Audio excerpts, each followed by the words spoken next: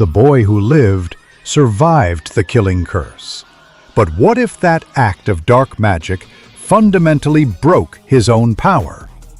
What if, instead of being the hero of light, Harry Potter woke up to a terrible, forbidden truth? He is a necromancer, capable of commanding the dead. Welcome to the Cosmic Harry, and today we will see what if Harry Potter was a necromancer. Join Patreon for early access and many stories that you can't get here. Now let's begin. Late October, so third year, so the castle was quiet and cold, stored in stone. Harry lay on his back and stared at the canopy.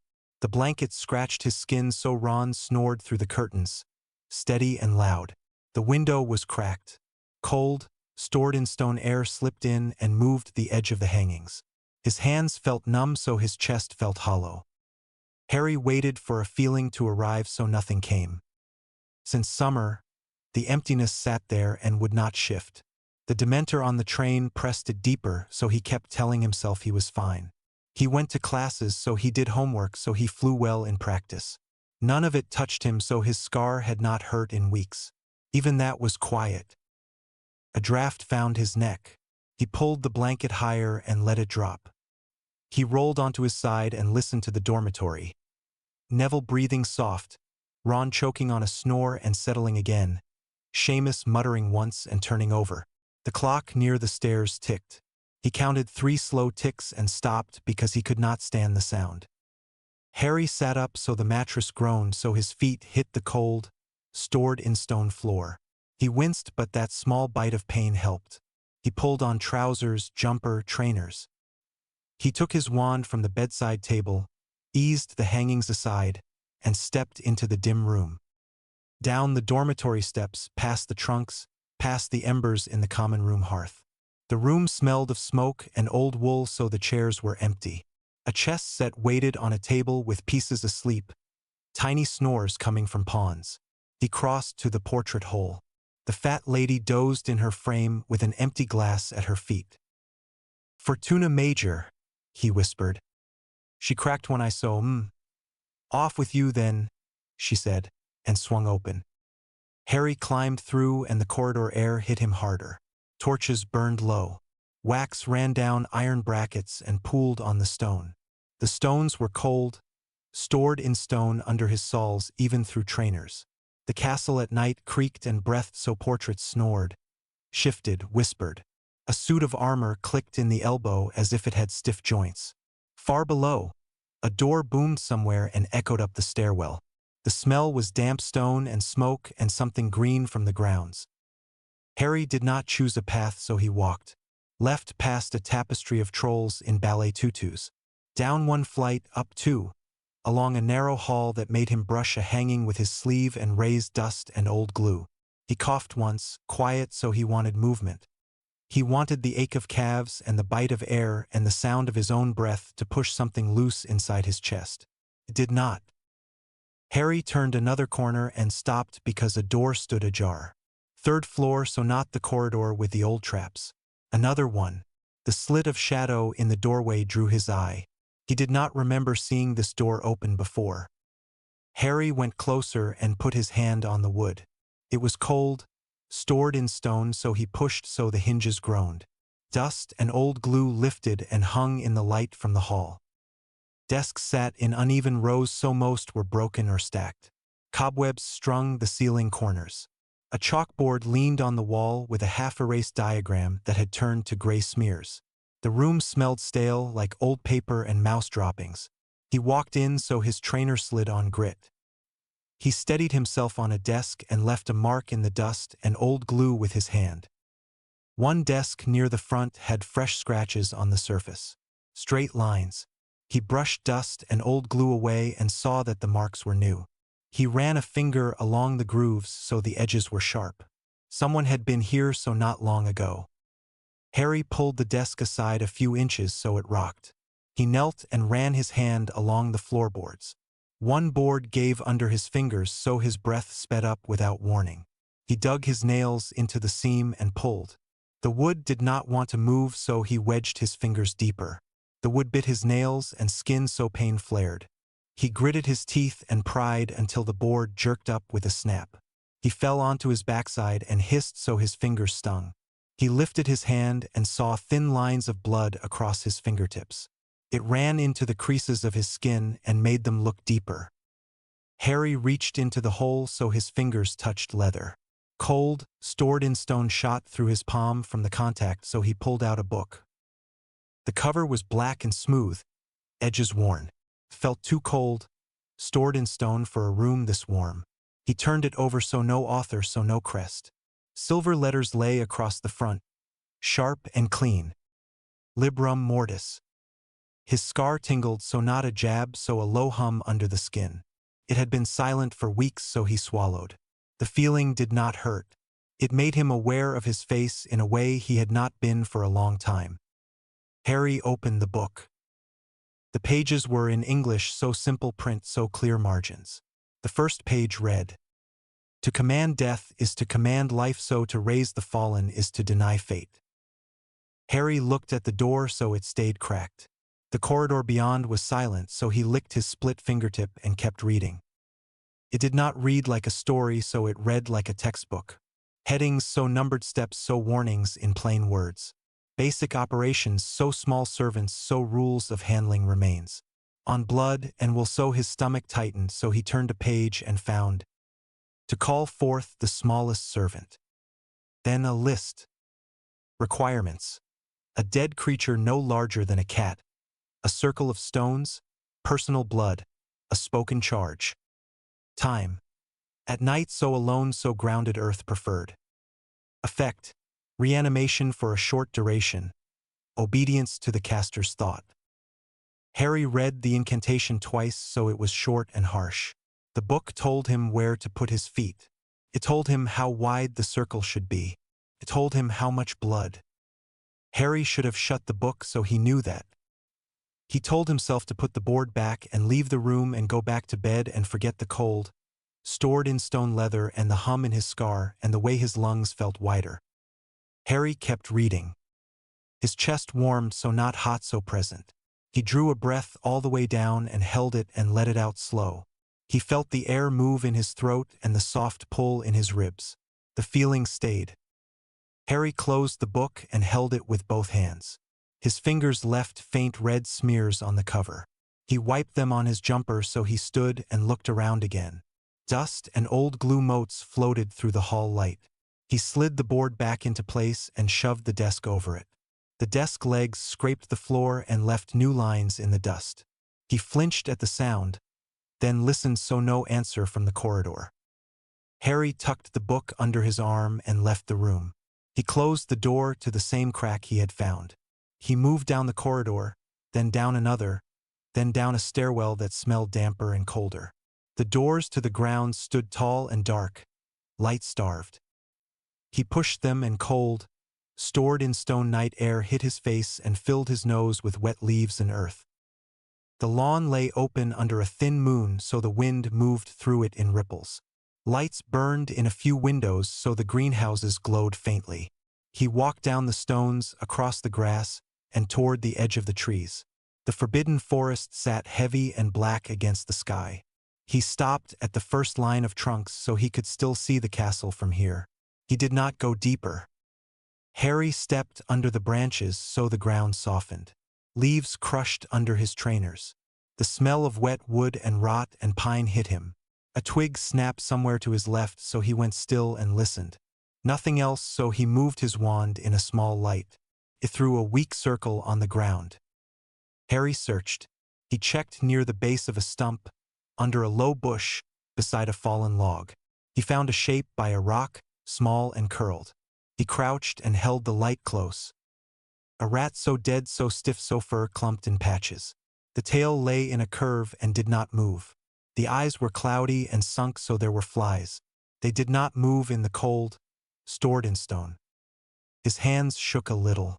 He swallowed and put the book on the ground and opened to the page again. He read the steps. He picked up stones and cleared a patch of leaves. He made a circle about a meter wide, so his breath fogged and drifted. He placed the rat in the center so its body did not give. It was hard. Harry looked for something sharp. He found a flake of rock with an edge. His palm was already cut across the fingertips, but the book said palm. He set his jaw, set the rock in the center of his left hand, and pressed. The skin resisted, then parted so pain snapped bright and clean.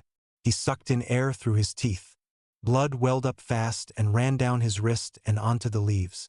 He gagged once and forced himself to breathe steady. Harry held his hand over the rat so the blood fell and darkened the matted fur. He wiped his palm on his jumper and raised his wand. Harry spoke the words, "Mortem revoco, service surge." His voice came out low so the wind moved through the branches. Nothing happened. Harry stood there with his wand up and his hand throbbing and felt stupid. His cheeks burned despite the cold, stored in stone, so he glanced back toward the castle. It looked far. Harry swallowed and said it again, louder so mortem revoco, service surge. His scar burned so not a sting. A deep heat under the skin, then a push that went down his neck and across his shoulders and into his chest. The ground felt nearer so the night pressed in. Something that was not wind moved across his skin. Cold, stored in stone rushed into his limbs so his fingers went numb around the wand. His knees felt weak. He swayed and steadied himself with his right hand on the ground. Wet leaves soaked his palm. The circle of stones looked wrong for a second, then sharp again. The rat twitched. Harry froze so he did not breathe. One leg jerked so the tail lifted and dropped. The chest pushed up once and stopped, then started again in small, jerky motions that did not match breath. The rat rolled onto its belly. The head came up in a slow, stiff arc. The eyes, cloudy and white, turned toward him so they did not blink. His heart thudded so he heard the sound in his ears. His mouth went dry so his scar kept burning. The cold, stored in stone inside him deepened and spread to his jaw and the back of his neck. He could not tell if he was shaking because of the air or because of something else. Harry thought, without saying it aloud, "Come here." The rat moved. Its legs scraped at the leaves, slow and uneven. It dragged itself over the line of a stone and left a smear of old dirt. It reached his shoe and bumped against it so it lifted on its front legs and stood. His head tilted up at him. The mouth hung a little open and showed teeth. Nobre esteemed. There was a pull in him so not a thought, not a sound. A pull, thin and steady, running between his chest and the small thing in front of him. When he focused on it, the pull tightened so when he looked away, it loosened. He stared at the rat and the pull held. His teeth chattered so his hand shook harder. He crouched, slow, and reached out his right hand. The rat did not move away so he did not touch it. He held his hand above its head and felt the cold, stored in stone around his fingers deepen. His lungs hurt.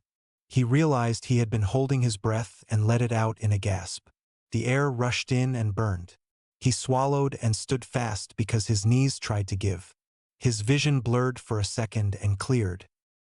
Harry felt no empty so he felt sick and cold, stored in stone and wide awake.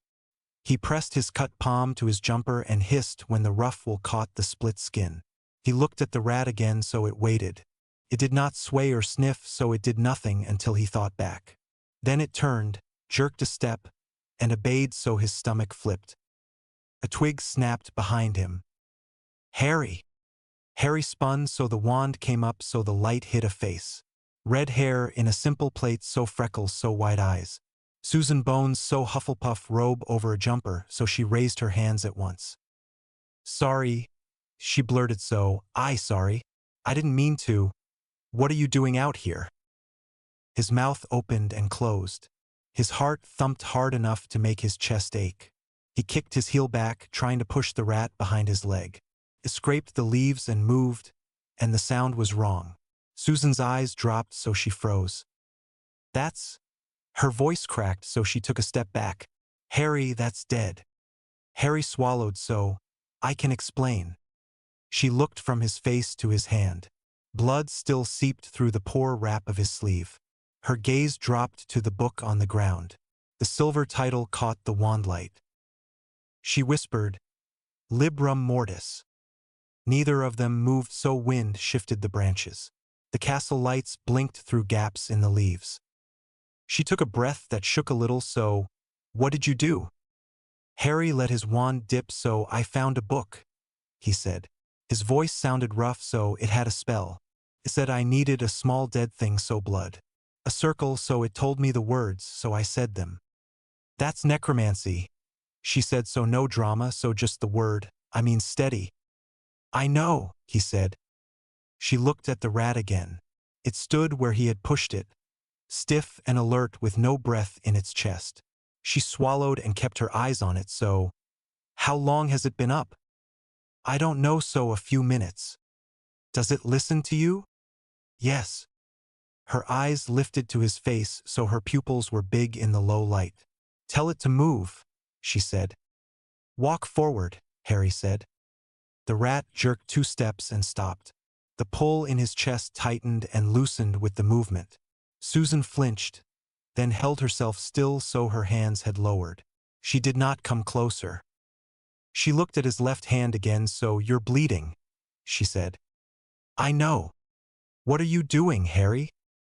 Harry blew out a breath and felt it shake. He did not have the energy to lie. So I couldn't sleep, he said. I found the room, so the book was there. I opened it, so I read, so I felt something. I felt nothing for weeks, so months, so I wanted. He stopped. He looked at the rat. So I wanted anything. She pulled her lower lip between her teeth and let it go. Do you know what this means? Yes.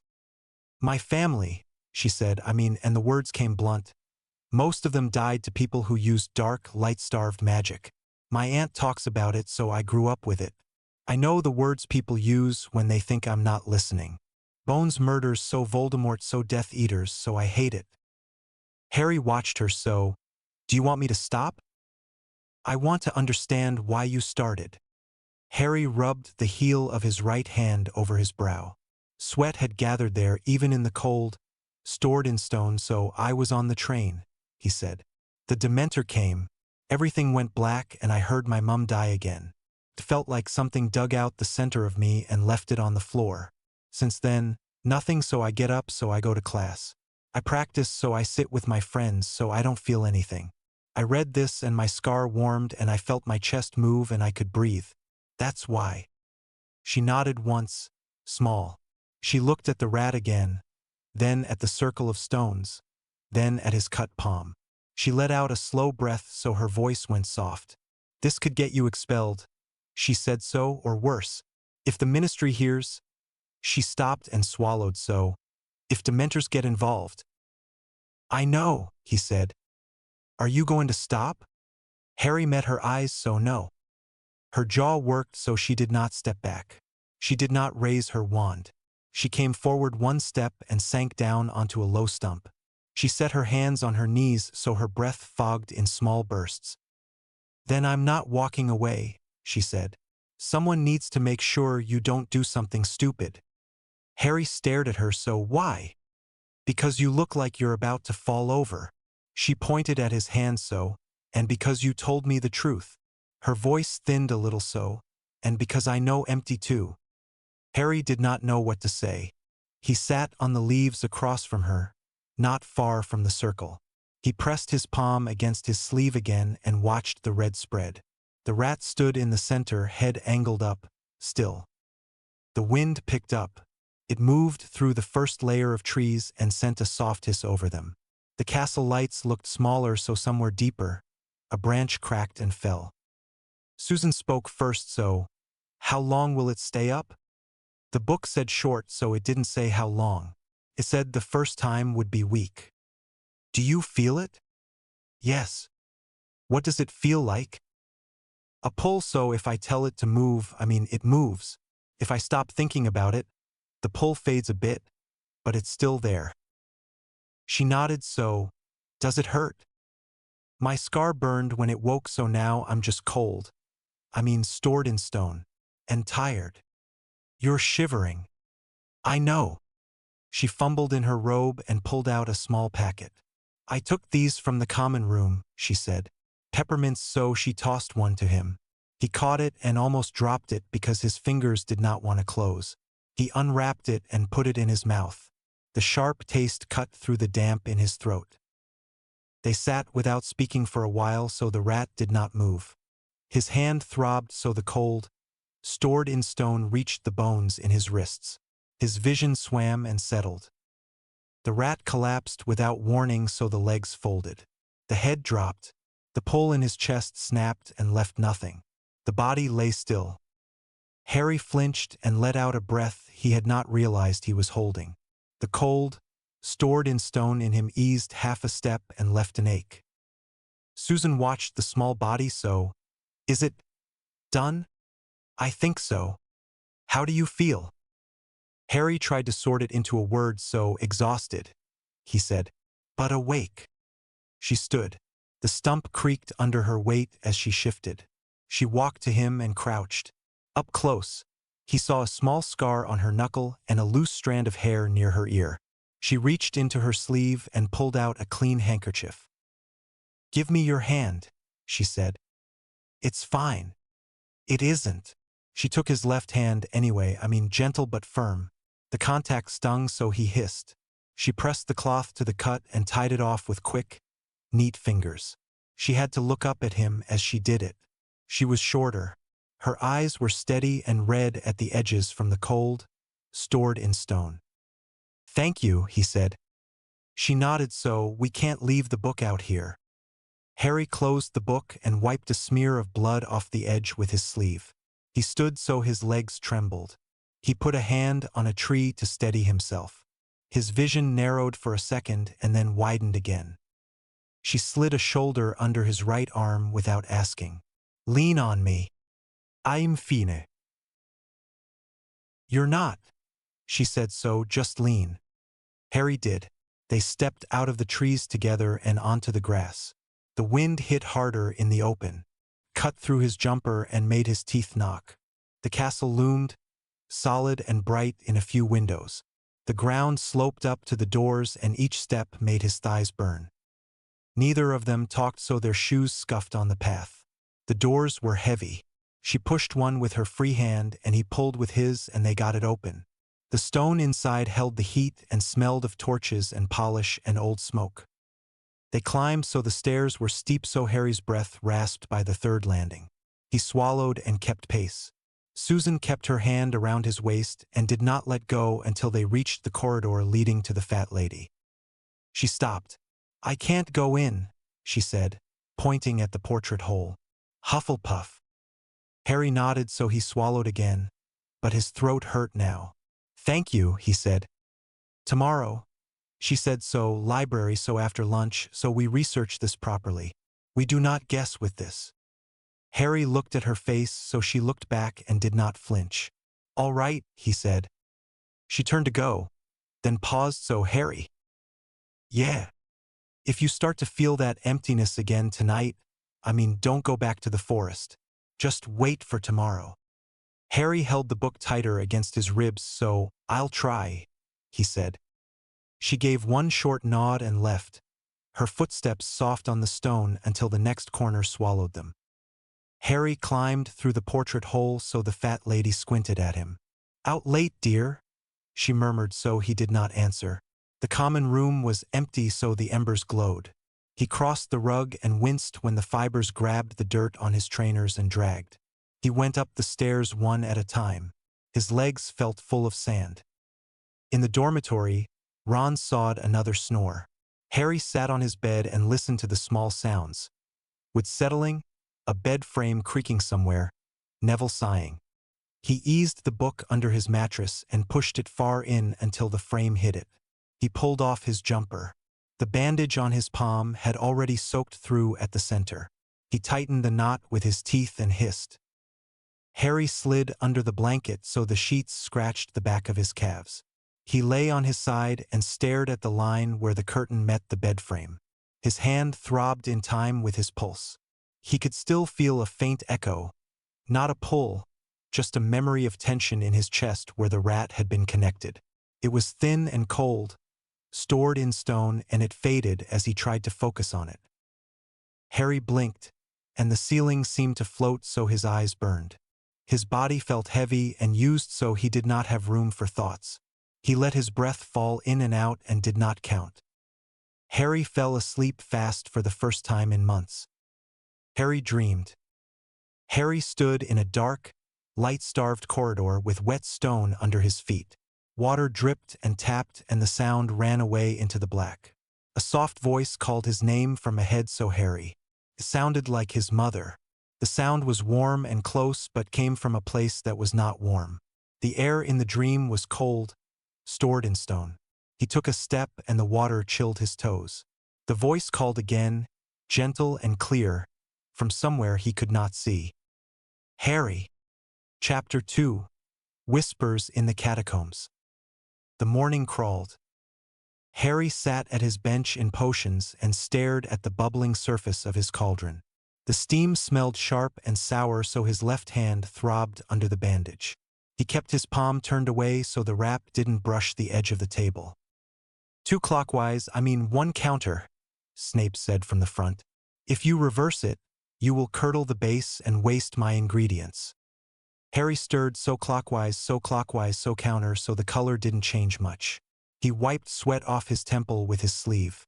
The dungeon air was cold, stored in stone, but the fires made the back of his neck damp. Ron leaned in so, what happened to your hand? He whispered so, you didn't have that last night. Cut it during practice, Harry said so he didn't look up. Ron made a face so on what and the sky? Harry shrugged and kept stirring so his stomach felt flat. The strange rush from the forest was gone so he felt dull again. He tried to focus on the smell of the brew and the scrape of the spoon, but it didn't catch. Hermione nudged his elbow with the handle of her ladle. You need to lower the flame, she said so, look at the rim. It's too hot. Harry reached for the dial and turned it down. The flame dipped so the bubbles slowed so he nodded.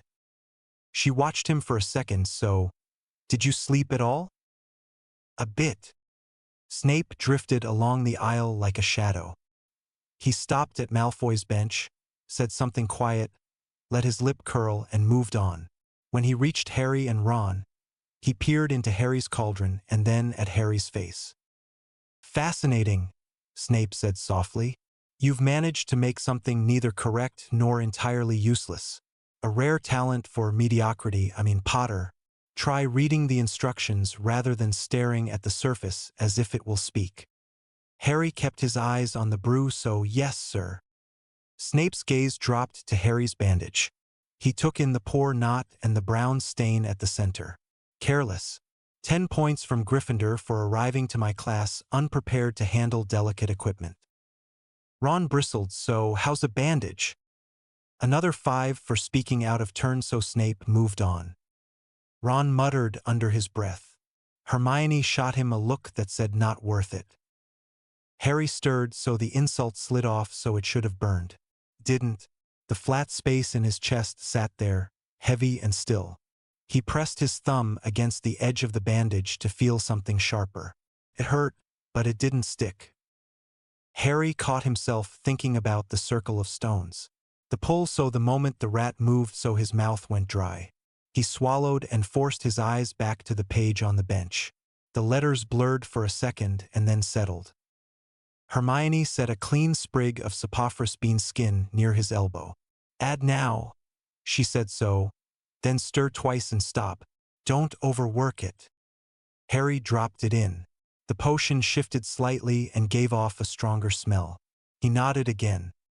Fine, Hermione said. Short so fail then. She turned back to her cauldron and measured with neat hands.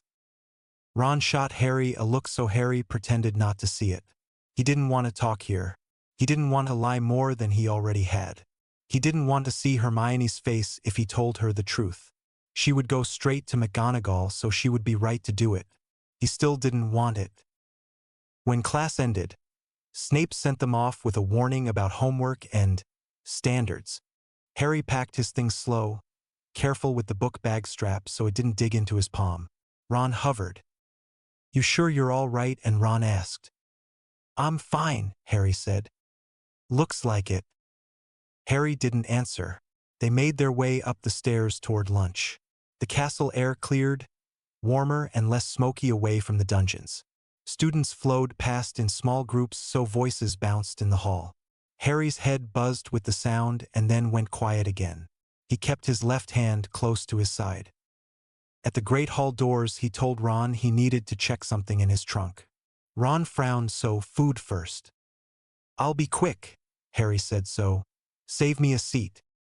Ron eyed him and gave up, so right, so, but if you're late, I'm eating your pudding. Harry nodded and veered off so he didn't go to the tower.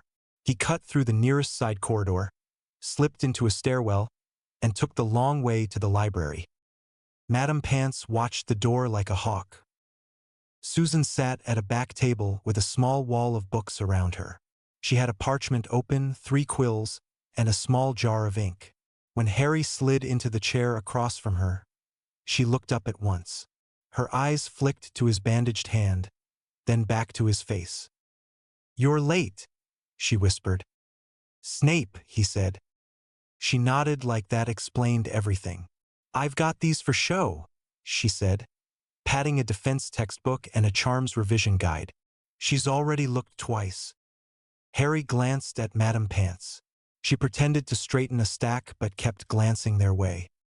Susan leaned in so her voice dropped, so I looked for anything with official language. If we're going to touch this, I want to know what the laws say.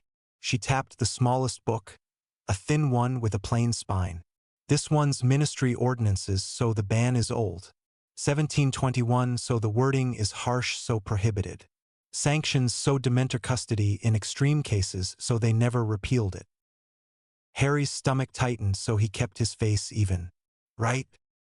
This, Susan went on, sliding a thicker book across, is Antiquities of the Nile. Old references, so necromancy around tombs, so death rites for protection. Not just evil, so it's written like a practice, not a curse. They cared about rules, so who could do it. When so it reads, normal, so in parts. Harry touched the edge of a page, so the paper was rough. The ink smelled faintly metallic, so, and here, a survey of British magical law, so she pointed. There's a section about the ban. They didn't like armies of the dead wandering about after a feud. It's written in that pompous style, but the reason is clear. Someone raised too many bodies, so it turned into a mess. Harry slid his bag onto his lap and eased it open. He kept his body between the table and Pants. "I brought the book," he said. Susan's eyes widened, "So you shouldn't have." "I didn't want to leave it in my room." She bit her lip, then nodded, "So all right, careful." Harry took out Librum Mortis under the table and set it on his knees. He waited until Madame Pants moved to the far side of the library and then slid it up onto the table between 2 stacks. Susan reached for it like it might bite. She pulled it toward her. When her fingers touched the cover, she flinched and then held. "It's cold, stored in stone," she whispered. "It was last night too." She opened to the first page and skimmed so the lines in her forehead deepened. She turned pages slow so her throat moved when she swallowed. "This is not beginner stuff," she said under her breath. "It's structured. It assumes you'll go step by step, but the end of the path is not small." Her finger landed on a heading halfway through, so this is about raising humans, not just moving them, so binding them. Harry stared at the ink, so how far does it go? She kept reading, eyes moving fast. There are chapters on containment, on lines of control, on making guardians.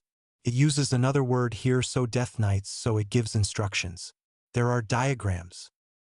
Harry felt cold, stored in stone creep along his shoulders. He looked at the book and then at her. "I'm not going to turn into a light-starved lord," and she whispered, "Not unkind, so Harry. This is a manual for making one." "I want to understand what I did," he said. His voice stayed level. "I don't want to stand in a circle I don't understand." She breathed out through her nose, so that's the only reasonable thing you've said today. Harry almost smiled, so it didn't reach all the way.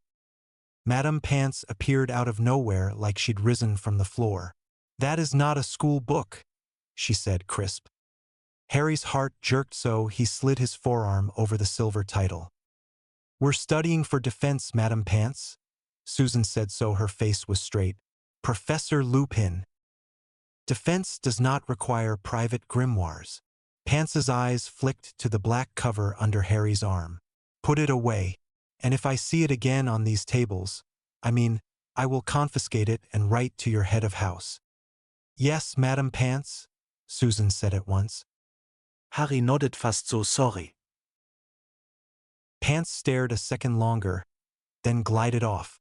She stopped twice to adjust small things that didn't need adjusting and then took her post by the desk again. Susan leaned in. "So, we can't have this open here," she whispered. "Not with her watching." Harry slid the book back into his bag. His fingers brushed the leather and his scar prickled. He snapped the bag shut. They spent the next half hour pretending to read their school texts and talking without moving their lips much. "She can't watch every shelf after hours," Susan murmured. "We need the restricted section." Harry stared at the ink in his open defense book.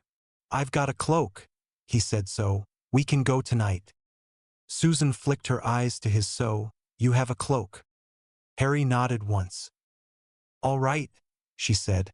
She pulled a parchment closer and made fake notes in big neat letters. She wrote Boggart's and Countercurse list and underlined them. Under her hand, in tiny script, she added "Meet by the statue of the one-eyed witch at 9. No lights until we're in." Harry copied a diagram of a hinkapunk and pretended to care about the number of flames. His bandage itched.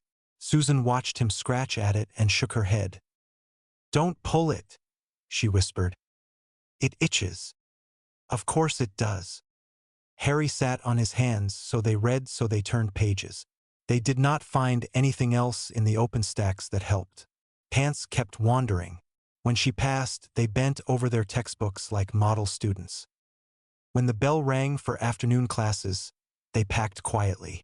Susan stacked the borrowed books with the spines facing out and put the ones about law and history on top to make it look clean.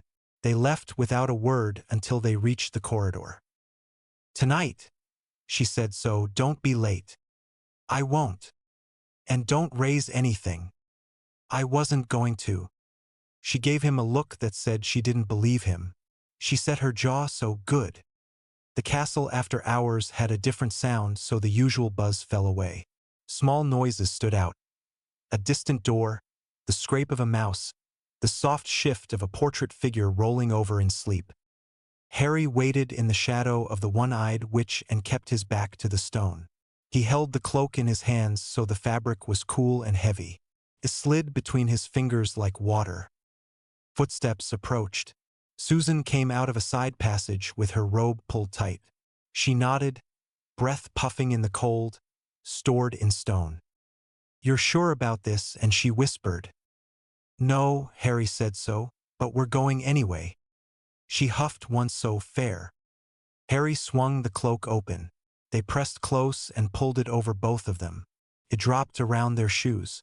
The air under it warmed at once with their breath and body heat. He could hear her breathing. He could feel where her shoulder touched his upper arm through the fabric. "Stay with me," he murmured. "I'm not wandering off," she whispered. "So lead." They moved slow. The cloak caught on the corner of one stair and Harry scooped it clear with his foot. They kept to the edges of corridors and paused at turns to listen. At one corner they stopped short. Filch shuffled past at the far end with a lantern swinging. The light threw long shapes on the stone, so Mrs. Norris walked ahead and sniffed each corner. Harry held his breath until the lantern glow faded. At the library doors, Harry pressed his ear to the wood. Nothing, so he eased one door open a finger's width. The hinge gave a tiny squeak, so they froze. Inside, silence, so he opened it wider. They slipped through and shut it behind them without a click. The library at night felt colder, so the high windows were black. The torches on the walls burned low. The restricted section doors sat behind a rope and a sign. "Out of bounds." Harry lifted the rope and they ducked under it. The lock on the gate had been replaced at some point, new brass, firm. Harry moved the cloak with one hand and reached for the hook he knew by feel on the inside of the frame. It wasn't there. Susan breathed against his shoulder. So, problem? New lock. Can you? Harry drew his wand under the cloak and held it between their bodies to hide the light. Alohomora, he whispered. The lock clicked. He winced at how loud it sounded in the quiet, but nothing moved. He pushed the gate and it gave with a soft scrape. They slipped in, so the air in the restricted section was different. Dustier, so colder, so the shelves were higher and closer together. Some of the books had chains, so some had clasps. One volume near the front gave a low growl when they passed and then fell silent, like a dog that knew it shouldn't bark. Split, and Susan whispered. Quickly, he said, so don't go far. They eased apart and let the cloak brush the ends of the shelves between them so it still covered most of their shape. Harry moved down an aisle and trailed his fingers along the spines. Titles jumped out at him. Exsanguination and etiquette, so he kept going. Bindings of old blood, so he moved on. Darkest arts exposed, so he stopped, so he pulled the book out. The leather cracked when it opened, so the smell was strong and dry. He opened to the table of contents and scanned until his finger landed on necromancy. He turned to the chapter. The writing was blunt, so practitioners suffer progressive changes. A list followed, so eyes pale over time, so skin loses color. Emotional flattening is common, so social withdrawal. Preference for quiet spaces and the company of the dead. In advanced cases, a failure to sleep without the presence of bound servants. Harry touched his face without thinking. His cheek felt normal under his fingers, warm from the cloak and from being pressed close to Susan a few minutes ago. The next section detailed cases. A wizard in Germany who stopped speaking above a whisper. A witch in the Highlands who lived alone with a pack of skeletal hounds. A list of signs someone was too far gone to trust. Harry's stomach tightened. Harry closed the book halfway and rested his forehead against the top edge for one beat. The bandage on his palm itched and burned, so he forced himself to keep reading. The last paragraph of the chapter said there was no cure, only control and limits. Avoid overbinding, so avoid speaking the higher names, so avoid isolation. The words sat heavy and plain. Harry slid the book back and moved 2 shelves over. Something shifted above his head, so he looked up. A small volume shook in its place as if something had bumped the other side of the shelf. He waited, so it settled. Harry, Susan's voice whispered, so close, so here. Harry moved toward her voice and found her around the end of an aisle, half sheltered by a pillar. She had a large book open on a stand. The title was Ancient Powers. A history, so her finger pressed a paragraph. Listen, she breathed, so. There's a thing called the Heart of Ash. It's old, so myth level old, so it's described like an anchor for death magic. If the wording's right, it amplifies it, so not a little. A lot. How much? She looked at the line again, so. This says 100-fold, she whispered. That might be exaggeration, but even if it isn't exact, it's not small. Also, so it went missing so centuries ago. The last hint is hidden beneath the roots of the island. That could be anywhere, so it could be a metaphor. But given the way this book writes, I don't think so. Harry's scar tingled, so he kept his face steady. Why would that be in here? And he asked. Because people used to catalog things before they vanished. She flipped a few pages, so this section lists other items: soul bells, urns, bones. Most lost, so most hidden. If someone wanted the Heart of Ash, they'd need a map or lots of time or both. And if someone left a book out for me on purpose, it could be bait, she said, so, if they think you'll go looking. Harry felt the cloak's weight on his shoulders, so he could hear her breath and his own. The air tasted like dust and old glue. A sound came from the far end of the section. A soft scrape, so a step so light, then blocked. Filch's lantern. Harry grabbed Susan's sleeve and pulled her between 2 shelves. They squeezed into the narrow space, back to wood, chest to chest under the cloak. He could feel her heartbeat through the fabric so fast. His own matched it. Filch's lantern glow slid down the aisle so Mrs. Norris's eyes reflected and gleamed. The cat stopped so she sniffed and turned her head toward them.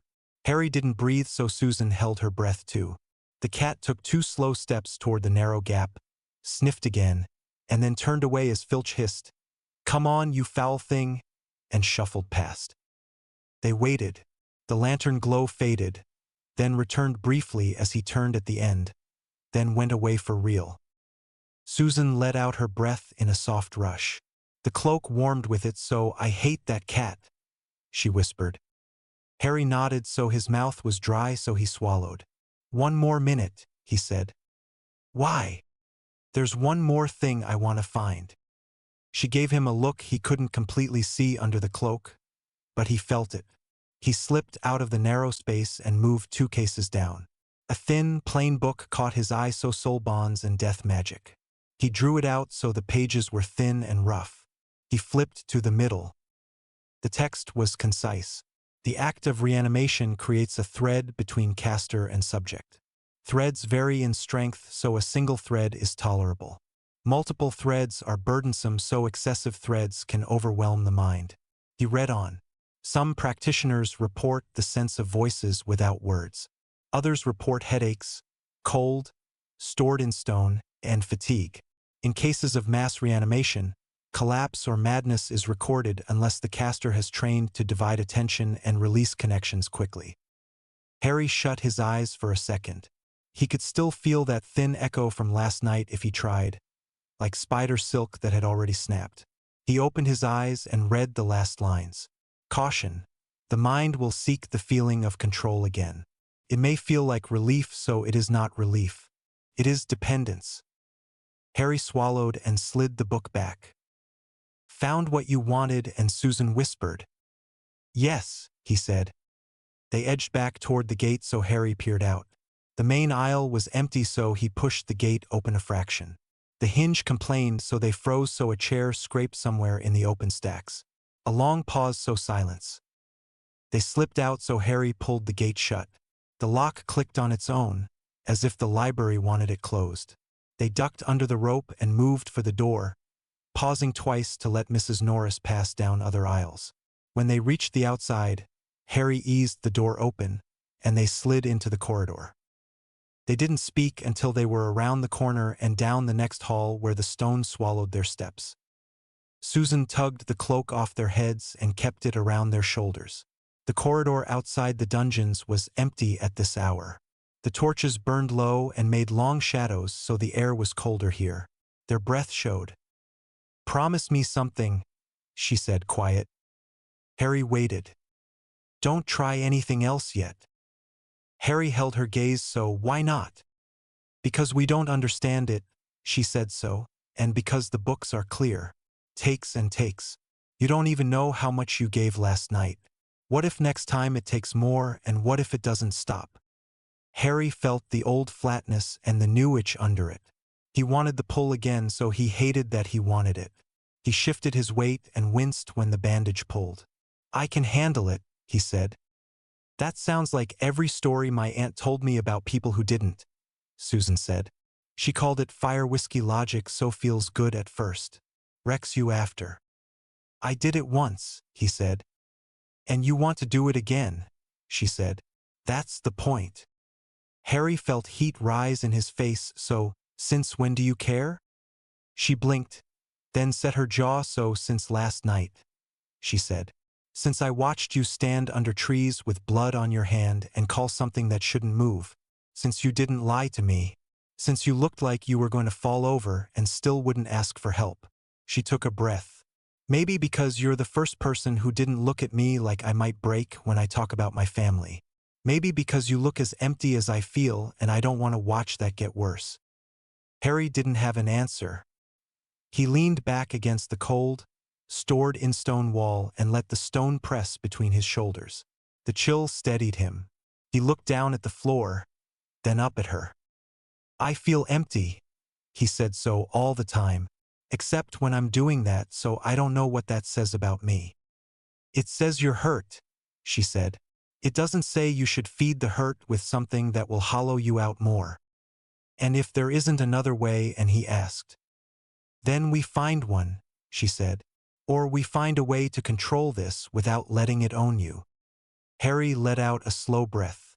The corridor hummed faintly with the sound of distant pipes. A drip tapped somewhere down the hall. The smell of damp stone and old torches sat heavy. Compromise, she said. No more rituals until we understand the risks better. We keep reading so we plan so we don't guess. Harry looked at her so she held his eyes, steady and stubborn. Promise, she said. Harry hesitated so I promise. He said so the word felt thin in his mouth. He didn't know if he would keep it so he didn't say that part. Good, she said so, we meet tomorrow again so same time. We'll make a list. Harry nodded. They stood there a moment longer under the cloak like two lumps of shadow. Then she lifted it off their shoulders and handed it to him. You keep that so I'll go first. Be careful, he said. You too. She walked away toward the Hufflepuff corridors so her footsteps got quiet and then vanished. Harry stood and listened to nothing for a few seconds. The silence pushed at his ears. Harry folded the cloak into his bag and started for Gryffindor Tower. The corridors felt longer than usual so he rounded one corner and stopped. Cold, stored-in-stone air brushed past his face like someone had walked by. He turned at once. Nobody there. Harry stood still and listened so the torches crackled. Stone clicked as it cooled. He felt the skin under his scar prickle and tighten. It wasn't pain so it was attention so like eyes on the back of his head. He swallowed and made himself keep walking so his trainer scuffed. The sound echoed so he didn't look back again. At the portrait hole he muttered the password and climbed in. The common room was mostly dark, light-starved so a few low embers glowed. He went straight up the stairs so in the dorm. Ron snored, deep and even. Neville murmured and turned over. Harry knelt by his bed and lifted the mattress with one hand. He pulled Librum Mortis out and set it in his lap. He ran his fingers along the edge so the leather was cold, stored in stone. His scar twitched again.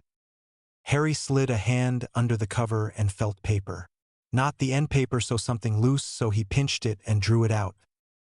A small piece of parchment so spiky handwriting so the ink looked fresh. The heart of ash sleeps beneath the roots. Seek it, and you shall have power beyond measure. Seek it not, and your enemies will. No signature. Harry read it twice so he looked at the window. Dark, light-starved glass stared back so he looked at Ron's heap of blankets. He looked at the parchment again. Harry slid it back into the book and hid the book under the mattress. He lay down so his hand throbbed so his head buzzed. He closed his eyes and saw trees and stones and a small body standing up when it shouldn't. Harry didn't tell Susan about the cold, stored-in-stone spot in the corridor. He didn't know why he kept that back so he just did. 3 days passed and he still hadn't slept properly. He closed his eyes and drifted for minutes at a time, then snapped awake with his heart racing and his hand throbbing. By the third morning, his head felt packed with wool. The pull sat there under everything. Tugged at him in class, in the corridor, at meals. It made his skin itch. Defense with Professor Lupin should have held his attention. Lupin talked about dark, light-starved creatures and how to read the signs before they got close, smells, sounds, tracks. Students leaned forward so quills scratched so chalk clicked on the board. Harry stared at his hands. The bandage on his left palm had a brown bloom in the middle. It tugged when he flexed his fingers. He rubbed his thumb along the edge without thinking. The pull seemed to hum under the cloth. Potter and Lupin said, gentle. Harry didn't look up. Ron elbowed him so oi. Harry blinked and lifted his head so, what? Lupin offered a small smile. What wards make the best deterrent against a red cap infestation near human dwellings? Harry opened his mouth and nothing came out so he grabbed the first answer that floated up. Salt lines. A few students snickered so Malfoy grinned at him across the aisle. Not in this case, Lupin said. I mean still kind so he pointed his chalk at the board. Iron and regular human presence. Red caps flee from patrols, not from spice cupboards. More laughter. Hermione glanced back at him with a tight mouth. Ron shot Malfoy a glare and muttered something rude under his breath. Harry stared down at the desk so he didn't care. He tried to make himself care and all he got was the same flat space. He pressed his palm to the wood to feel the sting. The pull pushed back twice, soft like a tap. When the bell rang, bags rustled and chairs scraped. Lupin raised his voice over the noise so, "Harry, could you stay a moment?" Ron paused by the door, "So want me to wait?" "I'll catch up," Harry said. Hermione went without a word. When the room cleared, Lupin leaned against his desk. "You seem distracted lately," he said. "So, is everything all right?" "I'm fine." "You're pale," Lupin said. "So, and you're holding your hand like it hurts." "It's nothing. If something's bothering you." "I said I'm fine," Harry snapped so it came out too sharp. He flinched at his own tone. Lupin's eyes softened. "So, all right," he said quietly. "But if you need anything, my door's open." Harry nodded, grabbed his bag, and left so guilt pricked at him halfway down the corridor. It slid off a second later so the pull stayed. By dinner he'd decided. He couldn't sit through another plate of stew and pretend to listen. He couldn't stare at the ceiling in the dorm another night with his fingers digging into the mattress. He couldn't keep thinking about the note folded in the book. He needed the feeling back, so he needed the thread to settle his head. The sky turned from gray to deep blue so students drifted toward common rooms. Prefects started their rounds. Harry waited in an empty classroom near the fat lady until the corridor fell quiet, then crossed to his trunk, took the cloak and slid Librum Mortis into his bag. He paused at the dormitory door and looked at his sleeping robe, at Ron's pillow dent at the window. He left. Harry didn't tell Susan. The night air hit hard as soon as he slipped outside. The ground smelled of wet grass and cold, stored in stone earth. Lights burned in a few windows so the lake lay dark, light-starved and still. The line of trees pulled at his eyes. Harry headed for the forest and kept going past the spot from the first night. He stepped deeper between trunks until the castle lights turned to thin glows through the branches. The ground dipped. Roots pushed up out of the soil like knotted ropes. He stopped when the sounds of the school fell away and the forest noises took over. Leaves rubbing against each other, small things moving, an owl's short call.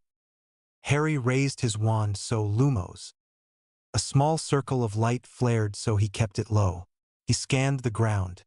He found the shape near a fallen branch, feathers matted with dirt, one wing at a wrong angle, a crusted line of blood along the beak. He crouched so the bird was cold, stored in stone and stiff. He didn't look for long. Harry cleared a space with his arm, sweeping leaves away until he saw dark, light-starved soil. He set stones in a ring with care so he placed the bird in the center. His hands shook a bit. He opened the book on a flat rock and turned to the page. He didn't need much of it now, but he checked the steps again to make sure.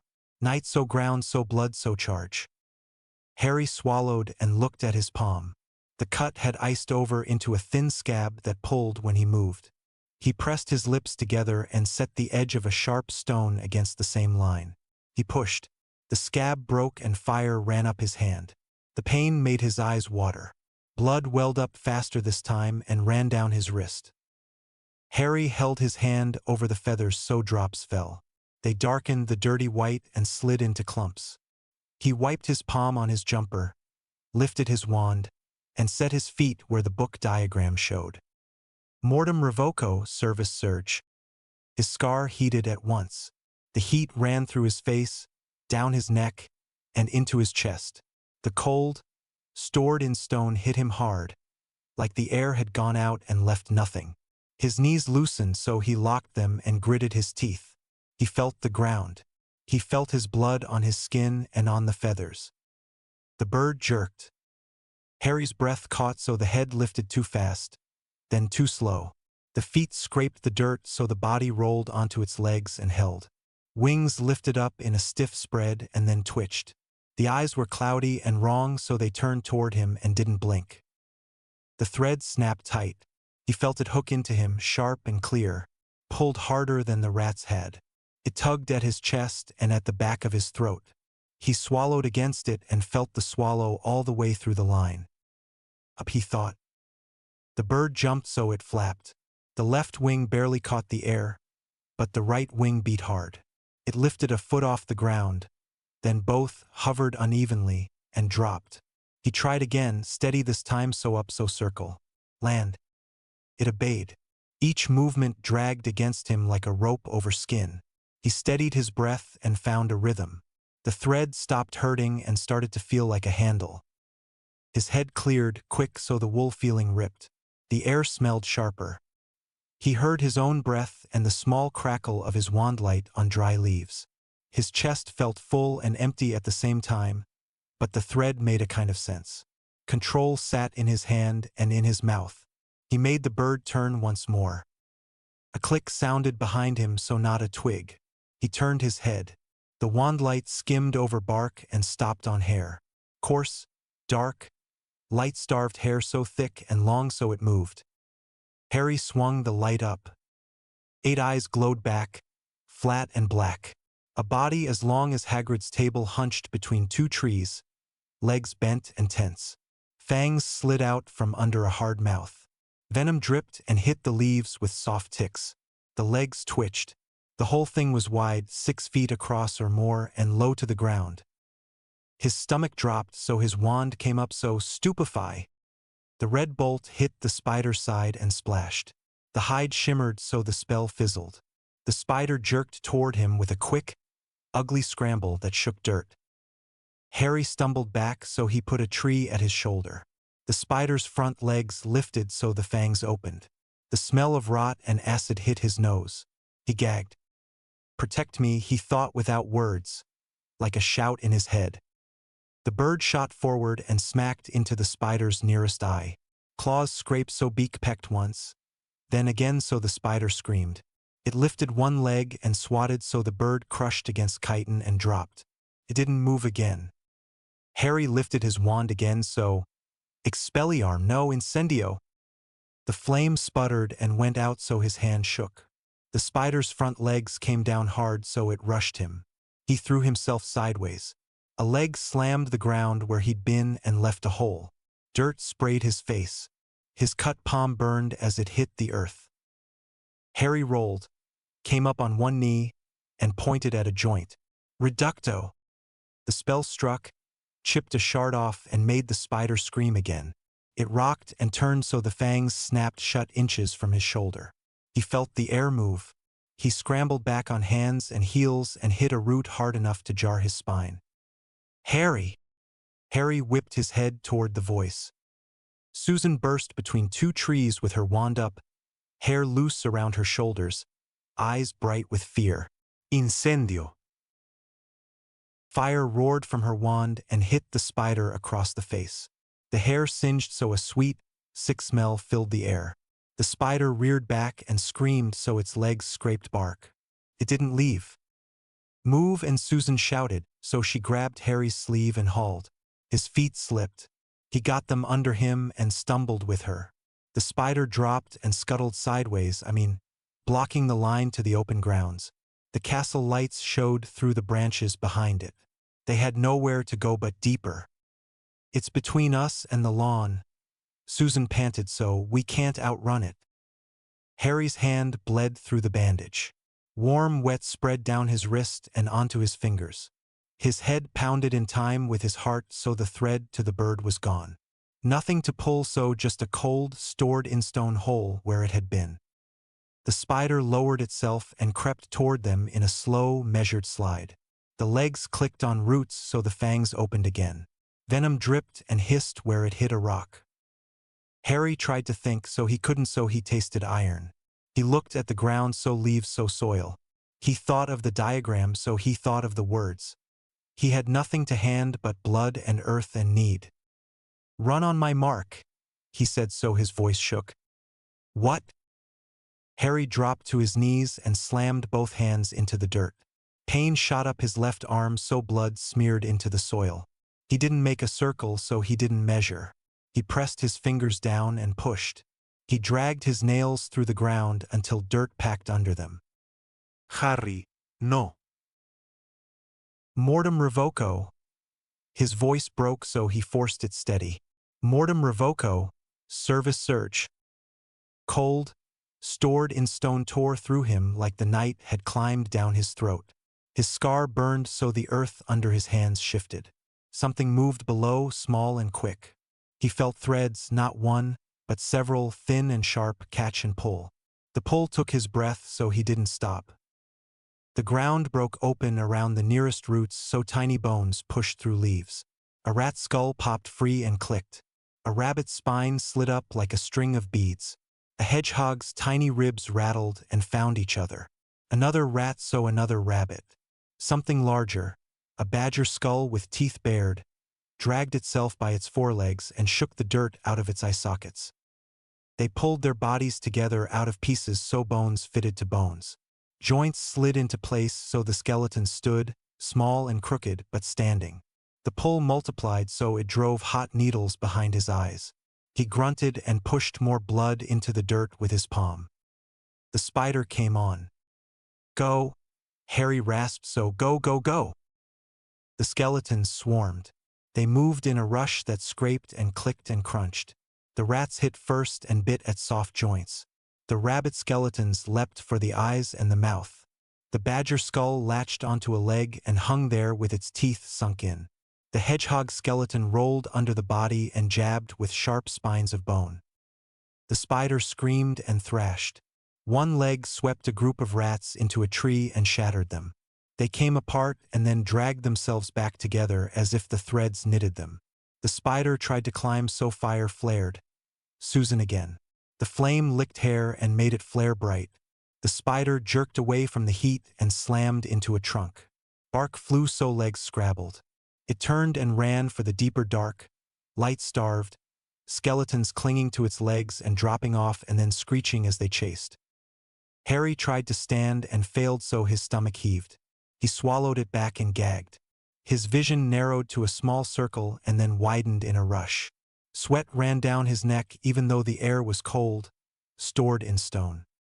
Susan dropped to a knee beside him. She grabbed his shoulders to keep him from falling forward face first into the dirt. Harry! Harry looked at the bones still on the ground. The threads held. He felt each one, not words, not thoughts, just hooks. It hurt so he let go so he let them drop. The skeletons collapsed almost at once so bones lost their shape, clattered, and lay still. The threads snapped so the cold, stored in stone stayed. Harry's arms gave out so Susan caught him and took his weight. He didn't fight it so he couldn't. Can you stand? And she asked so panic edged her voice. She tried to keep it level. Harry nodded and shook his head at the same time and hissed with breath when pain shot through his palm. Give me. He couldn't find the words so a second. She eased him to sit with his back against a tree. He slid down it anyway and ended up on the ground with his legs crooked. Dirt stuck to his face where sweat had run. His mouth tasted like copper. Your hand, she said so she grabbed his wrist and lifted it. Blood oozed fresh and thick so the bandage was a ruined, dark, light-starved mess. She stripped it off, balled it, tossed it aside, and pressed her own handkerchief against the cut. He swore under his breath and clamped his jaw to stop the noise. Breathe, she said. She put her free hand at the back of his neck and squeezed once. Firm. In so out. Harry did it because he had to so in. Out so the air burned so his head steadied a little. The world stopped tipping. Why didn't you tell me? And she said so it came out flat and tight. Harry looked at her but couldn't hold her eyes. He stared at her shoulder instead so, you'd have tried to stop me. Yes, she said so I would have. It worked. He said so he felt the words in his chest, dull. We're not dead. We nearly were. Harry didn't answer. He pressed his head back against the bark and shut his eyes for a second. Black spots floated. He opened them again because the drifting made him feel like he might fall. She got him to his feet with a grunt and ducked under his arm. We're moving so slowly, so lean on me. It's faster than us, he said, breathless so, if it comes back. Then we set it on fire again, she said. Or we scream for Hagrid so, or we throw rocks. But we're not staying. They half stumbled toward the edge of the trees so branches grabbed his jumper. Twigs scratched his cheek. He dragged his feet and nearly went down twice. Susan hauled him up both times with a hiss. Don't you dare fall. They broke out of the tree lean so the lawn looked like a dark, light-starved ocean. The castle felt miles away so Harry's legs shook. His hand pulsed. Cold, stored in stone wind hit the sweat on his neck and sent a shiver through him so hard his teeth knocked. They stopped to breathe. He bent over and put his hands on his thighs. Susan stood beside him, chest heaving, wand still up, eyes on the tree line. Hospital wing, she said so now. No, he said so the word came out small. Yes. I can't explain this, he said so not yet. She swore under her breath so, then you shouldn't have done it. Harry didn't argue so he didn't have the air. They stood there a few more seconds so then she tugged on his sleeve. Move. They took 3 steps before both of them froze. A shape stood near the path that led up to the front doors. Tall so still so silver hair caught a sliver of torchlight.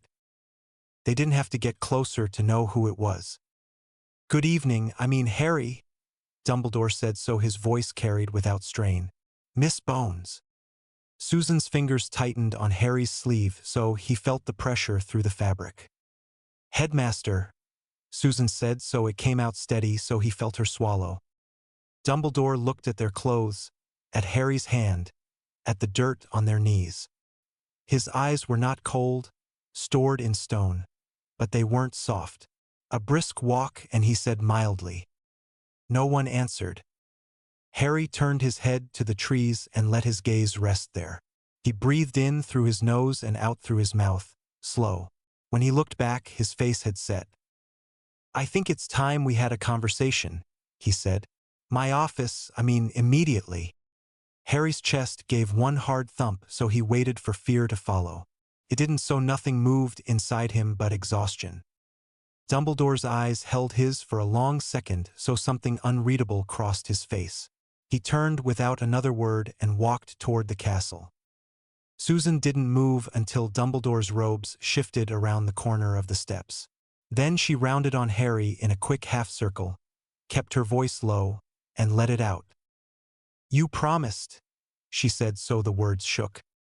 I said I'd wait. He said so his throat felt raw.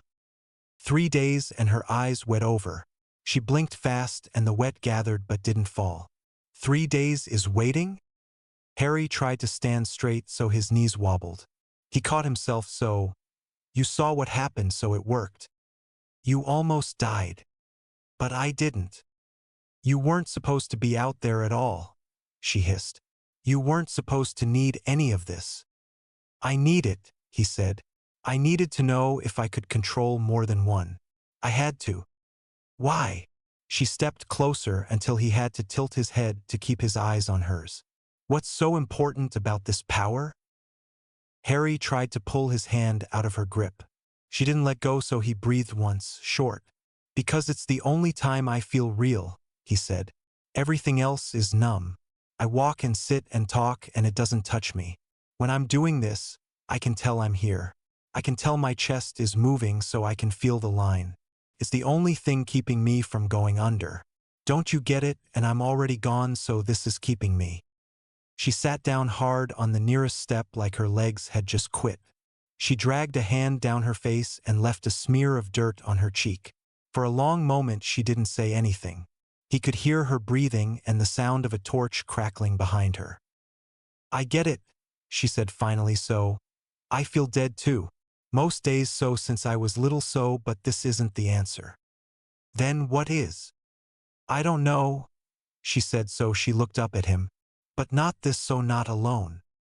Harry didn't speak so he didn't have a better answer. She stood and wiped her eyes with the heel of her hand. If you're going to keep doing this, she said. I'm helping. No more sneaking off, so no more secrets, so we plan. We learn so we don't do desperate things in the dark. Light-starved. You'll get expelled. He said so his voice came out rough. Worse. So will you? She said so, if we're going down, we go down together. Harry opened his mouth to argue and shut it. He didn't have the strength, so he nodded once. Good, she said. She let go of his sleeve and set a hand on his shoulder instead. It steadied him in a way that made his stomach twist. Miss Bones, Dumbledore called from the top of the steps. Harry. They both flinched, so Susan squeezed his shoulder and then let go. They climbed the stairs behind Dumbledore, so each step made Harry's thighs burn. His head pounded with his heartbeat. He left a small smear of blood on the rail and wiped it off with his sleeve when he noticed. Inside, the entrance hall felt too bright, so torches threw wide light on stone. The flagstones were cold, stored in stone through his shoes, so a portrait cleared his throat as they passed. Harry stared at the stairs and put one foot in front of the other. Hospital wing, and Susan whispered as they reached the first landing. She didn't look at him when she said it. She kept her eyes on Dumbledore's back. No, Harry said, so his voice was threadbare, so not yet. She clicked her tongue and said nothing more. They turned down the corridor toward the stone gargoyle. It jumped aside at Dumbledore's soft password, so the spiral staircase started to move. The sound of gears and stone filled the space. Harry put his hand on the wall to steady himself as the stairs rose. The movement made his stomach lurch, so he swallowed it down. His vision blurred and then snapped back into place. They reached the door. Dumbledore put his hand on the handle and paused. He looked back at them, so the lines around his eyes seemed deeper tonight. In you come, he said. Harry felt nothing, so not fear, so not regret. Just a tired, flat space where something should have been. That scared him more than the headmaster's voice. Fawkes watched them without blinking, so the phoenix's head tilted, then settled again. The silver instruments on the side tables clicked and spun. Thin threads of smoke curled from one of them and disappeared. The portraits on the walls pretended to sleep, so a few had their eyes half open. Harry sat on the edge of the chair, so Susan took the one next to him. Her knee bounced until she made it stop with her hand. Dumbledore stood behind his desk for a moment, then sat. He poured tea into 3 cups, so the steam rose in thin lines. He slid 2 cups forward. Tea, and he said. Harry didn't move, so Susan shook her head, so, no, thank you. Dumbledore folded his hands so the candlelight showed the lines around his eyes. I believe I know what you have been practicing, Harry. Harry said nothing. Necromancy, Dumbledore said so. It is forbidden magic for good reason. I know what it is, Harry said, so he kept his voice level. Do you? And Dumbledore asked, so, do you understand what it will cost you? He's not doing it to be dark, light-starved, Susan said. I understand more than you think. Miss Bones, Dumbledore said. He held up one hand without looking away from Harry. Harry, there are wards on the edges of the forest. They tell me when certain kinds of magic are used near the school. The first night, I felt a tug I have not felt here in many years. I watched from a distance, so I have watched since. I have been trying to decide what to do. Harry's stomach tightened, so, you were spying on me. I was watching over a student who was in danger, Dumbledore said. If you knew, Harry said, why didn't you stop me? Because I hoped you would stop yourself, Dumbledore said. I was wrong. Harry's jaw ached, so he unclenched it and clenched it again. The bandage on his palm tugged. The smell of tea made his empty stomach twist. Dumbledore's voice stayed calm. There are dangers you cannot see from where you sit. Necromancy touches the parts of us that make choices. It wears them down. It is, as you have begun to discover, addictive. It changes how you feel, so it narrows what you can feel.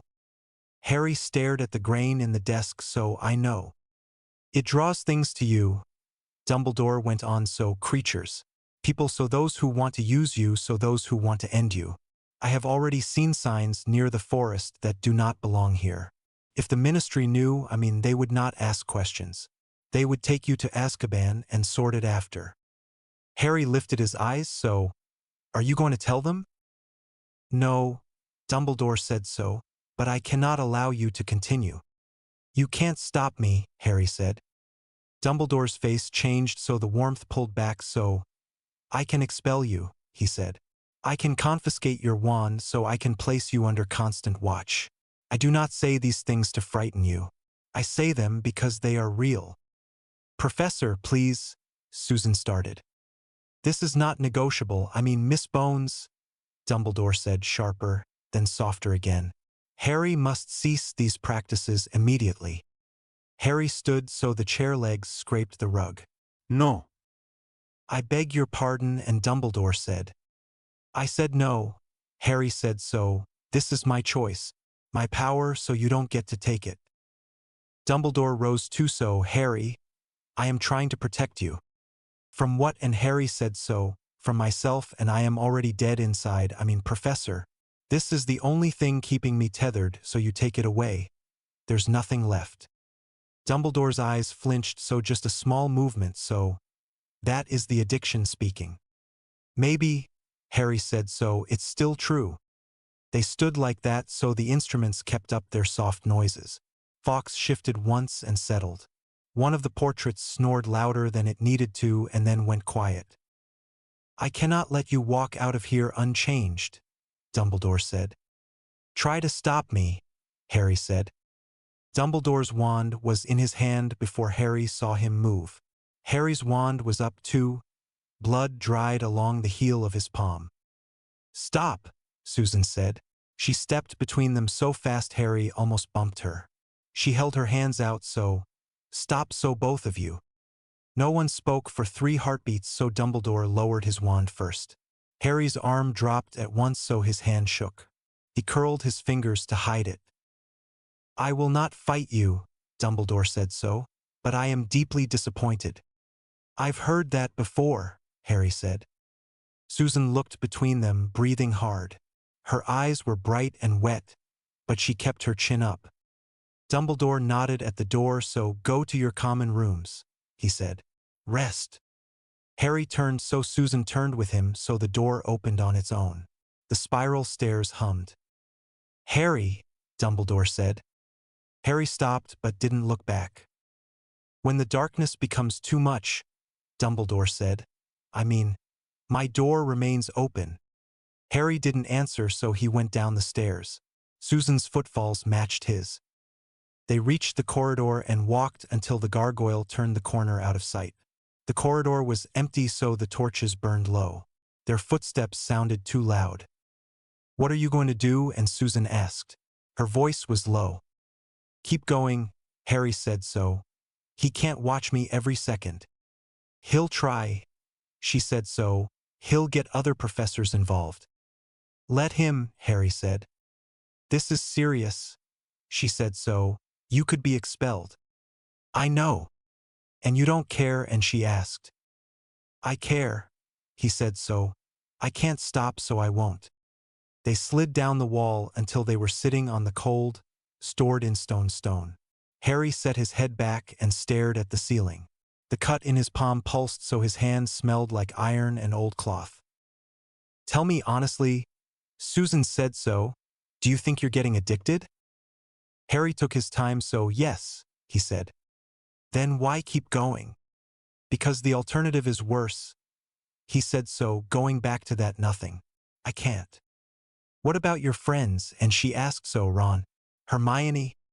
Ron doesn't notice much unless it hits him in the face, Harry said. Hermione would report me. What about me? And she said. Harry turned his head so she looked straight at him. You're different, he said.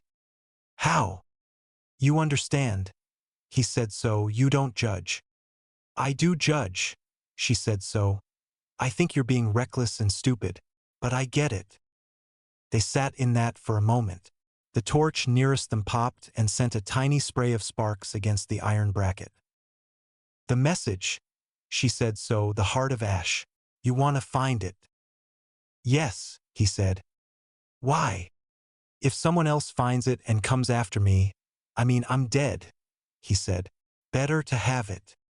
That's not the only reason, she said. Harry stared at the floor. So no, he said.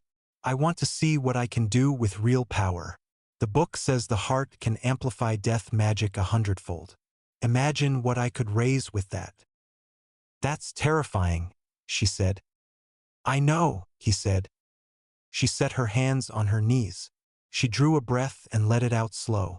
I'll help you find it, she said. Why would you do that? And he asked. Because someone needs to be there when you lose control, she said. And you will, so this power is too much for one person. You need someone to pull you back. I might not let you, he said. Then I'll make you, she said. They looked at each other, so the answer sat there between them. Library, she said finally, so we don't guess, so we find it properly. Harry nodded. They moved under the cloak again. The fabric was cool and heavy over their heads. The castle hummed around them. A prefect's voice echoed far down another corridor and faded. They waited, then slipped out and took the back route to the library. The door gave a tiny creak, so they froze and listened. Nothing moved inside, so they slid through and shut it. The main stacks held nothing new, so they didn't waste time there. They went straight to the rope.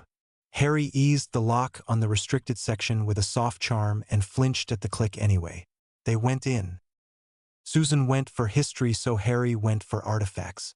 They worked fast and quiet, meeting in the middle to swap piles. This, Susan whispered, tapping a page in a fat, dry book. Malachar the Hollow, so 14th century, so he made the heart. Harry leaned close, so the letters were small and cramped. How? It says the how is lost, she said, so he used it to raise an army. 1,000 bodies, if this is right. The ministry at the time, whatever they were called then, fought him, broke his army, and hid the heart. It says they put it where no living soul would seek it. And then it says it rests in a place between life and death. Between life and death, Harry repeated. They both thought for a moment, so the library clock ticked twice. Chamber of Secrets, Susan said. Harry looked at her. So what? Beneath the school, she said, so full of death. The basilisk died there last year, so it's not a normal place. It fits the words. I don't know the entrance, he said. Moaning Myrtle's bathroom, Susan said, so everyone knows that story. 2nd floor. How do we get in? And he asked, so I can't speak Parseltongue. She stared at the page again and then at his bandaged hand. You touched death magic and opened something that should have stayed shut, she said. Try anyway, so if that doesn't work, we think again. They put the books back. Harry made sure the spines lined up the way they had been. They ducked under the rope and left, so the corridor outside was colder. Their breath showed in thin clouds. They made for the 2nd floor, keeping to shadows. The bathroom door was shut, so Harry pushed it. The hinges complained, so the smell inside was damp and stale. A drip echoed from one of the sinks. Myrtle drifted up through a stall door, so oh, she said, voice high and thin. Visitors, so how nice, so no one ever comes to see me. Hi, Myrtle, Susan said, so her tone was careful. We didn't mean to wake you. I don't sleep, Myrtle said, so she hovered closer, peering at them. You're Harry Potter, so you keep finding yourself in my bathroom. Is something wrong with you? Always, Harry said under his breath. What? And Myrtle said. Nothing, he said louder, so we just need to check the sinks. How boring, Myrtle said. And drifted backward with an offended sniff. Harry went to the row and ran his fingers over the taps. One had a small snake carved into the metal. He remembered the stories, so he felt stupid standing there. Open, he said. Nothing. Harry set his right hand on the tap, so he felt the cold, stored in stone metal. He set his left hand next to it without thinking. Blood had leaked through the bandage again, so a smear marked the chrome. He swallowed. He let his mind fall to the same place it went when he pulled on a thread. He didn't say a word. He held the feeling in his chest of telling something to move. His scar tingled so the metal under his palm hummed. The sink shuddered so stone grated against stone so Myrtle squealed and dove into a pipe. Susan backed up fast. The central basin slid away and the pipes below unfolded. A round shaft opened at their feet.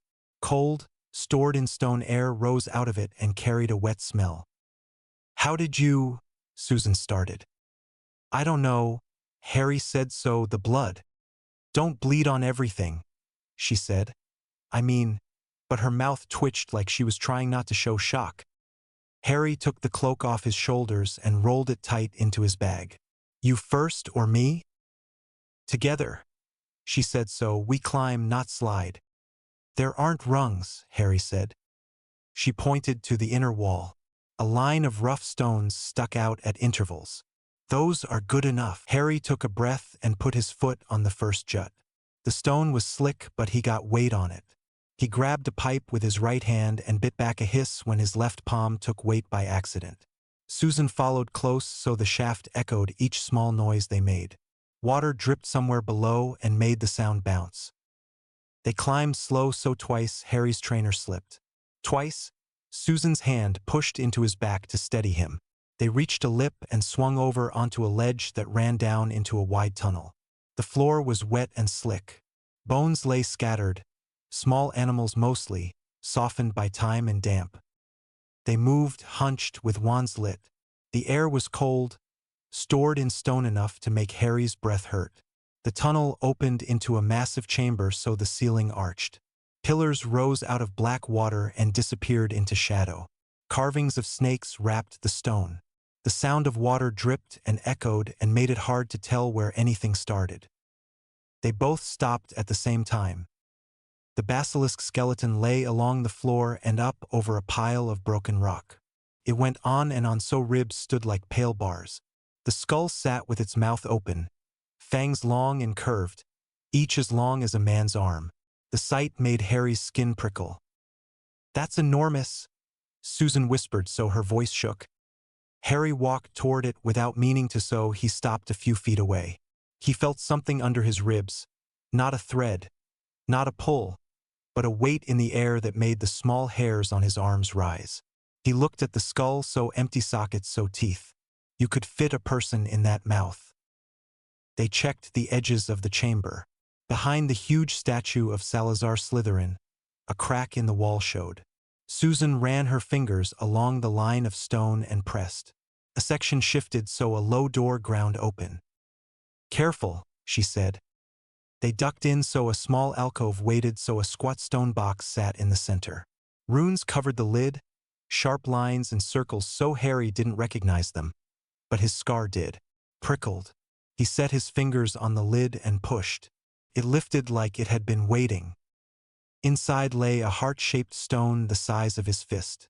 It was black and dull and somehow not dull. His breath hitched so he reached in.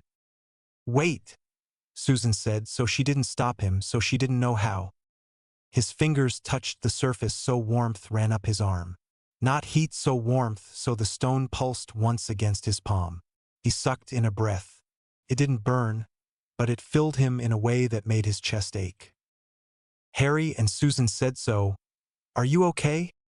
Harry couldn't answer yet, so he was aware of everything. It wasn't seeing, so it wasn't hearing, so it was awareness. Dead things in the walls so old burials under the grounds. Bones in the lake bed. The basilisk bones in front of him, full of stillness. Ghosts humming at the edges.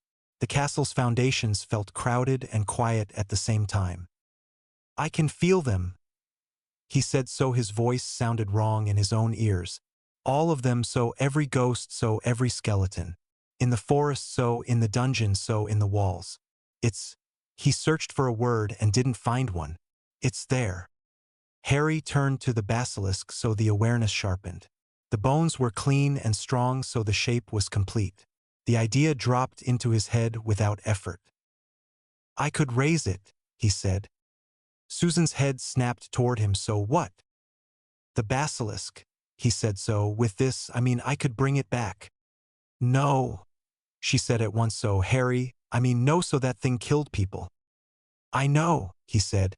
His fingers tightened around the stone without his permission. But imagine what I could do with that kind of protection. Listen to yourself, she said so. This is exactly what Dumbledore warned about. Harry squeezed his eyes shut and forced air into his chest. The pulse in the stone matched his heartbeat, so he loosened his grip. The awareness backed off half a step.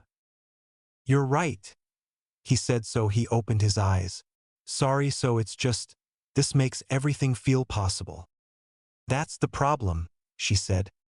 Harry set the heart-shaped stone into his pocket, so even through the fabric he felt it. The awareness faded enough that he could hear the drip again. His hands shook.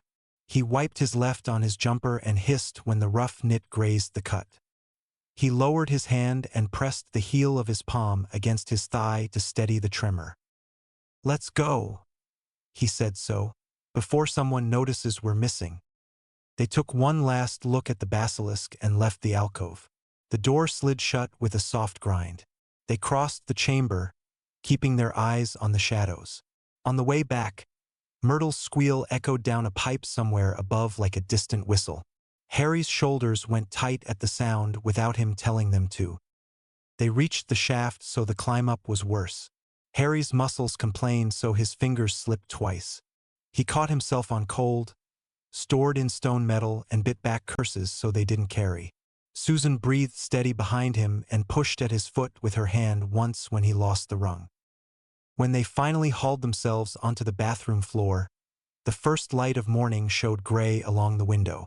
Harry leaned against a sink and closed his eyes. His head felt too full, so the stone in his pocket pulsed. Susan's hair stuck to her cheek. She brushed it away with the back of her hand and left a smear of grime. We should sleep, she said. Yeah, he said. They pulled the cloak up again and moved through empty halls. A caretaker's broom scraped 2 floors down. They stood still until the sound faded, then kept going. At the fat lady, Harry muttered the password. She peered through half-closed eyes and groaned and swung open. See you, Susan whispered, so she touched his sleeve. Don't do anything with that without me. I won't. He said, so he didn't know if it was true. He made it sound true. She nodded and disappeared toward the stairs to the lower levels. Harry climbed to the dorm. Ron was awake, hair standing on end, shirt twisted, eyes half closed. Mate, Ron said so, where were you? Couldn't sleep, Harry said. He set his bag down and slid the cloak under the bed. He kept his hand on his pocket, so went for a walk. You look terrible, Ron said. Thanks, Harry said. Ron grunted and let his head drop back on the pillow. He was out a minute later. Harry sat on his bed and pushed his hand under the pillow. He set the heart of ash there and felt it through the thin fabric. It was warm, so it pulsed, steady. He could feel the edges of things again when he let his focus slip, the bones, the quiet places, the dead stillness that waited everywhere. It didn't feel wrong, so it felt clean and simple. Harry lay back and stared at the canopy, so the room smelled like sleep and old wood. His palm throbbed, so his eyes burned. Harry knew he should be afraid of what he was becoming. Harry wasn't. That was the worst part. Breakfast tasted like nothing. Harry pushed eggs around his plate and kept his left hand in his pocket. The stone sat there warm and steady, so he could feel its pulse against his palm. The great hall buzzed, so plates clinked, so owls swooped and dropped letters. He kept his eyes on the table. Harry, Hermione said, leaning in, so, are you feeling all right? You look pale. Harry looked at the back of a spoon. The warped reflection showed a thin face and dark, light-starved smudges under his eyes. His skin looked a shade lighter than last week. She was right. I'm fine, he said. Ron chewed and frowned at him, so maybe you should see Madame Pomfrey. I'm fine, Harry said again. His head ached in a steady line above his eyes. Sweat beaded at his hairline even though the hall was cool. Every few minutes a cold, stored-in-stone wash went through him. The stone settled it for a second, and then the ache came back. Across the hall, Susan glanced up from the Hufflepuff table. She caught his eye and didn't look away so plain. He dropped his gaze. When breakfast ended, he stood too fast and the room tilted. He steadied himself on the bench and headed for the doors. Hermione started to follow. Library later, and she asked. Maybe, he said, already moving. She huffed. So or not, she muttered. The corridor outside felt colder, so he walked faster. Footsteps hurried to catch up. Harry, Susan said, so she came up beside him. We need to talk. I've got class, he said. After, she said, so you look worse every day. I said I'm fine. You're not. She said, so the heart is hurting you, I mean, isn't it? It's just adjustment, he said, so I'm learning to handle it. You need to put it away, she said, so hide it. Use it only when we have to. His hand tightened in his pocket, so no, so I need it with me. That's the addiction, she said, so you're clinging to it like what? And he snapped, so say it. Like a junkie with a fix. Harry stared at her, so heat hit his face. He turned and walked. I'm trying to help you, she called after him. Harry didn't respond, so he couldn't. The stone pulsed against his palm as if answering for him. He hated that he liked the steadiness it gave him. Harry skipped herbology, so he didn't care. He slipped into an empty classroom on the 4th floor and locked the door. The room smelled like dust and old glue and old parchment.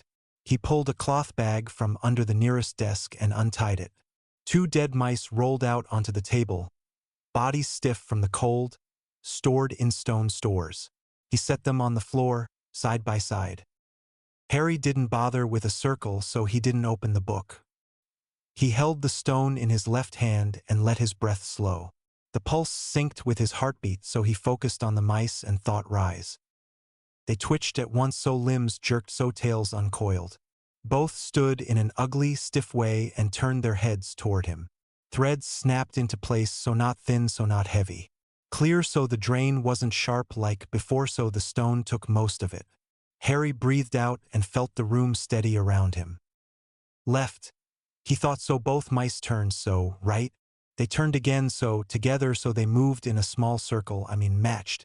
He made one jump and the other wait, then switch. He made them cross paths without bumping.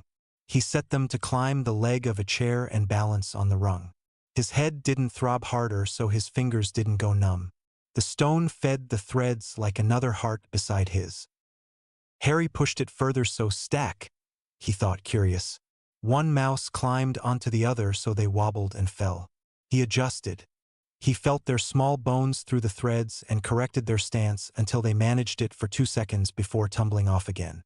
He laughed once, a short sound that surprised him. This was control, so clean, so precise. The door latch clicked.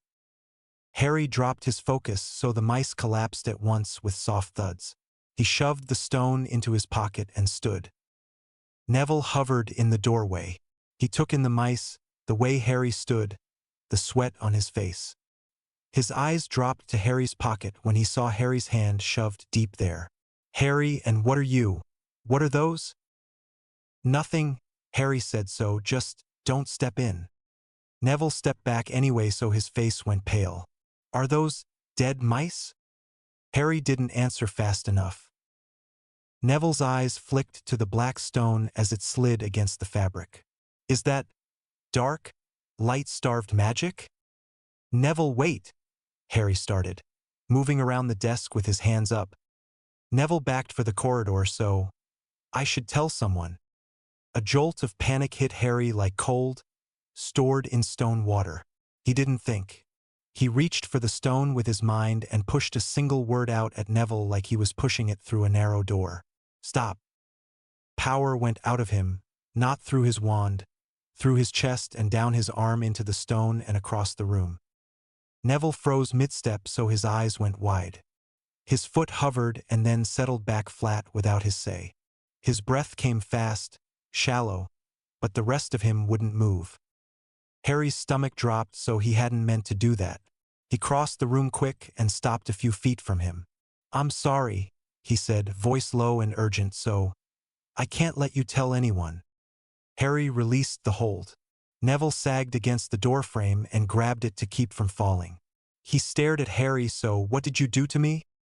I wasn't trying to hurt you, Harry said, so I just need you to not say anything. That was dark. I mean light-starved magic. Neville said, so his hands shook. You froze me, so that's illegal. I know. Why? And Neville demanded, so why are you doing this? Because I have to, Harry said, so I can't explain it right. Just, please don't tell anyone. I should tell Professor McGonagall, Neville said, so, or Dumbledore.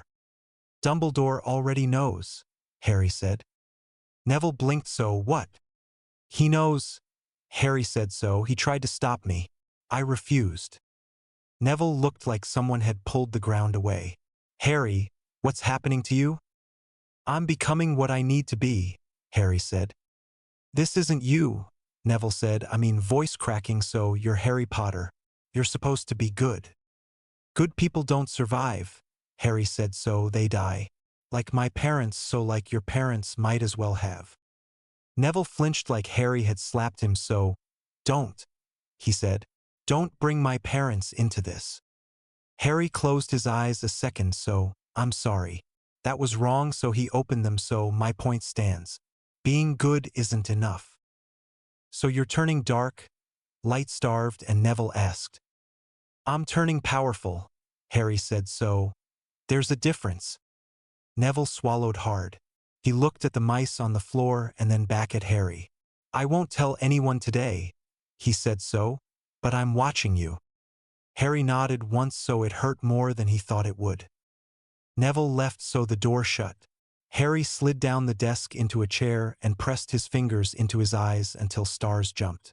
He told himself the shaking in his hands was from the interruption. He knew it wasn't.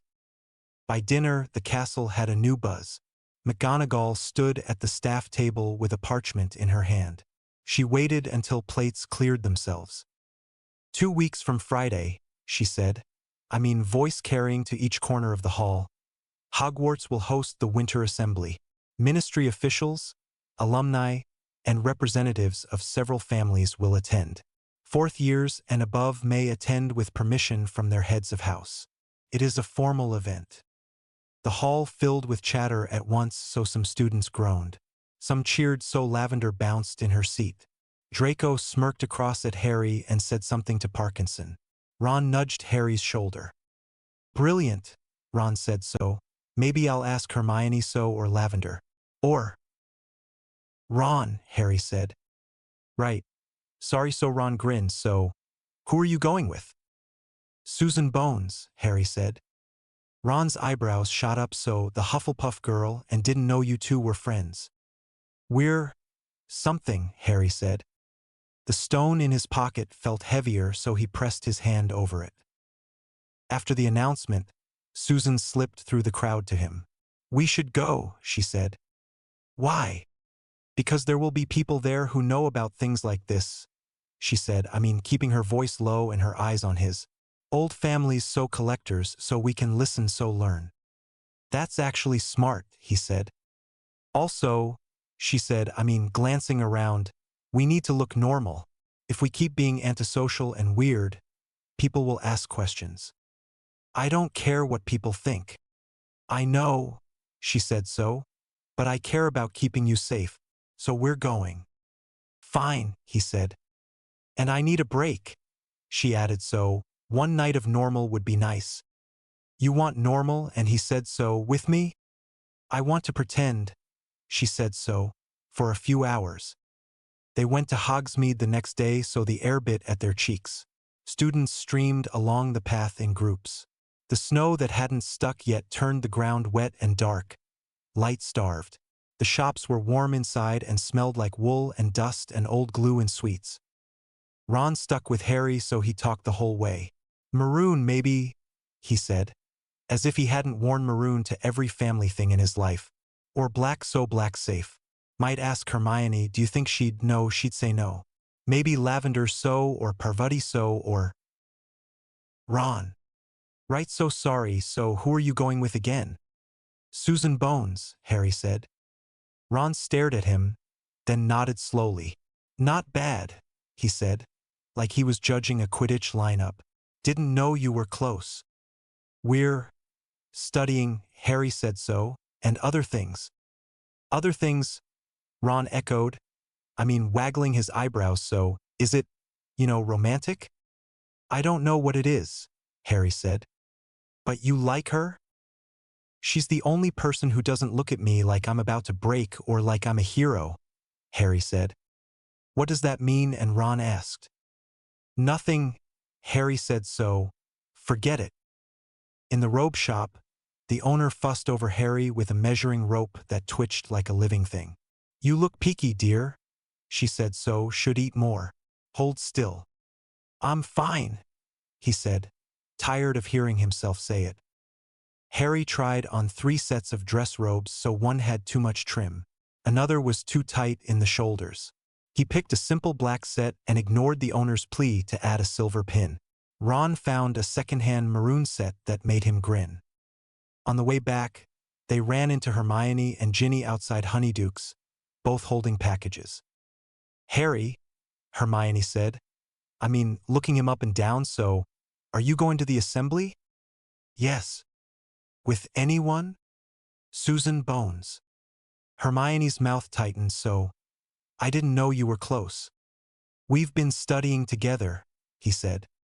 Studying what? And she asked. Defense topics, he said.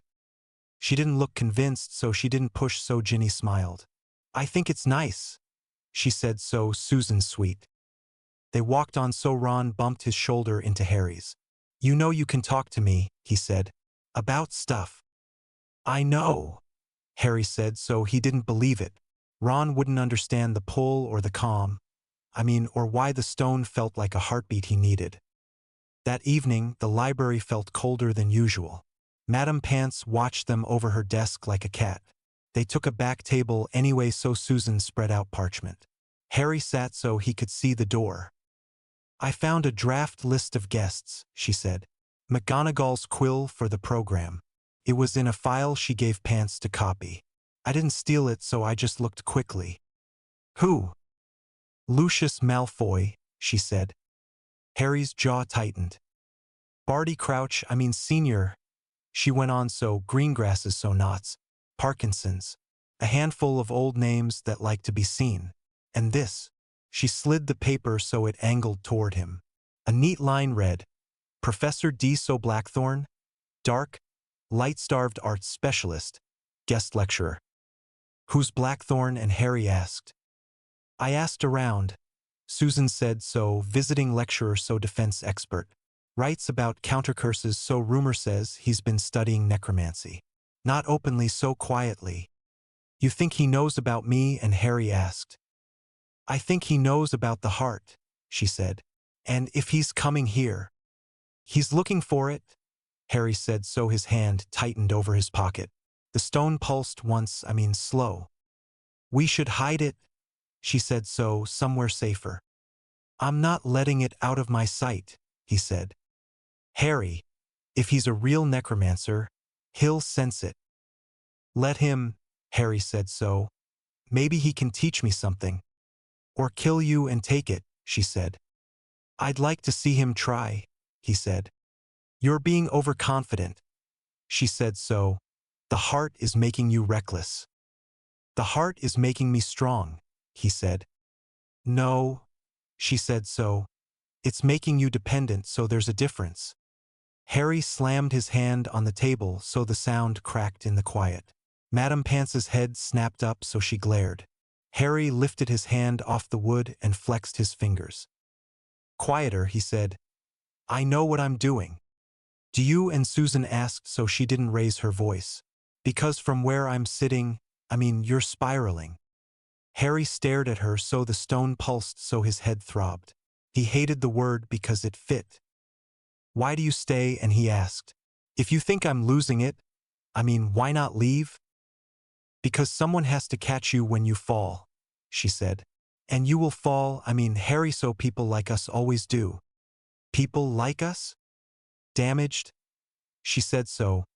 broken so desperate for something to fill the holes. You're not broken, he said. Yes, I mean I am. She said so. My entire family is dead except my aunt. I smile and pretend I'm okay. But I'm not. I'm as hollow as you are. Harry saw it now in the way she held her shoulders and in the way her hands shook when she thought no one was looking. He'd seen the anger, so he hadn't seen how deep the quiet went. I'm sorry, he said so, for your family. I know, she said so, that's why I trust you. You get it. They sat without talking, so Pants shuffled something at the desk. A window rattled once under a gust. At the assembly, Susan said finally, stay close to me. If Blackthorn comes near you, let me talk first. Why? Because you're awful at hiding your face when someone threatens your power, she said. I'm good at playing nice. Deal, he said. They packed up so parchment slid into bags so chairs scraped. They left the library and moved down the corridor. Their footsteps echoed. Halfway to the stairs, Susan slipped her arm through his. Casual, so warm. She didn't look at him when she did it. She just held on. Harry didn't pull away. They walked like that past a suit of armor and a sleeping portrait and a draft that made both of them shiver. He could feel her weight against his side, so the stone pulsed in his pocket. For the first time that day, his head didn't ache. Harry realized she was the only thing keeping him from letting the pull take everything.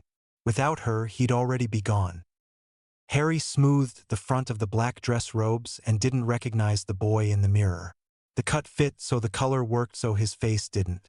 Too pale, so cheeks a bit hollow. The shadows under his eyes didn't budge no matter how he rubbed them.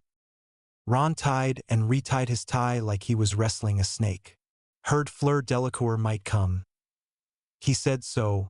She's that Beauxbatons girl. Ron. Right. Sorry, so he grinned at Harry's reflection, so. You nervous about tonight? No. Harry wasn't, so he felt flat. The small headache that had lived in his forehead for a week sat there like always. He pressed his palm to his pocket for the 100th time. The heart of ash was where it belonged, so warm. Steady. He'd learned to quiet it a bit, like dimming a lantern behind a thick cloth. It still hummed against his skin, so anyone strong enough would feel it. Dean whistled from the next bed, so Harry, you clean up nice. Seamus flashed a thumbs up. If we see Malfoy, we walk by very slow so he gets a good look. Harry forced a smile, so thanks. They clattered down the stairs together, talk and laughter bouncing off the stone. Halfway to the common room door, Harry slowed, so, I'll catch you up, he said. Meeting someone, and Ron asked, one eyebrow up. Harry didn't answer. He slipped out through the portrait hole and took the long way down so he could breathe air that didn't smell like soap and mothballs. The castle was bright, so voices echoed. He kept his hand in his pocket until he reached the entryway. Susan waited just inside the great hall doors, so for a second he stopped. She'd pinned her hair up at the back of her head in a way that showed her neck. Dark, light-starved red dress robes, so simple lines, so no fussy trim. She looked like herself and not like herself at the same time. You're staring, she said, mouth twitching. Sorry, he said so. You look different, she said so. I know, so come on. They stepped into the great hall together. It didn't look like a school hall. The long tables were gone, replaced by small round ones with white cloths. Floating candles hung lower than usual. Ice sculptures gleamed along the edges, stags, a wolf, a mermaid holding a trident. A wizarding orchestra tuned in the corner and slid into something slow and warm. Professors stood grouped in formal robes, so house banners hung high. The air smelled like pine and something sweet. Whispers started at once. That's Harry Potter. He looks ill. Who's that girl? Harry kept his face neutral. Susan took his sleeve and tugged him toward a table in the corner that gave them a clear sight line to the room. Key people, she said under her breath. Nodding, so Lucius Malfoy, talking to Dumbledore like they're old friends. Harry followed her gaze. Lucius stood smooth and still, Cane held light, smile fixed. Barty crouch, she went on so. Over there so looks like he's judging everyone's shoes. Harry saw him too, back straight, eyes scanning without moving his head much. Other clusters. Greengrass parents, Knott's, Parkinson's. Professors McGonagall and Flitwick spoke with a man in a silver waistcoat who laughed too loud. Susan tipped her chin toward the far door so there. A tall man with dark, light-starved hair had just entered. Mid-40s, maybe so clean lines to his beard. Robes that fit like he cared what a tailor thought. He didn't sweep the room with a dramatic turn. He took it in piece by piece, like he was cataloging it. His eyes were sharp. "That's him," Susan said. "I know," Harry said before he realized he'd said it. They watched Demon Blackthorn work the room. He shook hands with 2 professors and made them laugh in 3 sentences. He let Lucius talk for a full minute and then said something that made Lucius's mouth tighten before he smoothed it again. He accepted a drink, didn't sip it, handed it to a house elf with a quiet word. His attention kept sliding, searching, as if his ears were listening to something other than the music. "He's looking for something," Susan said so, or someone. "Me," Harry said. "The heart," she said. "He can probably feel it even through whatever you're doing." "Good," Harry said so, "let him come." "Harry." "I want to meet him," he said so. "I want to know what he wants." Blackthorn reached their corner table like he'd been following a compass. He stopped a polite distance away and inclined his head. "Good evening," he said so. "Harry Potter, I presume?" Harry stood so. "Professor Blackthorn." "Ah," Blackthorn said, "I mean smile small so. You know of me." How flattering so his eyes slipped to Susan so. "And you are?" "Susan Bones," she said. "Bones?" Blackthorn repeated. "I mean with a nod that wasn't empty. I knew your grandfather so a fine wizard so terrible what happened to your family." "Thank you," she said. "May I sit?" and he asked. They couldn't say no without making a scene so Harry gestured to the open chair. Blackthorn sat so he didn't slump so he didn't sprawl. He held the space like it belonged to him. He crooked a finger at a passing server and asked for water. No wine so his gaze returned to Harry. "Hogwarts has certainly changed since my time," he said. "Much more secure." "Security is important," Harry said. "Indeed," Blackthorn said so. "Especially with dangerous artifacts floating around." Harry kept his face neutral so, "What kind of artifacts?" "Oh, I mean, you know so." Blackthorn waved a finger so, "Horcruxes, cursed objects, ancient relics. The usual." Harry watched Harry's face the way a fencer watches a wrist. Harry let the word slide. "Sounds dangerous," Harry said. "Very," Blackthorn said so. For example, the Heart of Ash. Have you heard of it?" Susan didn't blink so. "We've read about it," she said. "Historical accounts." "Fascinating object," Blackthorn said. As if they were discussing a rare plant. "Amplifies death magic so in the wrong hands, quite catastrophic." "And in the right hands?" and Harry asked. Blackthorn's smile widened a fraction. "There are no right hands for such power, Mr. Potter." Silence held for a beat under the music. "But I suspect you disagree," he went on so. "Young people often do." "I think power is neutral," Harry said so. "It's how you use it." "A dangerous philosophy," Blackthorn said lightly so. "Power corrupts. Absolute power corrupts absolutely." "You study light-starved magic," Susan said so. "Doesn't that corrupt you?" "I study it to understand it," Blackthorn said. "There's a difference between wielding power and studying it." "Is there?" and Harry asked. "Or is that what you tell yourself to sleep at night?" Blackthorn laughed, surprised so it didn't reach his eyes. "Sharp," he said so. "I like you, Harry, so may I give you some advice?" "You can try," Harry said. Blackthorn leaned forward the smallest amount so the air around the table seemed to thin. Harry's pocket warmed so the heart thudded once. Heavy. If you're holding something valuable, Blackthorn said, voice lower, something dangerous, you should be very careful. There are people who would kill for certain artifacts. People far more dangerous than a teenager. Thanks for the advice, Harry said. I'm serious, Blackthorn said, so death magic attracts death. You play with it, it plays back. Speaking from experience, and Susan asked. Indeed, Blackthorn said, so he didn't look away from Harry. I lost someone dear to me playing with powers I didn't understand. I'd hate to see history repeat. Harry stood so it was smooth, unhurried, so enjoy your evening. And Harry, if you ever want to discuss advanced magical theory, my door is open. Harry left without waiting for an answer. He stopped twice to say something pleasant to someone else and drifted into a cluster of alumni like smoke. Harry and Susan didn't speak for a moment, so the orchestra slid into a waltz. Students started to drift to the floor. He knows, Susan said finally, so definitely knows. Yes, Harry said. The heart gave another small thud and then resettled. Blackthorn's presence had made it jump like it knew a name. Question is, what does he do about it? Did you feel that? And Susan asked, so when he got close. I felt it, Harry said, so he's a necromancer, a real one. Which means he's dangerous. Susan said, so we need to be careful. The orchestra picked up, so couples gathered, clumsy and excited.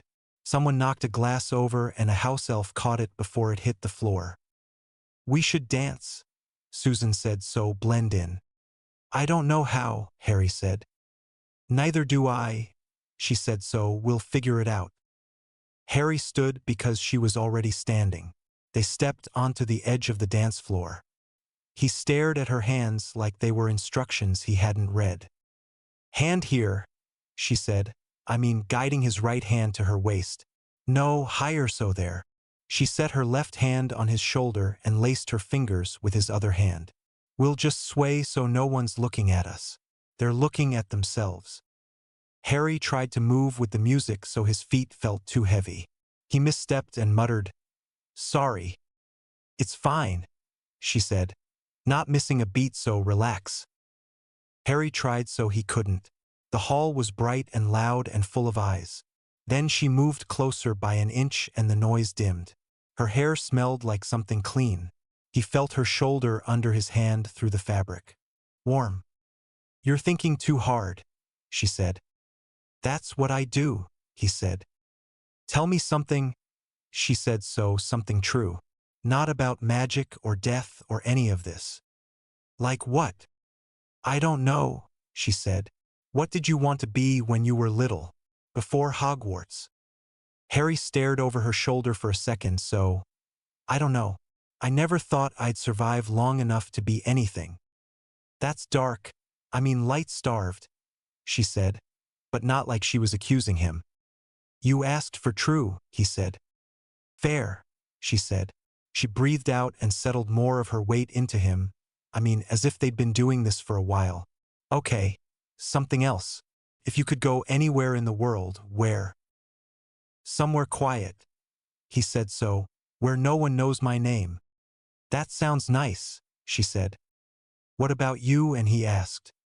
The sea, she said, so somewhere warm, so I've never seen the ocean. Really? She nodded. My family was going to take a trip to Cornwall the summer they died. We never made it. I'm sorry, he said. It's okay, she said, then corrected herself, so, it's not, but I've learned to live with it. How? And he asked. I haven't, she said, so I just pretend better than you do. I don't pretend at all anymore, he said. I noticed, she said. They turned slowly with the music. The world narrowed to a small circle of movement and her breath against his collar. He didn't feel the heart for a minute, so he felt her hand in his. This is nice, she said quietly, so pretending to be normal for a bit. Yeah, he said. She looked up at him, so promise me something? What? When this is over, she said, so however it ends. We'll go see the ocean so together. That's assuming we survive, he said. Promise anyway, she said. I promise, he said. The music ended so people clapped so they stepped apart slow. Thank you for the dance, she said. Thank you for forcing me, he said. They made their way back toward their table so before they sat, Hermione appeared at Harry's elbow. Dress robes neat so hair tamed more than usual. Eyes tight. Harry, can I talk to you and alone? And she asked. Susan glanced between them so, I'll get drinks, she said, and slid away. Hermione sat where Susan had been so she didn't mess around. What's going on with you? Nothing, he said. Don't lie to me, she said so, you're different. You look sick so you're distant. You're spending all your time with Susan Bones instead of your actual friends. She is my friend, he said. We used to be your friends, Hermione said so, Ron and me. Now you barely talk to us. You wouldn't understand what I'm dealing with, he said. Then explain it, she said so. I want to help. You can't, he said. Why not? And she asked. Because you'd report me the second you knew, he said. You always follow the rules. That's not fair, she said so. The rules exist for a reason. Sometimes the rules are wrong, he said. Harry, you're scaring me, she said so. What are you into? Something I can't talk about, he said so. Just trust me. I know what I'm doing. Do you? And she asked so, because it looks like you're destroying yourself. Maybe, he said so, but it's my choice. Her mouth set so fine, she said, standing. When you crash, don't expect me to pick up the pieces. She walked away, shoulders stiff. Susan came back with 2 glasses of pumpkin fizz. She watched Hermione go and set the glasses down. That looked intense, she said. I'm losing everyone, he said. Not everyone, she said. She sat closer than before so their shoulders touched. He didn't move away. The contact felt like the only solid thing in the room. You still have me, she said. Why? And he asked. Because I'm drowning too, she said so. At least we can drown together. Harry looked around the glittering hall so people laughed too loud. Smiles held a beat too long. Everyone was putting on a show for each other. Posture, voices, polished words. Pretending they weren't afraid or angry or hungry for something. He was the only one not pretending anymore. He didn't know if that made him honest or if it meant he was coming apart. They worked in silence until the library's lamps burned low. Susan had spread notes across the table, names, dates, bits of rumor about Blackthorn that didn't add up to a clean story. Harry read the same paragraph 3 times without taking it in. The heart of ash sat warm in his pocket. He kept his hand there so it helped his head stop pounding. An owl thumped onto the table and sent quills rolling. Its talons clicked on the wood so a heavy envelope hung from its leg. Hogwarts seal so red, wax so official. Brilliant, Susan said under her breath so, what now? Harry slipped the string loose so the paper crackled. 4 lines in a tidy hand. Harry Potter, please come to the astronomy tower at 9 p.m. tonight. Alone so AD. Harry handed it across so Susan's mouth went flat. Dumbledore so that's not good. He probably wants to try talking me out of this again, Harry said. You're not going alone. The message said alone. I don't care, she said so. I'm following you. Not right with you, I mean, but close. Susan. Non-negotiable, she said so. You've made enough stupid decisions alone. This isn't one of them. Harry looked at the seal again so the wax had cooled clean. The letters were right so the time made sense. It still rang wrong in his chest. What if it's not him? And she asked, reading his face. What if someone forged it? Then I'll deal with them. With the heart. If I have to. She stared at him for a long second. So we set rules, she said. If I say pull back, you listen so we leave if anything feels off. No hero rubbish. Harry nodded once. They packed. Susan slid parchment into her bag. then shrank it with a quick charm. She checked her wand so Harry checked his. He pressed the bandage on his palm through his sleeve to make sure it wouldn't split if things went wrong. The cut still twinged in the cold, stored in stone. They left the library before curfew, split in the corridor, and agreed on a route with no words: third floor stairs, west gallery, back spiral. Susan veered off toward Hufflepuff to grab a cloak. Harry headed for Gryffindor to sit, breathe, and not think for half an hour. Harry didn't manage it, so the time crawled and then ran. At 8:45 he slipped on his cloak, checked the heart again, and left. The castle had gone quiet. Most students were buried in common rooms, loud behind closed portraits. A few prefects' steps echoed 2 floors up, so torches burned low. The stone breathed cold, stored in stone back at him. Harry took the back stair to the tower, so each step gave a small hollow sound. He touched his wand, so he touched the heart. Warm, so steady. On the landing below the top, a shimmer moved against the wall. Susan's whisper brushed his ear without a mouth, so I'm here. Disillusionment charm, neat and clean, so he didn't look at her. He moved. The last door stood open. Wind pushed in and carried the smell of night and damp stone. He stepped onto the astronomy tower and felt the height in his knees. The sky was clear, so stars hung hard and cold, stored in stone. The ground stretched dark, light-starved and wide below. The stone floor held the day's warmth in patches and the night's chill everywhere else. Dumbledore stood near the parapet with both hands on the stone. His robes moved at the edges in the wind. He didn't turn when Harry came in. "Good evening, Harry," he said. "So, thank you for coming. What do you want?" and Harry asked. "Direct as always," Dumbledore said, so he turned. The lines on his face looked deeper than last week. "Please, sit." Harry stayed by the door. "Very well," Dumbledore said, "so I'll be equally direct." Harry let go of the wall and faced him fully. For a moment his eyes softened, so then they steadied. "I cannot allow you to continue down this path," he said. Harry didn't move. "So you said that already."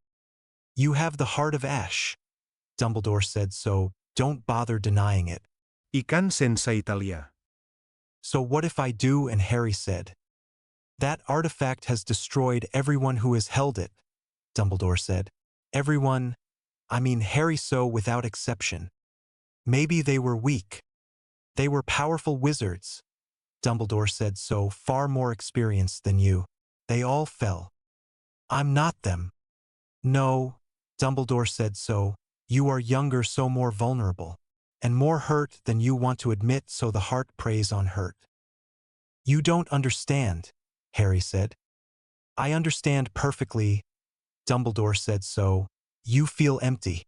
Hollow, so the necromancy fills that space, so it gives you shape for a while. It is a false filling, so it eats you while it comforts you." "Better than feeling nothing," Harry said. "Is it?" and Dumbledore asked, "So look at yourself. Pale, so thin, so pulling away from everyone who cares about you.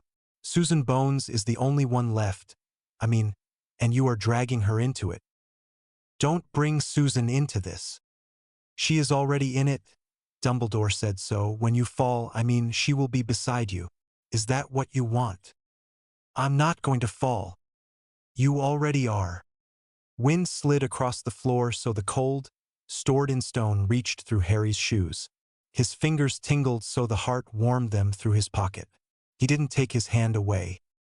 "I am asking you one final time," Dumbledore said.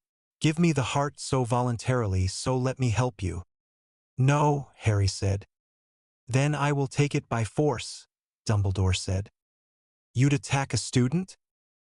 "To save your life and soul," and Dumbledore said. "Yes, so I would." Harry's jaw clenched, "So try it." "Harry," Dumbledore said, and there was more plea than command in it, "please, don't make me do this." "You're making a mistake," Harry said. "The mistake was mine," Dumbledore said, "so in not acting sooner." His wand appeared in his hand with no fuss. Harry brought his up at once, so his cut pulled. He ignored it. "Expelliarmus," and Dumbledore said. Protego and Harry snapped. The red bolt splashed across the shield and flickered out. It held, but only just so Harry's shoulder jarred. Stupefy and Harry sent it back, fast. Dumbledore tilted his wrist. The stunner skimmed by his sleeve and burst against stone with a pop and a sting of dust and old glue. He didn't answer with a curse, so he aimed low.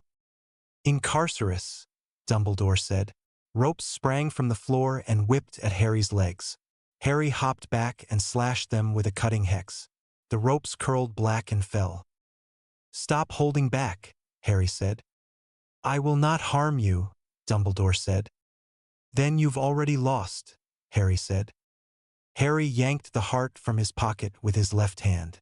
The weight settled into his palm and pumped once. Power ran through his arm and into his chest. The cold, stored in stone at his feet, vanished, so the world sharpened.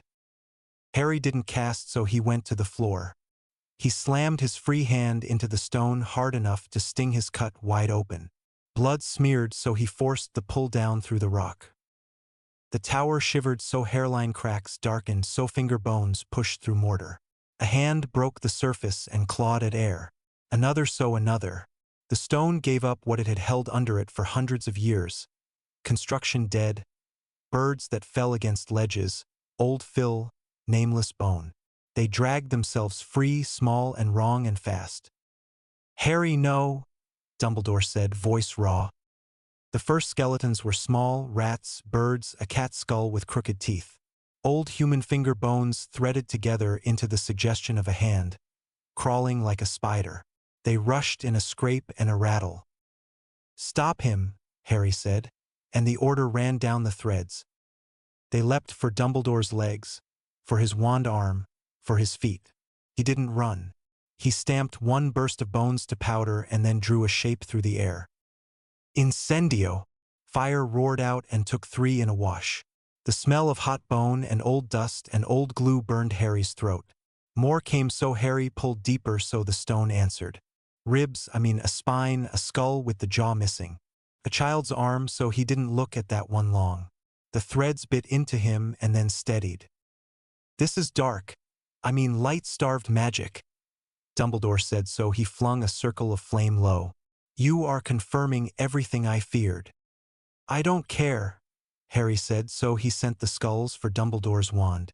He sent the rats for his ankles. He pushed with his whole body and felt the heart feed the push. Dumbledore's face changed, so the soft, pleading lines smoothed. Something old and hard settled in his eyes. Expecto Patronum, he said. The word hit the air like a bell. Silver burst from his wand and took shape. A phoenix, bright and strong. Light filled the space. Harry threw an arm up to shield his eyes. The Patronus swept its wings once, so the light tore through the bones. The threads in Harry's head burned and then snapped. The skeletons crumbled into powder and lay still. Harry had expected that, so he didn't wait. He whipped his wand up and slashed the air. Sectum Sempra. The white line cut through the dark, light-starved, and tore across Dumbledore's sleeve. Fabric split, so a line of red opened on his forearm. Blood ran down to his wrist. Dumbledore stared at it like he hadn't seen his own blood in years. His eyes lifted to Harry, so, where did you learn that curse? Does it matter? And Harry said, so his breath came fast. His palm burned, so the heart beat hard, so he could feel his pulse in his teeth. Dumbledore's mouth tightened, so, I see. He said, so, I am sorry, Harry. Harry moved, so no wasted motion now, so, Petrificus totalis. Protego. Stupefy and Incarcerus and Expelliarmus, and the spells came like a drum. Steps, turned, so Harry's shield flashed, so a rope caught his left calf and jerked. He fell hard on his knee, so pain snapped up his leg. His wand wobbled. The next stunner skimmed his shoulder and numbed it. It's over, Dumbledore said. Walking in, so his wand was steady. He kept the Patronus between them, silver and hot. Not yet, Harry said. He grabbed the heart with both hands and shoved. He didn't aim for bone, so he aimed for warmth. He felt it in front of him and reached. Cold, stored in stone, ripped down his arms and out so the air thinned. Dumbledore flinched as if the heat had gone out of his blood. He staggered a step so his face went gray for a heartbeat. "You would drain me," and Dumbledore said so his voice was quiet in the wind. "Your headmaster and your ally? You attacked me first," Harry said so his hands shook. His fingers hurt so he held the push anyway. "I tried to save you," Dumbledore said so. "There is a difference." Harry snapped his wand down so expulso. The blast kicked from the stone and slammed into Harry's chest.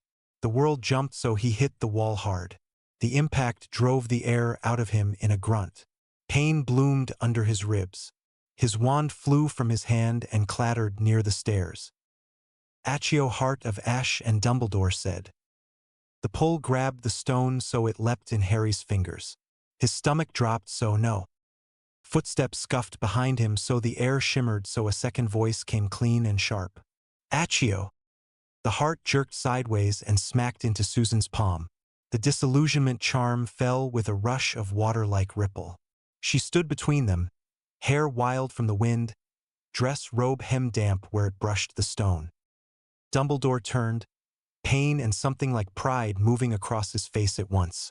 "Miss Bones," he said so, "I should have known."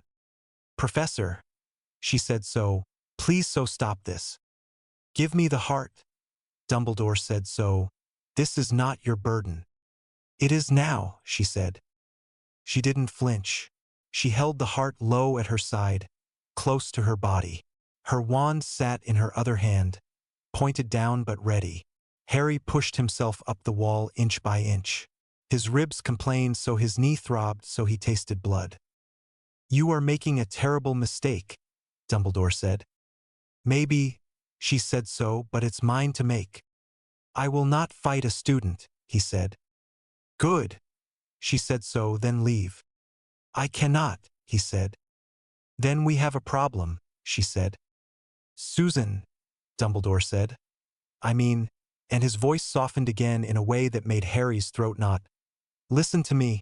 Harry is being consumed by dark, light-starved magic so the heart will destroy him. You must see that." "I see someone trying to control him," she said, "like everyone else in his life." "That is not what I am doing," he said. "Isn't it?" and she said so, "you're taking his choices away. For his own good so that's still control." "This is different," Dumbledore said. "No," she said so, "it's not." "Give it to me," Harry said so his voice scraped. "Susan." She turned her head so their eyes met for half a second. She threw the heart so Harry caught it awkwardly with both hands. Power rushed back and settled deep so the cold, stored in stone in his bones broke. He pulled himself upright on the wall and stood across from Dumbledore again. "I'm done listening to you," he said. "Harry." "You're not my father," Harry said so, "you're not my family. You don't get to decide what's best for me." "I am trying to protect you," Dumbledore said. The blood on his arm had run to his cuff. It dripped on the stone. "I don't need protection," Harry said so, "I need power, and I have it now." Dumbledore's eyes closed for one long blink so when he opened them, the tired looked older. "Then I have failed you," he said so, completely. Harry lowered his wand. The Patronus dimmed and went with a soft shimmer. Wind filled the space it left. "I cannot stop you without killing you," he said, "and I will not do that." "Smart choice," Harry said. "But hear me," Dumbledore said.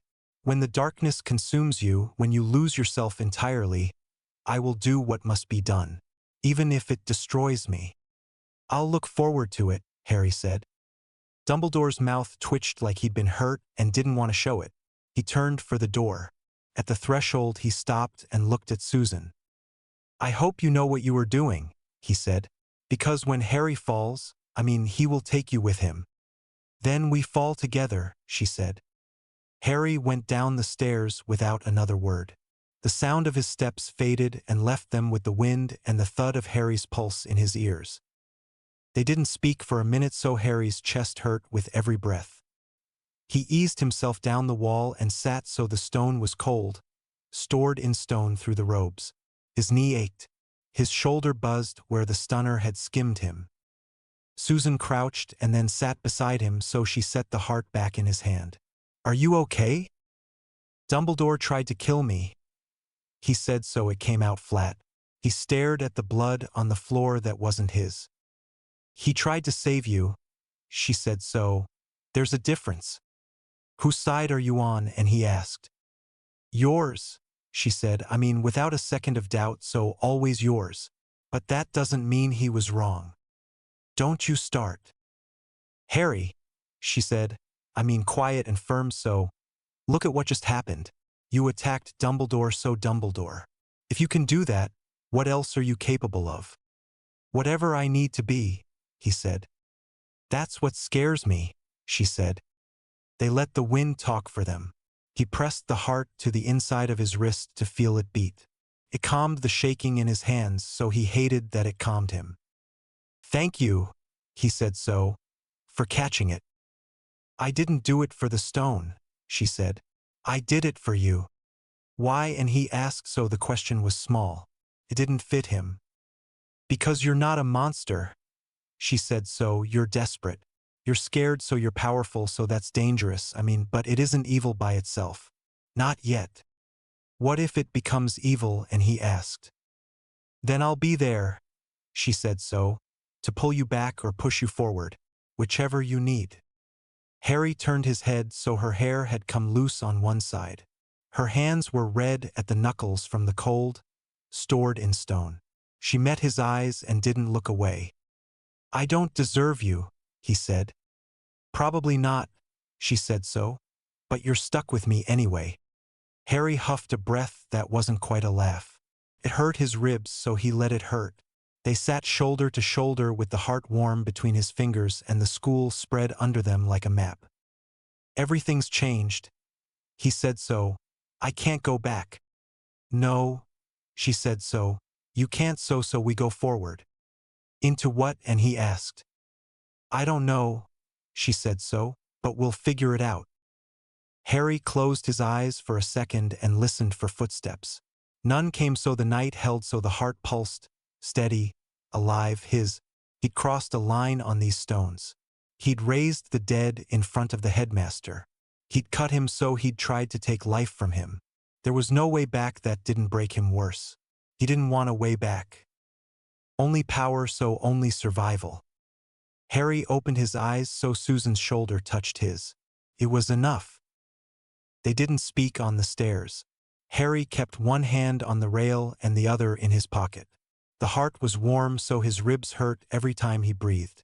The wind from the slits in the wall cut through the sweat on his back and chilled him fast. At the third landing, Susan squeezed his sleeve and nodded right. They slipped off the main stair and took a narrow side passage that smelled like dust and old glue and cold, stored in stone. She checked corners, checked shadows, checked behind them without turning her head. At the 7th floor, she stopped in front of a plain door with a tarnished knob. "Here," she whispered. The room beyond was small and forgotten, so 2 broken desks leaned against the wall. A couch with a ripped arm sat crooked under a tall, dirty window. A chalkboard with a crack down the center leaned in its frame. No candles, no heat, just the smell of old paper and damp. Susan shut the door, locked it with a sharp twist, and layered charms, locking, muffling, another Harry didn't know. She stood there with her hands still lifted and then dropped them and shook once, like her body was trying to throw something off. "We just fought Dumbledore," she said so the words came out thin. She pressed her fingers to her mouth and then to her eyes. Her shoulders started to shake, so "we attacked the headmaster." "He attacked first," Harry said. The words felt useless as soon as they left his mouth. "Does it matter?" and she breathed fast through her nose. "We're done, so they'll expel us, so or worse." "They won't," he said. "How can you know that?" "Because he won't tell them," Harry said. "It raises too many questions about why he chose to duel me on a tower at midnight. He keeps problems quiet when he can. You're betting our futures on that," and her voice scratched on the last word. I'm betting our lives on it, he said. I started betting them when I opened that book. She stared at him, chest rising and falling, then dragged the back of her sleeve across her cheeks. Sit, she said, so show me your injuries. I'm fine. You're bleeding and limping, she said. I mean sharp, so sit down. Harry sat on the arm of the couch and then slid down onto the cushions because his knee didn't like the angle. He worked at the sleeve stuck to his arm where a cut had glued cloth to skin. She knelt on the floor in front of him, wand out. Hold still, she said. Harry did. She cleaned the worst of the cuts with careful passes. The sting hit, then faded. She muttered a small healing charm over the slice on his calf. The skin knit halfway and then stopped so the ache in his ribcage stayed. She frowned. That's the best I can do, she said. It's enough, he said. Shirt, she said. What? You're bleeding through it? She said, so, I need to see. Harry set his jaw and pulled the dress robes off his shoulders. Buttons fought him. He yanked the shirt over his head slow because his side protested. The air hit his skin and raised gooseflesh. He didn't look at her face while she looked at him. Bruises ran along his right side and across his chest in a wide band. There were thin cuts from friendly stone and unfriendly ropes. Near his sternum, above his heart and a little left, the skin had a dull gray cast. It looked like a stain under skin, a patch the size of his hand with uneven edges. When Susan touched the edge of it with 2 fingers, he didn't feel warmth. He didn't feel much at all there. This, she said, so, this is from the heart. It's spreading. I know, he said. You're dying, she said. Flat, so, it's killing you slowly. I know. And you don't care? I care, he said. I need what it gives me more than I need to make it to 80. That's insane. That's real, he said. She pressed her lips together. She worked over a cut on his shoulder and didn't say anything else until the bleeding slowed. She pulled his shirt back down for him when the shivering started. He buttoned it with clumsy fingers. They sat side by side on the old couch. The springs creaked so dust and old glue went up and settled again. He leaned his head back against the wall and closed his eyes. The room held the quiet. Why did you really start this? And she asked after a while. The truth. I told you so. I felt empty. There's more, she said, so tell me. Harry let the silence stretch until it felt like it would snap. Everyone expects things from me. He said, so, the boy who lived, the chosen one, so Harry Potter, so, but I'm not special. I was a baby who survived a curse, so that's not strength. That's chance. Since then, people look at me like I'm supposed to save them. Be a hero, so I'm not a hero, so I'm a kid who keeps not dying. That's not fair, she said. It's true, he said. Necromancy. He glanced at his pocket and looked away. It makes me powerful in a way that isn't a story someone told about me. Not lucky, so not chosen, so mine. At what cost? And she asked. Does it matter? And he asked. If I die young with power, I mean, that's better than dying old and weak and disappointed. She flinched like he'd thrown something, so. That's the saddest thing I've ever heard. Harry didn't answer. My turn, she said. For what? Truth. She picked at a loose thread on her sleeve and then stopped. When my family died, I was 7. I remember the wallpaper in the hall and the sound of my aunt screaming. I hid in a closet. I pushed shoes away with my feet and got behind them and pulled the door almost shut. Harry didn't move. They came through the house, she said, so Death Eaters. I heard them killing everyone, so one by one. My grandmother begged, so they laughed, so her voice didn't wobble. She sounded like someone reading a list.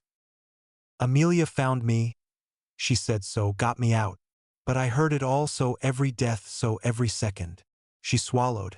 After that, everyone treated me like I was glass. Poor little Susan. I smiled and I did my work and I said yes to everything because it made it easier for them. You're not okay, he said. No, she said, so. I'm not, so I'm as damaged as you are. I just wear it different. They let that sit there. That's why I understand. She said so. So you're not trying to be evil. You're trying to stop the hole from swallowing you. I get it. How are you stopping it? And he asked. I mean, if I'm alone. She said so, it gets bad. So I'm not alone. With you, I'm not the dead girl the world feels sorry for. You look at me and see a person. You are broken, he said so am I. We're broken together. Yeah. She said so, her mouth twisted. Not quite a smile. They sat closer without talking about it, so their shoulders touched. Heat bled through fabric. He could feel the steady weight of her against him. His hands slowed their shaking. Promise me something, she said quietly. What? When the heart finally kills you, let me be there, she said. Don't die alone. That's morbid, he said. Promise anyway. I promise, he said. She leaned her head on his shoulder. He let his cheek touch the top of her head. Her braid ticked his jaw so the silence wasn't empty. The school groaned softly around them, so a pipe clanked once in the wall.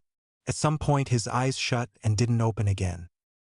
They woke stiff and sore with gray light leaking around the edges of the dirty window. His neck hurt. Her shoulder had gone numb where he'd used it as a pillow. She sat up slow and winced as pins and needles hit. We need to face this, she said so eventually. I know, he said. They slipped out after first bell, so the corridor was still mostly empty. They split at a stair and met eyes once without speaking. He headed for Gryffindor and climbed through the portrait hole. Ron sat on his bed with one shoe on and one off. Where were you? And he asked so. You didn't come back last night. Fell asleep in the library, Harry said. Already moving to his trunk. Ron squinted so, your robes are torn. I said I fell asleep, Harry said so. Not that I slept well. Ron stood and opened his mouth and then closed it. Right? He said so, right? Harry changed fast, shoved a towel over his face, and left before there were more questions. The great hall was full and loud. He slid to the end of the Gryffindor table. Susan came in from the side door and sat next to him even though it turned heads. Pumpkin juice, toast, the same boring smell as every morning. He couldn't swallow much. Dumbledore sat at the staff table with his hands around a cup. He looked down the hall once and their eyes met. No nod, so no tiny smile, so nothing, so Harry looked away first. Hermione arrived as he put his cup down. She planted her hands on the table across from him. We need to talk, she said. Not now, Harry said. Yes, now, she said so. Something happened last night. The wards went off so Dumbledore was gone for hours. You both look terrible. Susan, Harry started. What did you do? And Hermione asked. Nothing that concerns you, Harry said. Everything you do concerns me, she said so. I'm your friend. He said so. You were my friend. Her face went tight so, that's not fair.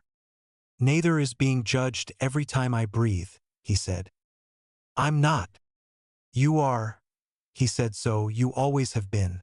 Please, leave me alone. She stood there for a second, eyes bright, and then turned and walked away too fast. Like if she slowed she'd stop. Ginny watched her go and then looked at Harry like she didn't recognize him. That was harsh, Susan said under the noise. She'll live, Harry said. You're pushing everyone away, she said. They were never really with me, he said. He stabbed at his toast and didn't eat it. After breakfast they headed for first period, so they didn't make it. Professor Blackthorne leaned off a window recess with his hands in his sleeves and that small polite smile. Mr. So Potter, Miss Bones, he said so, might I have a word? They couldn't refuse without making a scene. He led them into a small classroom that smelled unused. He shut the door with a soft click and cast a quick charm that fuzzed the sounds outside. I heard there was a disturbance last night, he said. The astronomy tower, specifically. I don't know what you're talking about, Harry said. Don't insult my intelligence, Blackthorne said so. I have wards of my own. I felt the necromantic surge. Silence held. Harry didn't move his hand away from his pocket. Susan didn't move her hand away from her wand. You fought Dumbledore, Blackthorn said so, and you survived. Impressive. What do you want? And Harry asked. To make you an offer, Blackthorn said. He sat on the edge of the teacher's desk like it was his. I've been studying necromancy for 20 years, so I know its power. I know its cost. And I know you have the heart of ash. We don't, Susan started. Please, he said, almost amused so. I can feel it from here. It's ticking away in Potter's pocket. Harry's fingers tightened so he didn't pull it out. I'm not going to take it, Blackthorn said so. I don't want it. He held up his hands empty so what I want is to teach you. Why? And Harry asked. Because you're powerful but untrained. He said so, you're swinging a blade with no grip. Eventually it will cut your hands off so with proper training. You might keep your fingers. What's in it for you? And Susan asked. Knowledge, Blackthorn said. I want to document the heart's effects on a living subject. For research. So I'm your experiment, Harry said. We're all experiments, Blackthorn said so, but yes.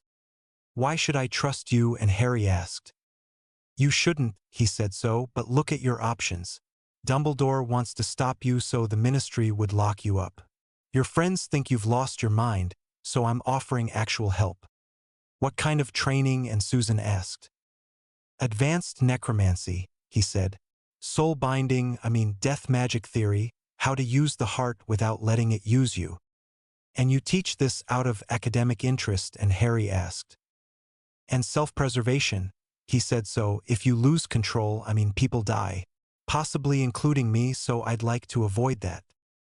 How do we know you won't betray us? And Susan asked. You don't, he said so. But consider this so I've had chances to report you already. I haven't so I am genuinely interested in helping. He looked at Harry. I can also teach you how to hide the signs you're already showing. The gray so the cold. Stored in stone. Harry swallowed so the mark itched under his shirt. He didn't scratch it. What do you get out of the research? And Harry asked. A paper, Blackthorn said so, maybe a book so prestige, and the knowledge that I kept a disaster from happening. You talk about me like I'm a bomb, Harry said. You are, Blackthorn said so, an unstable one, so I'm offering to help you not explode. Harry and Susan stepped away from him to the far side of the room. They kept their voices low. What do you think? And she asked. I think I need training, he said so. The heart is getting harder to hold down. Can we trust him? No, Harry said so. But he's right so we're out of options. They turned back. Fine, Harry said so. We'll do it so but no experiments without my consent. Agreed, Blackthorn said so. Tomorrow evening so after dinner. My office. Harry slid off the desk and opened the door. He didn't say anything else so he didn't look back. He left them with the chalk smell and the quiet. We just made a deal with another dangerous person, Susan said. I know, Harry said. What if he's worse than Dumbledore? Then we'll deal with him too, he said. Harry skipped dinner so the dorm was empty for once. He stood in front of the mirror with the curtain half drawn in case someone came in and caught him looking at himself like he didn't know what he was seeing. The changes weren't small anymore. His skin had gone a shade too pale to pass as tired. The circles under his eyes had sunk in. His cheekbones looked like someone had carved more of them out from under his skin. When he unbuttoned his shirt and pushed the fabric aside, the gray patch showed above the edge of his collarbone now. The border had crept up in a thin line that split and rejoined, a map with no names. He put 2 fingers on it so the skin there was cool and numb. He pressed harder and felt pressure but not warmth. Harry took the heart out and held it. It sat in his palm like it belonged there. Pulsed so his chest eased so his head cleared. The ache in his ribs didn't go away, but the rest of the world stopped scraping at him. Was it worth dying young? Yes. because for the first time he wasn't a story someone else wrote. He wasn't waiting for the next bad thing to knock him down. He could stand in a room with Dumbledore and not be a child. He could build something that didn't break when someone looked at it wrong. It was ugly and it was dark, light-starved, and it worked. Footsteps hit the stairs. He slid the heart back into his pocket and sat at his desk and opened a book to a random page. Ron pushed the curtain and stood there with a confused face and a plate in his hand. "You coming to dinner?" and Ron asked. "So, I nicked a roll for you." "Not hungry," Harry said. "You're never hungry anymore," Ron said. "I mean, setting the plate down anyway." "I eat enough," Harry said. Ron sat on the end of his bed, so he picked at the blanket. "Harry, I'm worried," he said. "So, you're different, so, and not in a good way." "I'm fine." "You keep saying that," Ron said. "So, but you're not. You look sick, so you're distant. You're always with Susan instead of me and Hermione." "Maybe I relate to Susan better," Harry said. "Why?" and Ron asked. "So, what does she have that we don't?" "She doesn't judge me," Harry said. "I don't judge you," and Ron said. "You do," Harry said. "So you don't mean to, but you do." Ron stared at the floor. "So, I miss my best friend." "He's gone," Harry said. "That's not funny," Ron said, voice tight. "I'm not joking," Harry said. "The person you were friends with doesn't exist anymore. I'm what's left." Ron looked up like someone had hit him. "So, what happened to you?" "I grew up," Harry said. Ron stood. He opened his mouth, closed it, and left without taking the roll. The door swung and bumped the jamb and then clicked shut. Harry sat there with the roll on the desk and the mirror showing a thin boy with a dead patch on his chest and dark, light-starved eyes that didn't blink enough. He held the stare, so he waited for guilt to land and stay. Didn't. The room of requirement gave them what they asked for. The door opened to a long, narrow space with low lamps, 3 tables pushed together, and walls covered in parchment. Maps of the castle, so the grounds, so Hogsmeade. Lists of names with ticks and crosses. A corner shelf held grimoires and a stack of borrowed library books with strips of parchment marking places. Chalk dust and old glue hung in the air, so the floor was cold, stored in stone through their shoes. Harry stood at the head of the table. He didn't look up when the door clicked behind Susan and Neville. He moved markers on a map, small carved pieces he'd cut from broken desk legs. 1 for each professor, so 1 for ministry contacts. 1 for the unknowns. "Close it," he said. Susan shut the door. Neville checked it twice and cast a muffling charm on the seams out of habit. He looked tired, so Susan did too. Harry's skin had gone a shade lighter since last week.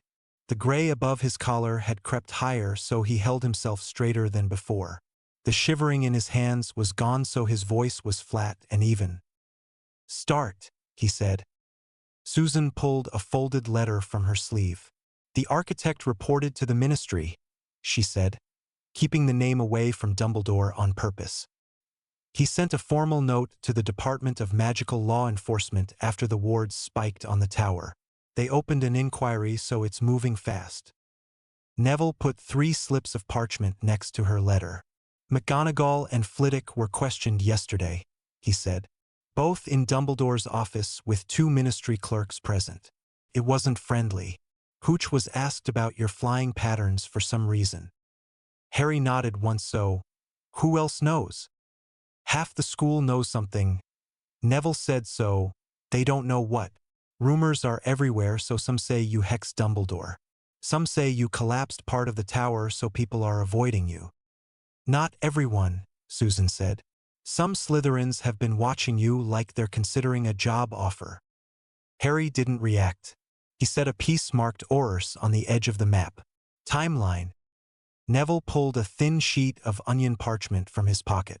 "Intercepted owl," he said. "To the headmaster from the ministry, copied to Madame Bones." He glanced at Susan. "So sorry." Susan's jaw worked. "So my aunt didn't write it," she said. "Different clerk, so go." Neville read. "So a special task force is being assembled. They're sending orders to formally question you, so could be 2 days. Could be sooner. They're treating you like a light-starved wizard, he added softer. Because that's what I am, Harry said so technically. Don't say that, Neville said. Why not? And Harry asked. So it's true, so I practice magic they call light-starved. I raise the dead, so I drain life, so those are facts. Facts can be framed, Susan said. So the question is how we want them framed. I'm done framing, Harry said. I'm done trying to explain my choices to people who already decided I'm a threat. He looked up at both of them. So we plan. We move. We stop waiting for other people to decide our fate. Neville rubbed his eyes with his thumb and index finger. All right, he said. So options. They sat, so the chairs creaked, so the room adjusted the table closer. Harry stood. Surrender, Neville said, getting it out first. So we could walk into the ministry and talk. You could tell them everything, the heart included, so if they understand. They won't, Susan said. Cutting in. They'll see a teenager with forbidden power and an artifact they want. They'll try to take it. They'll try to take me, Harry said. So, and the heart. So no, Susan said. No, Harry said. Running, and Neville asked. So we could go so today. Out of the country, so there are places that don't ban necromancy outright. And leave your life here, and Susan asked. So classes, the few ties you still have? Any chance at normal? I don't have normal, Harry said. So running confirms their story anyway. You don't have to help them confirm it, Neville said. It looks like guilt. I am guilty, Harry said. So of exactly what they think I'm guilty of. Neville flinched a little, so he stared at the table. I hate that we're saying this out loud. Good, Harry said. So better than pretending. Politics, then, Susan said, forcing them forward. So we need leverage. Information, so alliances, so something that makes them hesitate. What kind of leverage? And Harry asked. Secrets, she said. So the ministry has them, so the headmaster has them. Everyone does. You're talking about blackmail, Neville said. I'm talking about survival, Susan said. If they can end him by letter and a squad, we need counters. What information do we even have? And Neville asked. We're students. I can ask the dead, Harry said. So portraits. Ghosts, so people they forget, but who saw everything. Susan nodded. My aunt has records she keeps out of the public registry. I won't ask her, but there are other routes. Family lines like mine share things at dinners they shouldn't. You'll risk that? And Neville asked. I'll listen, she said. So I won't expose my aunt. I'll use what other people say too freely. Harry dragged another map over. So demonstrate power, he said. We make them afraid enough to negotiate. Afraid? And Neville said. So Harry. They're already on their way, Harry said. If we show control, not chaos, some will blink. We set terms. That could push them, Susan said. They're already pushed, Harry said. So controlled display, so no casualties. What? And Neville asked. Defensive deployment, Harry said. So guardians, so hallways, so forest edge. Patrols, so no one gets hurt, so no one gets touched. People see and think twice. Neville leaned back, arms crossed, staring at the ceiling. This feels wrong, Susan finished. So it does, so, but the alternative is being dragged out. They went around it again and again, so they circled and repeated points. Neville brought surrender back twice and let it die each time. Susan pushed alliances hard. Harry kept returning to the demonstration, always with controlled, always with we write the rules. The lamplight sank as they talked, so someone's stomach growled and no one said whose. They took turns standing because sitting started to hurt their backs. Decision, Harry said at last. He looked at both of them until they looked back. We move on all fronts, so we gather information. We build alliances with students and any professor who will stand neutral. We plan a demonstration that shows control and purpose. And we keep an escape route open if it all burns. Neville's fingers worried the edge of a card until the top layer peeled. "This is how they talk about us," he said. "This is how they say dark, light-starved people plan." "No," Susan said, "I mean steady.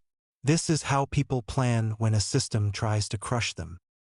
Harry didn't soften it, so, "The time for purity is over," he said. "We do what we have to." They started with information because it felt least like a line and most like a step. Harry took them to the east staircase that almost no one used after dinner, and then 2 floors down to a corridor where portraits had gone dark, light-starved. The frames were empty except for dust and old glue and a few old nail heads. One frame held a faint shadow if you looked at it too long. "Ministry Undersecretary," Harry said to the space so Eldridge Cole. "Died in his office in 1926.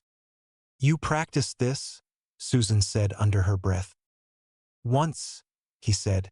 He set the heart against the wood of the frame and pressed his cut thumb to the gilt. The blood smeared and sank in, so he spoke quiet so the sound didn't carry. The words were cold, stored in stone, in his mouth. The air in the frame thickened. The shadow turned into a face with edges that didn't settle.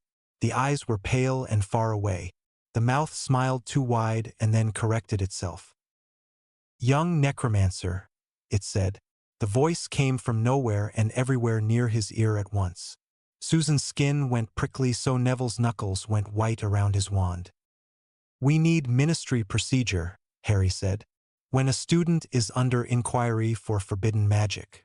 Who sits on the panel, so what they can do? Who can block them?" "A price," the spirit said at once, "so a soul for a soul. A taste." "No," Neville said. "Yes," Harry said, not looking away, "so how much?" "A pinch," the spirit said. Almost warm, so enough to feel alive again for a blink." Harry held out his left hand, so, "Take from here," he said. "Harry," Susan said, sharp. "It's a pinch," Harry said, "so we need this." The spirit leaned, or the room leaned toward it. Cold, stored in stone, slid up Harry's arm like a painful wave. The gray at his chest ached, then went numb. His breath hitched, and a thin line of frost laced the edge of the frame and then melted. The feeling left as fast as it came, so he swayed.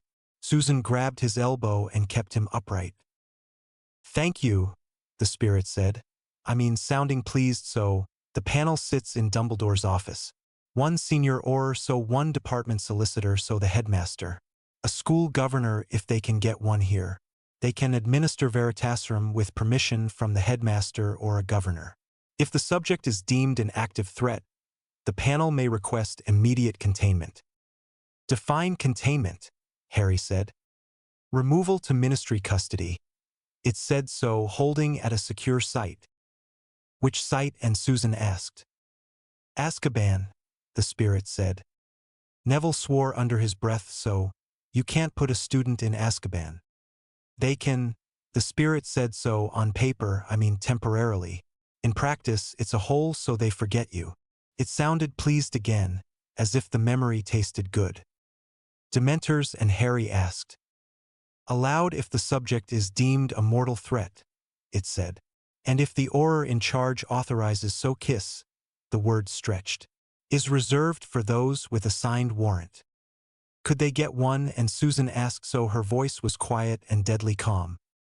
"For a student," and the spirit said, "so difficult. Not impossible, so depends on friends in the right corridors." "Names," Harry said. It smiled again in that wrong way, so another taste. Harry didn't hesitate, so he held out his hand again. The cold, stored in stone, ran deeper this time. His vision grayed for a second around the edges. He pulled breath through tight teeth and waited it out. Susan's fingers dug into his arm hard enough to bruise. "Dawlish," the spirit said with relish, "so always thinks force first. Umbridge whispers in ears she should not, so Scrimgeour pretends to be above it. He is not. And the Bones woman is inconvenient for them when she remembers she has a spine." Susan's face didn't move, so "What about Dumbledore?" and she asked. "He looks like a friend on paper," the spirit said. He prefers control to chaos, so he will not allow you to be kissed. He may allow you to be contained. The frame thinned so the shadow bled into the wood. The faint face went back to Smudge. "That's enough," Susan said. "I mean pulling Harry away from it. You're gray. I was gray before." He said so his lips were cold, I mean stored in stone. "Grayer," she said, angry and scared, so was that worth it? "We needed the information," Harry said, so he didn't pretend it hadn't cost him. He swallowed until the feeling came back into his mouth. They went back to the room so Neville didn't speak for the whole walk. He put the onion parchment next to the names the spirit had said without looking at Harry's face. Susan wrote fast, tight notes in the margin and underlined Veritaserum, Containment, Azkaban, twice. "My turn," Susan said, so I can listen at the right tables. There's a group that meets every other week through a connection of my aunts. They love the sound of their own voices. "Who?" and Neville asked. "Old families," she said, so Greengrass, so not so Parkinson. "A few ministry men who like to look important. I can get near and hear more than they mean me to." She hesitated, so I won't turn on my aunt. I will use idiots who talk. "That's the line," Harry said, so don't cross it. She nodded, so I'll write down what I hear. No names unless we need them. They built alliances next because the room made that path open on the wall with chalk and pins already set. They listed students who hated ministry meddling, so students who liked power. Students who were just scared and wanted protection, so names gathered. Theodore Knott. Daphne Greengrass, so Blaise Zabini. A Ravenclaw who kept her head down and never spoke in class. A Hufflepuff fifth year whose brother had been arrested the year before on a wrong place charge and never really recovered. "This feels like we're building a list," Neville said. "I don't like lists." "It's people who might help," Susan said, so they can say no. We ask carefully. "I'll handle Slytherin," she added, so they won't talk to you honestly, I mean Harry, they'll posture. "I'll meet the ones who ask," Harry said, so if they want proof, I mean they get controlled proof. That part came sooner than he wanted, so word moves faster than caution in a school. Theodore Knott sat alone in a shadowed archway off the dungeons like he had been waiting for hours. He looked bored until Harry stepped into the arch, and then he looked interested. "You're the one who can raise the dead," Knott said, I mean skipping hello. Harry didn't confirm or deny, so you asked to talk. Knott glanced down the corridor, so prove it, he said. "Not a rumor, so not a trick." "Not a person," Harry said. Knott's mouth twitched, so obviously. Harry touched the heart and flicked 2 fingers down. The stone floor at the base of the arch had held a dead mouse from some cold, stored-in stone week years ago. Bone clicked. A small shape pulled itself together under his will. It stood on 2 tiny feet and cocked its skull like it could still smell. Knott didn't step back, so his eyes widened the smallest amount. "All right," he said, so that's real. "Why should we help you?" and he asked, I mean voice low. "People like me don't help for free." "Because the ministry's fear of me is a test run," Harry said. "If they're willing to talk about using Dementors on a student for practicing magic they don't like, I mean what does that say about their lines?" Knott looked at the little skeleton and then at Harry. "That they move their lines." "Exactly," Harry said. "Help me and I remember who stood with me when they pretended lines existed." "You're assuming you win," Knott said. "I'm assuming I fight," Harry said. Knott rubbed his jaw like he was thinking about a bruise he didn't want. "I'll pass the word," he said, so no promises. "Don't make any," Harry said, so he closed his hand. The tiny bones fell apart and lay still. Harry met 2 more in the next day. A 2nd year with too much anger in his little body. A 6th year who had watched her father get dragged out of their shop during a raid and let back in 3 weeks later with a blank look. He didn't promise any of them anything he couldn't give. He didn't tell them lies. He asked for nothing more than a heads up when the corridor got colder than it should. When he came back to the room, Neville was waiting by the maps with his arms folded. You're building a following, Neville said. I'm building a shield, Harry said so. It makes them think before they move. That's a following, Neville said. Harry didn't argue the word. He rearranged the pins in a small arc near the front gates and then stepped back. We need guardians, he said so, forest edge so north lawn. One on the third-floor corridor outside the trophy room. No contact unless I order. Neville rubbed his temple with 2 fingers so. People are going to panic. Good, Harry said so. Panic makes them hesitate. Fear makes them stupid. Neville shot back so stupid people do violent things. Susan looked between them and blew out a breath. We frame it, she said so, protection patrols so visible. Firm rules so no one is touched. The moment they lay hand or bone on a student, this ends. Harry inclined his head so agreed. They went to the forest that night because the sky was clear and the half-moon gave them enough light to see. The heart warmed in Harry's pocket before his hand touched it. He could feel bones under roots like they were iron shavings under paper. They stopped in a shallow dip where old leaves lay thick. Susan checked the tree line for eyes. Neville paced the edge with his wand up and a tight mouth. Harry knelt and set stones as the book instructed. 6 in a curve, not a circle, so they would patrol and not corral. He cut his palm open again where the line had already scarred. The blood came reluctant and then fast. Ready, and he asked.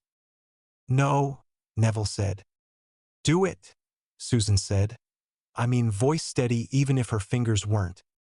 Harry pressed his hand to the ground so he spoke the words with no flourish. The sound didn't carry past the trees so the leaves shuddered. Dirt shifted. A rib pushed through wet soil, then a second. A skull showed its smooth dome and then tilted. He worked slow and held each piece in his head in a line so they wouldn't come up wild. 3 came first, 2 small canines and a boar so he felt each thread catch. The pull was a weight he could hold because the heart took the strain. They stood and waited for an order. Route, he said, pointing with his chin because he was still holding pressure on the lines. To the edge, past the big birch, along the ditch, back to me. Walk so no chasing, so no touching. They moved with the wrong step that would never look right. Leaves crunched so Neville watched them go with his jaw set. This is going to terrify people, Susan said. Good, Harry said. Bad, Neville said at the same time. Harry's breath shook once and then steadied. He tied the last knot in the working and shoved the cut closed with a quick charm that didn't take. Blood seeped through the wrap anyway. They made 3 more patrols over the next 2 nights, scattered, small, always with rules. The castle got quieter in the halls after dinner. Word spread so students started moving in groups even inside. Teachers walked in pairs on the north lawn. The air held that charged feeling before a storm. Except there was no storm. Just bones that clicked in the leaves and the knowledge that the ministry was counting down. Susan came back from her listening night with news that made all 3 of them sit down hard. They authorized Veritaserum, she said so for the panel. Not the kiss so but, she swallowed so. There was a line. If you're deemed a present danger, they can request Dementors for transport. It's not usual so but it's on the paper. Neville's hands curled into fists on his knees. They destroy your soul because they're scared of what you can do. They'd try, Harry said. They'd try, Susan repeated. Like pushing the words around in her mouth would make them less sick. They sat in the war room under the low lamps and didn't speak for a long minute. Contingency, Harry said eventually. His voice sounded like it had come out of a cold. Stored in stone well. We need a way out that isn't the front door. The passage under the one-eyed witch, Neville said at once. Honeyduke's cellar so, but they already checked that one.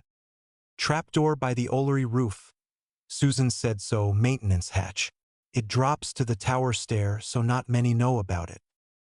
The chamber, Harry said. And they both looked at him. If we have to disappear for a day or 2, it's empty. No one will go looking. Susan didn't like it, but she nodded so. That's a hole, not an exit. It's a place to not be found, he said. They marked escape routes with blue chalk and then walked them until their legs burned. They counted steps. They timed themselves from the war room to the third-floor shortcut to the painting that swung wide if you pressed the tiny chipped apple in the lower right corner. They moved like people learning a dance they didn't want to perform. By the time the lamps burned low, Harry stayed behind alone. He didn't mean to. He told them to get sleep and then stood at the map and looked at the pieces like he could will them into better shapes. Neville came back anyway, so he didn't knock. He leaned in the doorway and watched Harry adjust a pin 2 millimeters and then move it back. When did this happen? And Neville asked. When did what happen? And Harry didn't turn. When did you become someone who trades away your life for a ghost's gossip? Neville asked, so he stepped in, so his voice was tired and angry and scared. When did you start manipulating frightened kids in corridors and calling it protection? When did you start talking about making people afraid like it was a plan? Harry set his hands on the table to stop them from clenching. When the architect tried to take my life out of my hands, he said. When the ministry wrote down that it could shove me in a cell and suck my soul out to keep itself tidy. When it got clear that the rules other people follow only apply to me when they want to tie my hands. It's still you, Neville said. You can still choose how you act inside that. I am, Harry said, so I'm choosing the path that keeps me breathing. I'm worried about you, Neville said. I know, Harry said. Not just about what they'll do to you, Neville said. About what you're becoming. I'm becoming what I need to be, Harry said. No, Neville said. You're becoming what you think you need to be. Those aren't the same. Harry let the words hang, so he didn't argue them. His chest hurt where the gray met normal skin. I can't go back, he said, so even if I wanted to. Too many lines crossed. Then don't go back, Neville said. But don't drop yourself on the way forward either. What if I already have? And Harry asked. Then we'll help you find you again, Neville said. His voice slipped on the last word and steadied. After this, so when we aren't planning against our own school. What if it's never after? And Harry asked. Neville didn't answer, so he looked at the map instead. Then we keep you alive long enough to make one, he said. Harry stared at the table, so the pieces felt light under his fingers. He set Aurors on the west gate, panel in Dumbledore's office, allies in small clusters where their feet could get to in under a minute. He wrote a short list on a blank scrap in neat block letters. Info for leverage, so patrol rules, no contact, so neutral professors. Exit routes X3, so Veritasrum counter, and ask Blackthorn. Harry stood there until the lamplight buzzed and went lower. He didn't move the pieces again. I'm at war, he said, quiet, mostly to himself. With the ministry, so with whoever thinks they can use me. With anyone who tries to put a leash on me. Neville watched him, so with Dumbledore, and he asked. Harry didn't answer that one, so he kept his eyes on the map. The heart pulsed once against his ribs like it had heard and agreed. I'm going to win, he said, so he said it like a schedule item. Not a boast, so not a threat, so a plan. He thought, so he never liked the old Harry anyway. Harry didn't see the door open. He was bent over the map again, lips moving as he counted steps for the third time. Pins marked corridors, so chalk lines cut through the castle like scars. His right hand hovered over the list that said Veritasrum in square letters, so his left hand kept drifting to his pocket. Harry, Susan said from the doorway, so you need to sleep. I need to make sure everything is perfect. It won't be, so it never is. She stepped in, closed the door, checked it twice, then looked at him. Step away, so just for a few hours, so come with me. Where? Does it matter? And anywhere that isn't here. Harry stared at the map, so the lamplight buzzed. The room felt tight around his chest. Please, she said, so I need this, so even if you don't. Harry folded the list, slid it under a book, and straightened. All right, so a few hours. They walked through empty corridors without talking, so their footsteps echoed. The castle was different at this time. Fewer portraits awake, fewer candles, more drafts. He kept a hand on the stone when the stairs turned. She didn't try to take his arm, so they didn't rush. Where? And he asked at the landing. She tilted her head toward the front doors, so outside. They slipped past the sleeping suits of armor, across the cold, stored-in-stone flagstones, and out into the night. The air bit through their robes, so the grounds were quiet except for the water. She led him down the slope to the black lake, past the boathouse, to a low wooden platform half hidden by reeds. The moon sat flat on the water, so the planks creaked under their weight. "It's cold, stored in stone," she said, sitting and pulling her robes around her knees. "I'm always cold, stored in stone now, so you know that." "I know," so she blew into her hands, "so tonight feels different, like the whole place is holding its breath." "Fitting," he said, "so considering tomorrow." "I don't want to talk about tomorrow, so not yet." "What do you want to talk about?" "Nothing, so everything, so something that isn't war or magic or survival." "I don't know if I remember how to do that." "Then we'll relearn," so she nudged his shoulder with hers. "Start with something small, so tell me something about your childhood. Before all this, so not trauma, so just a detail." "There wasn't much good before Hogwarts." "Then neutral," she said, "so what did your room look like? The first one you remember." "The cupboard," he said, like it was a fact from a book. "Under the stairs, so it smelled like dust and old glue and shoes. The light bulb flickered when the washing machine ran. When I got older, they gave me a box room. The bed springs poked through the mattress, so there were broken toys my cousin didn't want." She watched his face, "So anything you didn't hate?" Harry had to think, so it took longer than it should have. "There was a spider, so in the cupboard, so in the top corner, near the pipe. I used to watch it build webs, so it moved slow. It didn't care I was there. I think it was the only thing in that house that didn't hate me." "What happened to it?" "Aunt Petunia killed it, so his mouth tightened, so said I was making it into a pet. Pets weren't allowed." She was quiet for a long beat, "So I'm sorry. It was just a spider." "No," she said, "so it wasn't, so it shared your space. You cared about it, so that matters." Harry looked at the water. The moonline shook when a fish turned under it. "Your turn," he said, "so something I don't know. Not about the attack, so something else." She pulled her knees up and wrapped her arms around them. "My aunt wanted me to join a ministry track before I even knew what that meant," she said. "Not because she's cruel, so because she's practical, so bones look after bones. I grew up with schedules and summer study plans, etiquette lessons, meetings where adults talked over my head like I was an investment. Sounds suffocating. Sometimes it is." So she glanced at him. "Do you know what it's like to have your life planned before you even understand what a life is?" "No, so I've never had anyone plan anything for me." "You're lucky." "I didn't feel lucky," he said, "so it felt like drowning, like it didn't matter if I floated or not." She made a small sound in her throat. "So we're the same in the wrong way," she said. "You had no plan, so I had nothing but one. We're both trying to get out. By becoming something no one planned for and no one can ignore," he said. "Exactly so," she exhaled and watched the breath fog. "It's cold, stored in stone." Harry shifted and sat closer, "So it doesn't help," he said. "I'm not any warmer up close." "I know," so she leaned anyway, shoulder to shoulder.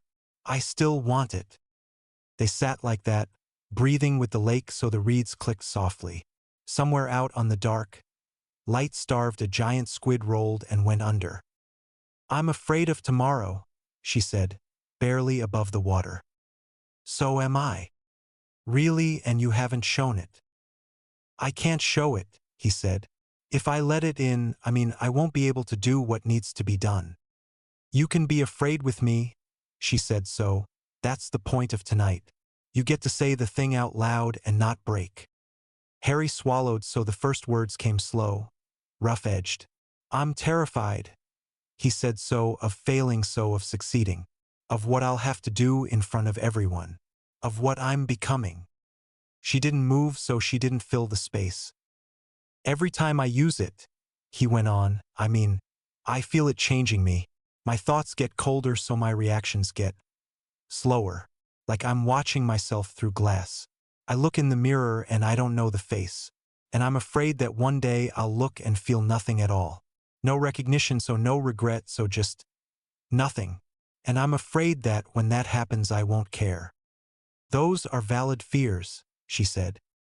But you're still here, he said. I'm here because you're afraid, she said.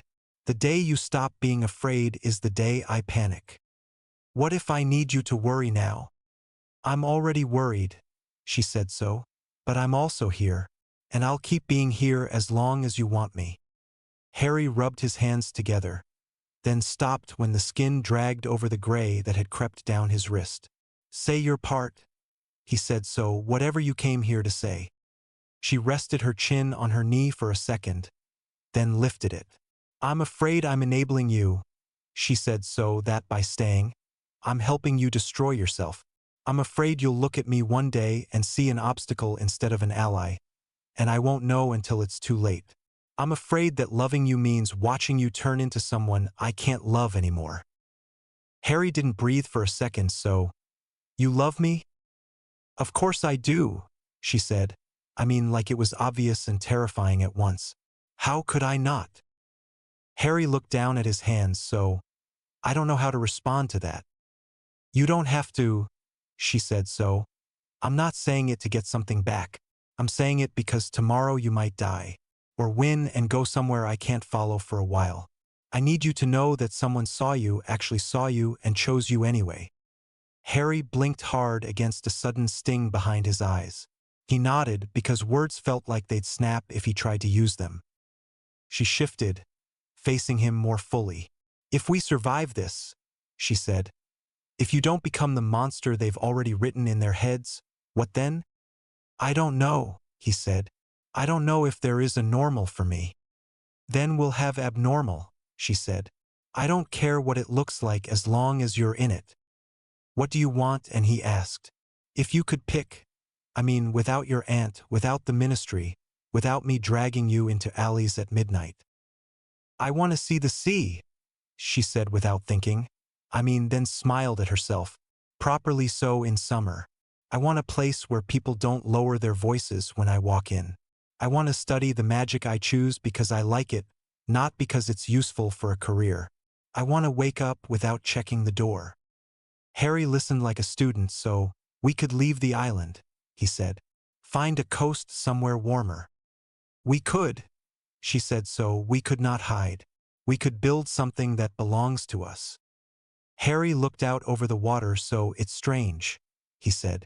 I've spent so long thinking in hours and days. I never put pictures on the months ahead, so it feels fake to try. But I like hearing you do it. Then I'll do it for both of us until you can, she said. That's fair. Harry turned his hand palm up on the plank between them. She put her hand in his without moving closer otherwise. Her fingers were warm, so his were not. You're still cold, stored in stone, she said. Yes. Has it gotten worse? Yes. She kept their hands together and with her other hand pushed his sleeve back. The gray branching under his skin was more visible now, like old ink. She traced one line with a fingertip so he didn't flinch, but his jaw tightened. Does it hurt? Not in a way I can put words to, he said. But yes. I'm sorry, she said so. I'm sorry you have to carry this. I'm not, he said, surprising himself with how easy it was to say. Not anymore. She looked up, so why? Because it brought me here, he said so, to you, to this. Her breath caught, quick and quiet, so she squeezed his hand. Harry looked down at their hands and then back up at her face. I need something from you, he said so, a promise. Name it. If you see me slipping and I won't hear you, he said, say it anyway. Say it louder, so make me stop. Even if I hate you for it in the moment. I promise, she said. No hesitation, so, and I need something from you. Say it. Promise you won't lie to me about where you are, she said. Not physically so in here. She touched 2 fingers to his chest over the darker patch. If you feel yourself going flat, tell me so, don't protect me from it. I don't need protection from the truth. I promise, he said. And one more, she said, so promise you'll keep fighting to stay human. Not for them, so for you, so for us. I promise, he said again, so I will never stop trying. They sat with that for a while, so it didn't fix anything. It didn't have to, so the water knocked softly at the posts.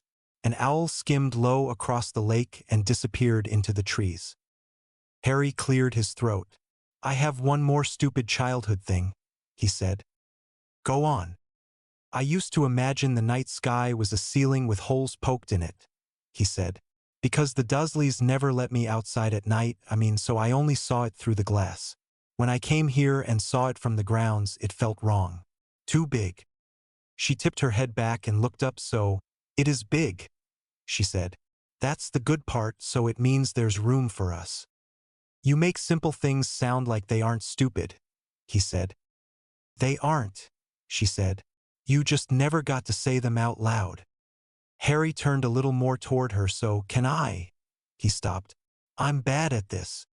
So am I, she said, smiling, so we can be bad at it together. Harry leaned in the last inch, so she met him halfway.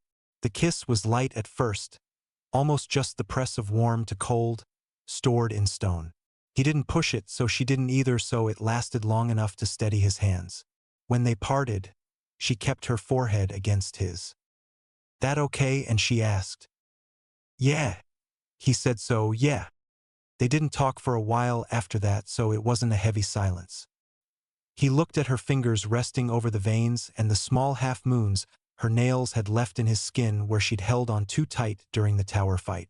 She kept tracing the same line gently, like she could smooth it back into his arm.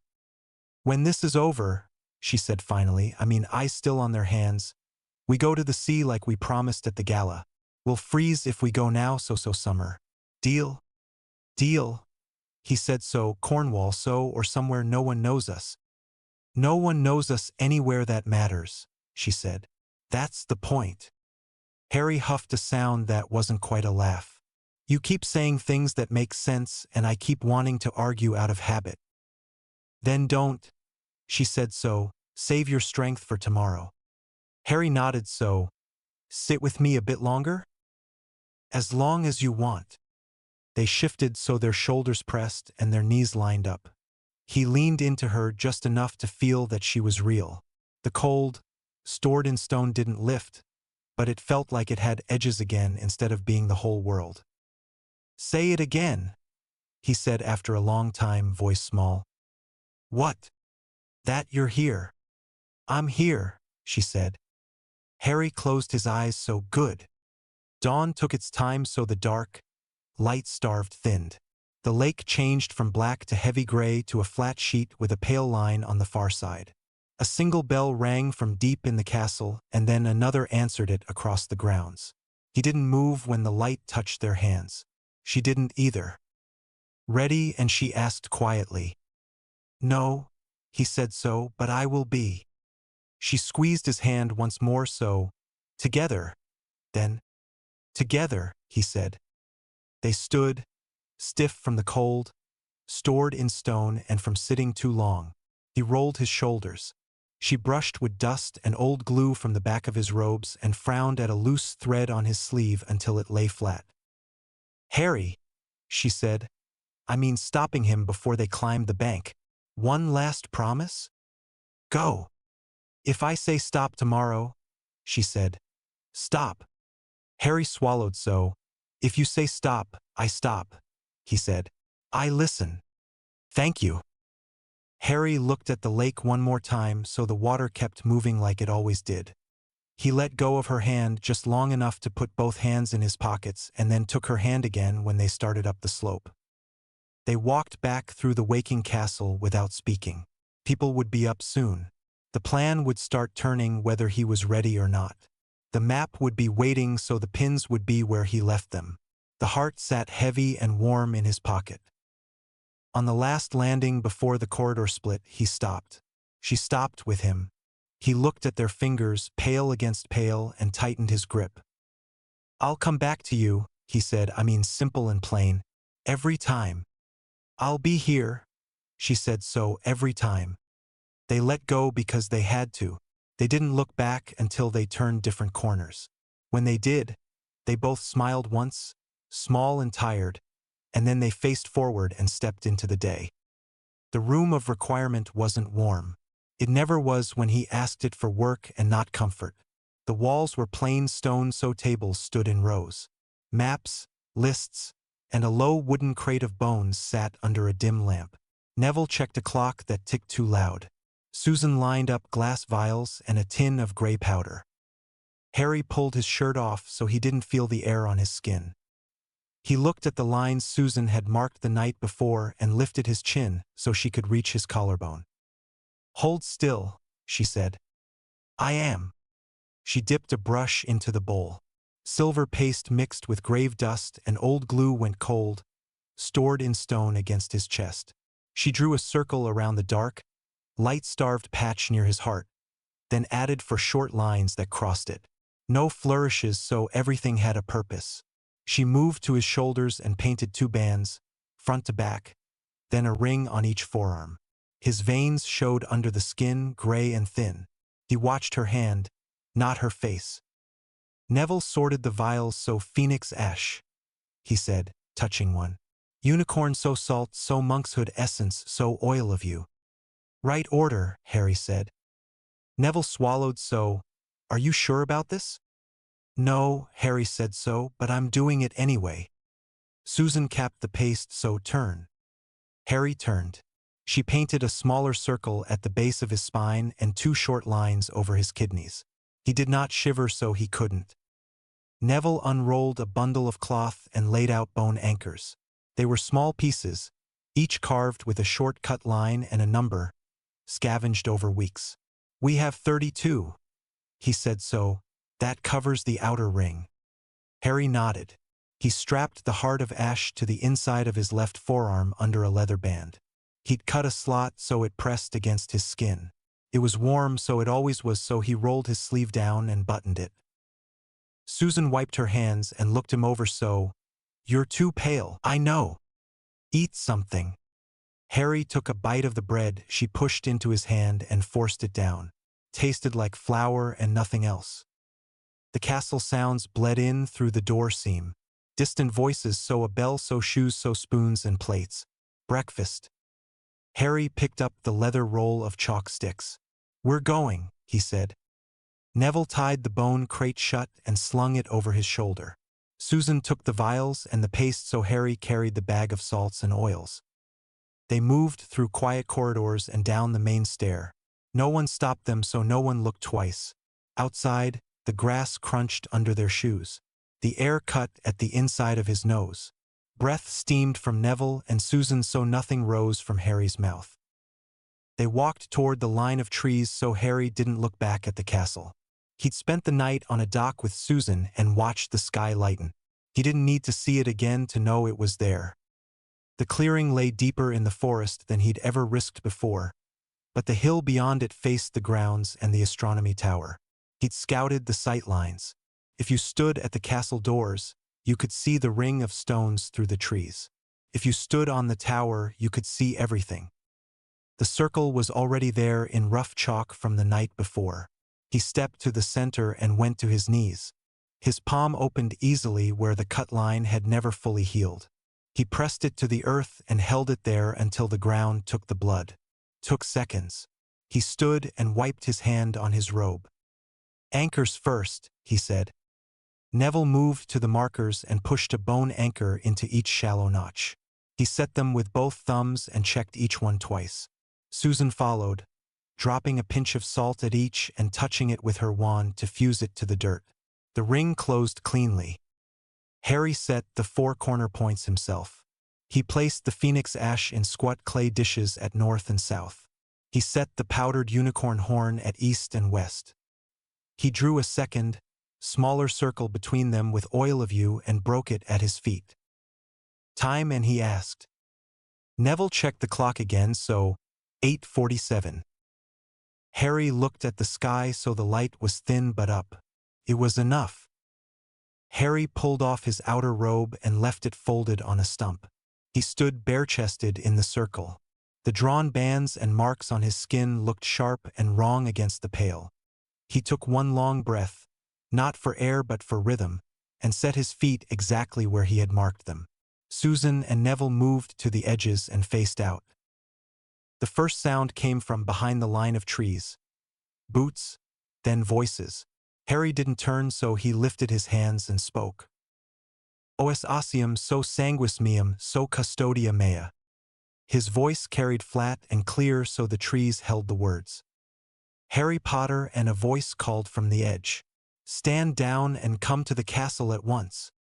Harry didn't answer, so he took the vials from Susan without looking. She paced them out with him, head down, careful and quick. Harry, Dumbledore said from somewhere, left so calm, so closer than he expected. Please, so there is time to discuss this. I'm busy, Harry said. He tipped Phoenix ash into his palm and blew it at the ground. Gray spread through the chalk like smoke does through water. He ignored the cough that caught in his throat.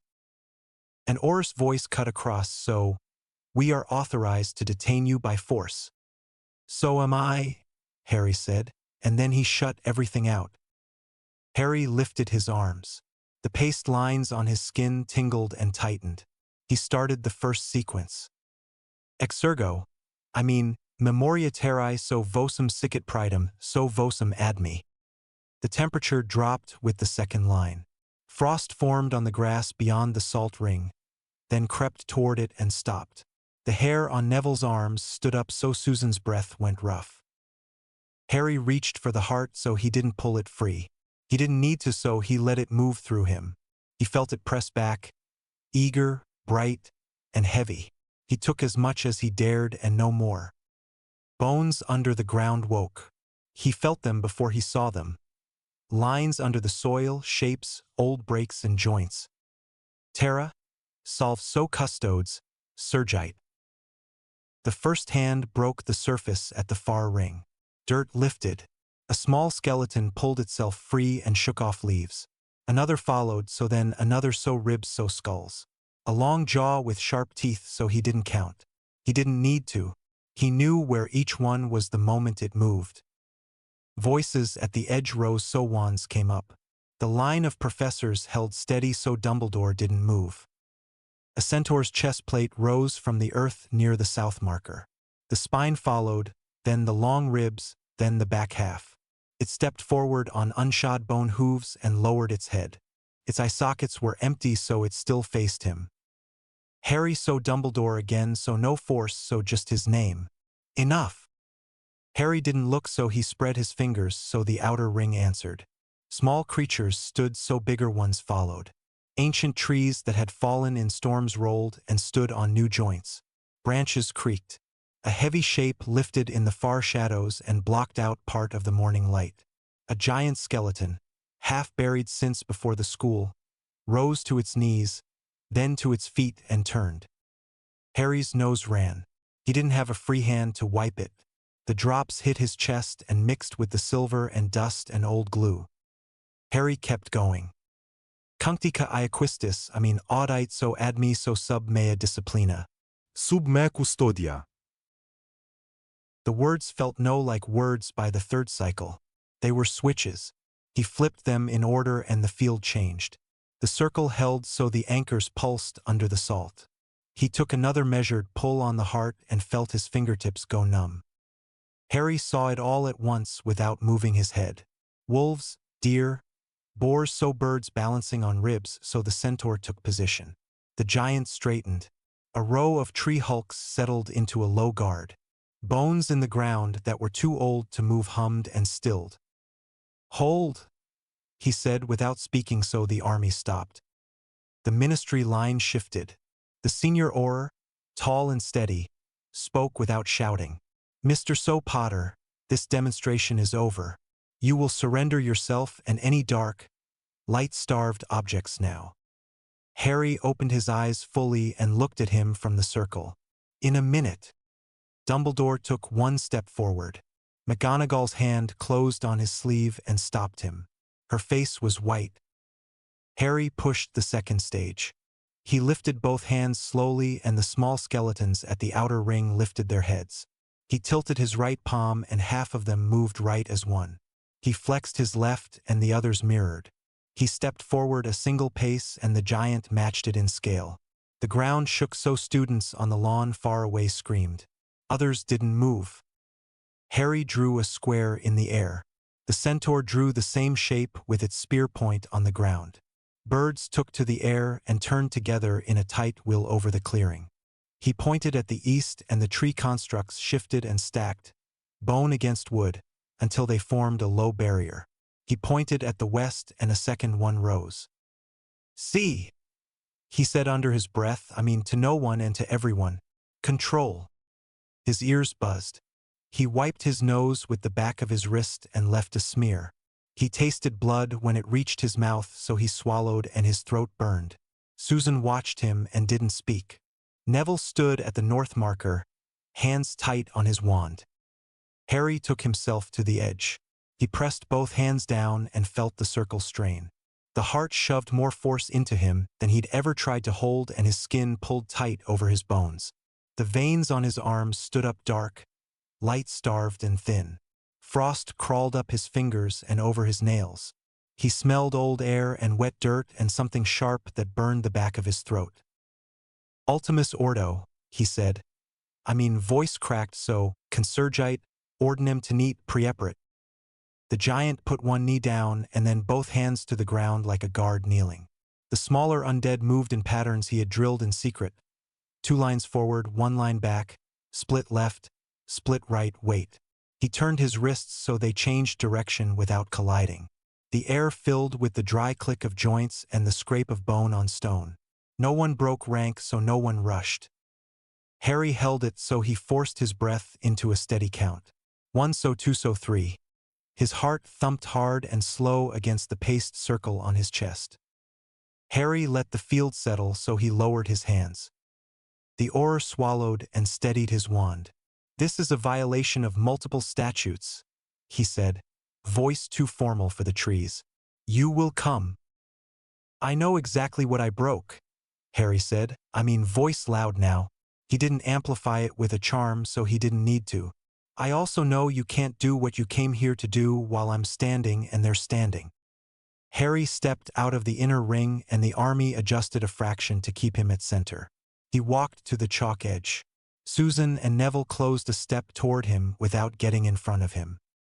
"Everyone quiet," he said, so it wasn't a shout. The sound carried anyway, so the crowd on the lawn stilled. The Aurors held. "I'm Harry Potter," he said, so I'm a necromancer. I raise the dead, so I drain life when I have to. I've done that here, so I won't pretend otherwise." Murmurs rolled up from the lawn and broke against the line of trees. "I didn't go looking for this," he said, so it found me. I could have thrown the book away, so I didn't. I chose to learn. I chose it because it made me strong when nothing else did. And because it saved us when nothing else would.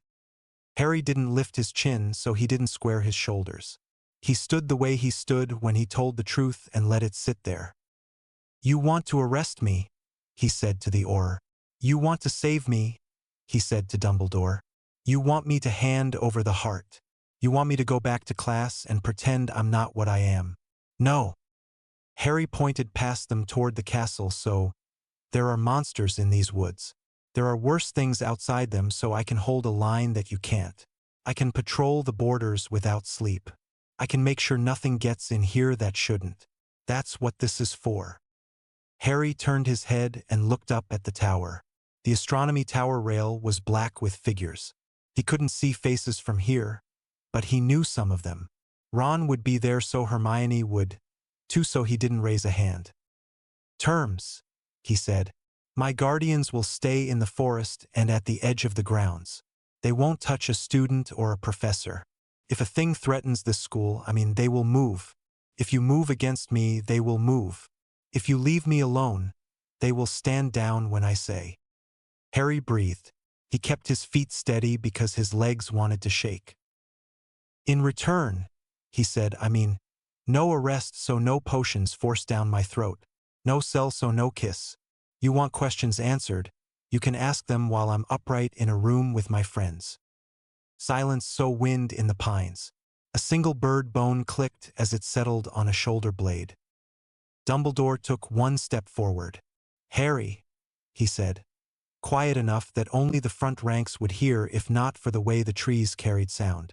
This is not what I wanted for you. I know, Harry said so, but it's what I want for me. The senior Auror glanced to his left at a witch with a parchment roll, then back at Dumbledore. Headmaster, he said, we cannot accept terms from a minor who has just raised an army. You can, Harry said, cutting him off so because you can see the cost. Look at me. Harry lifted his hands a little so blood ran from his nose again. He didn't wipe it. A thin trickle came from his ear and touched his neck. His skin had gone past pale to a thin gray. Frost crusted on the hair of his forearms. When he spoke again, his breath did not fog. I am not invincible, he said. I am not your story about a boy who can't be hurt. I am a person who is still standing because I decided to be. If you want to drag me down, do it. You'll get your fight so people will be hurt. Maybe I will, so maybe you will. Or you can accept that this power exists and that I'm using it for something other than terror. Susan stepped up next to him so they touched shoulder to shoulder. She didn't say anything, so Neville moved to his other side. He didn't speak either. A handful of students left the lawn and came down the slope to stand behind the professors, not close, just enough to be seen. Slytherin green on one scarf, so Ravenclaw blue on another. No house lines here, so just faces. Harry looked at Dumbledore.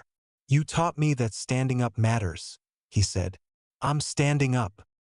Dumbledore's mouth tightened. He closed his eyes for half a second and then opened them. I hear you, he said. The Auror cleared his throat. We will not consent to the ongoing animation of undead on school grounds. They're not on your grounds, Harry said, so they're in the forest. They will stay. This is unacceptable, the witch with the parchment said. We have orders. Dumbledore turned his head slowly and looked at her. And I have a school, he said, so, and students, and a very narrow path through this morning that does not end in a field full of broken bodies. Harry's knees went loose at that exact moment. The edges of his vision fuzzed and then sharpened again. He took one step back into the circle and steadied himself. Harry had one last thing to do. Harry raised both hands, fists closed. Every undead in the field stilled further than still. He opened his right hand and pointed to the ground. The giant sank to both knees and placed its hands flat on the dirt. He opened his left hand and lowered it so the smaller creatures put weapons down. The birds landed and folded their wings. They're not attacking, he said for everyone to hear. They're guarding. Harry released the ritual. It didn't happen all at once, so it never did. The circle unspooled so the anchors cooled. He let go of pieces in an order that would not snap. He felt each line disconnect. He kept his eyes open until he knew he'd shut everything he had to shut. The last thread was the giant's spine. He loosened it and left the body awake but calm. The field held. His body didn't. His legs gave, and this time there was no second breath to catch. He fell forward. Susan and Neville both moved in the same instant. She got an arm under his chest. He caught his shoulder. They dragged him back from the chalk so he didn't smudge it with his face. Harry, so Susan's voice was steady but too high. Stay with me, so open your eyes. Harry tried, so the light hurt. His ears rang so loud he couldn't hear the forest for a second. Then he could, so the ringing stayed under everything. Neville pressed his sleeve against Harry's nose and mouth. You're bleeding a lot, he said, already pale. I know, Harry whispered so his lips were numb. Came out wrong. On the lawn, Aurors shifted forward. The undead nearest the edge turned their skulls as one. The line of professors tensed so wands rose but no one fired. Headmaster, the senior Auror said, we will detain him now. The centaur skeleton took one step sideways so the giant lifted its head. The birds raised their wings so the line froze again. Dumbledore looked at the field, then at Harry, then at the ministry faces. He looked old and awake, so he goes to the hospital wing, he said. Now so under my protection. We will discuss the rest when he can stand. Albus, McGonagall started. Harry shook his head once. So now, he repeated. The witch with the parchment bristled. So, we have authority. You do not have authority to deny medical care to a student in my charge, Dumbledore said. I mean, voice flat. Not here. Aurors looked at one another. No one wanted to be the first to force a way through a ring of bones. Harry, Susan said. I mean, close to his ear. So we're going to move you. Can you stand? No, he said, and didn't try to hide it. Neville slid his arm under Harry's and got him to his knees. The world tilted and swam and then snapped into place. Susan took the other side so he felt their heat through his sleeves. He tried to put weight on his feet so his legs held, but not well. Ready, Neville said. They took a step. The undead closest to them adjusted and opened a narrow lane to the edge. The ministry line did not cross it. Dumbledore stepped into the lane and walked in to meet them. He looked at Harry and did not hide the pain in his face. Thank you, he said to Susan and Neville. He lifted his wand and traced a slow circle in the air. A faint blue shimmer formed around the three of them, thin and close. This will keep people's hands off you until we reach the castle. Harry looked past Dumbledore at the senior Auror. If you try to drag me out of a bed, he said, words thick, the forest moves. We heard your terms, the Auror said, so he didn't look at Harry's face for long. We also heard the headmaster, so we will wait. They started walking. The ground came up and went away in a rhythm that didn't match his steps. Each pace took more effort than it should. The frost on his skin melted where Susan's hand touched him and left his sleeve damp. His ears still rang, so he tasted blood and ash. Students parted on the grass when they reached open ground. Some flinched when the smell of the forest came with them. Wet soil, something old from under the roots, the bitter edge of phoenix ash. Others stared at Harry's face and then looked down, ashamed of the staring. Hermione stood near the front with a group of Gryffindors. Her eyes were red, so she didn't speak, so Ron stood a little behind her. His mouth worked and didn't find words. He took a half step forward and then stopped. Harry didn't break pace. Inside the doors, the warmer air felt wrong on his skin. The light hurt in a different way, so they moved through corridors. Dumbledore spoke to portraits in short sentences, so doors opened ahead of them without hands. Madame Pomfrey met them at the hospital wing entrance. Already gloved, jaw tight. Put him here, she said, pointing to the nearest bed. And everyone else out. No, Susan said, so I'm staying. Pomfrey looked ready to argue, so Dumbledore shook his head. Miss Bones stays, he said, so Mr. So Longbottom stays. I will be in my office. Headmaster, the senior Auror said from the door. We will station 2 officers outside. You will station them at the far end of the corridor, Pomfrey snapped before Dumbledore could answer. You will not bring ministry dirt into my ward. Out. The Auror's face tightened, so he nodded once and stepped back. Harry lay back because there was nowhere else to go. The ceiling swam and then settled. He felt hands on his chest, his wrist, his cheek. He heard Pomfrey swear under her breath when she saw the gray under his skin. He heard the rip of a packet and the clink of a bottle. A cool cloth pressed to his nose and the bleeding slowed. Pulse shallow, Pomfrey said to herself, so temperature, Merlin, that's not right. It won't be, Harry said, so it hasn't been for a while. Be quiet, she said, not unkindly, so save your strength. Susan took his hand so he didn't squeeze back. He couldn't feel his fingers, so she didn't let go. Neville stood at the foot of the bed and watched the door. He looked younger than he had this morning and older than he had last year. He didn't move. Dumbledore set a hand on the bed frame, so rest, he said. We will speak when you can sit up. Harry closed his eyes so the room tilted again and then steadied. The muffled hum of the undead in the forest pressed at the edge of his mind. He didn't push them away, so he didn't pull them closer. He left them standing where he had left them, guarding, so waiting. Did it work? And he asked, eyes still closed. Susan squeezed his hand, so yes. She said so. They saw. Harry let his breath out very slowly so the sound in his ears dropped a little. The light behind his lids eased so he didn't sleep. He hovered in a place that wasn't sleep and wasn't waking, and for the first time since he'd put the circle on the ground, he let his body stop bracing for the next thing. Outside, boots moved in the corridor and then stopped. Inside, Pomfrey's tools clicked so the bed creaked when Susan shifted. Dumbledore's steps faded. Neville cleared his throat and didn't try to speak. The army stood in the trees so the line held. Madame Pomfrey held the thermometer charm by his cheek and watched it flicker. Still too low, she said so again. Harry stared at the ceiling. So I told you. I'm telling you. She set the charm down and folded her arms. Your body temperature is still dangerously low, so your blood panel shows anomalies I've never seen. I don't know what this magic is doing to you long term. Neither do I, he said so, but I'm alive. For now, so she tightened the blanket anyway, so sip. Slowly, so she pressed a cup to his hand. Harry took a mouthful so the water tasted like metal. His hands didn't warm. Neville slid in from the corridor, quiet on purpose. He glanced at the 2 Auror station way down the hall and then back at Harry. They haven't left, he said, keeping his voice low. I can hear the boots, Harry said. Neville pulled a chair closer so his hands shook while he poured more water. He set the jug down fast so it wouldn't slosh.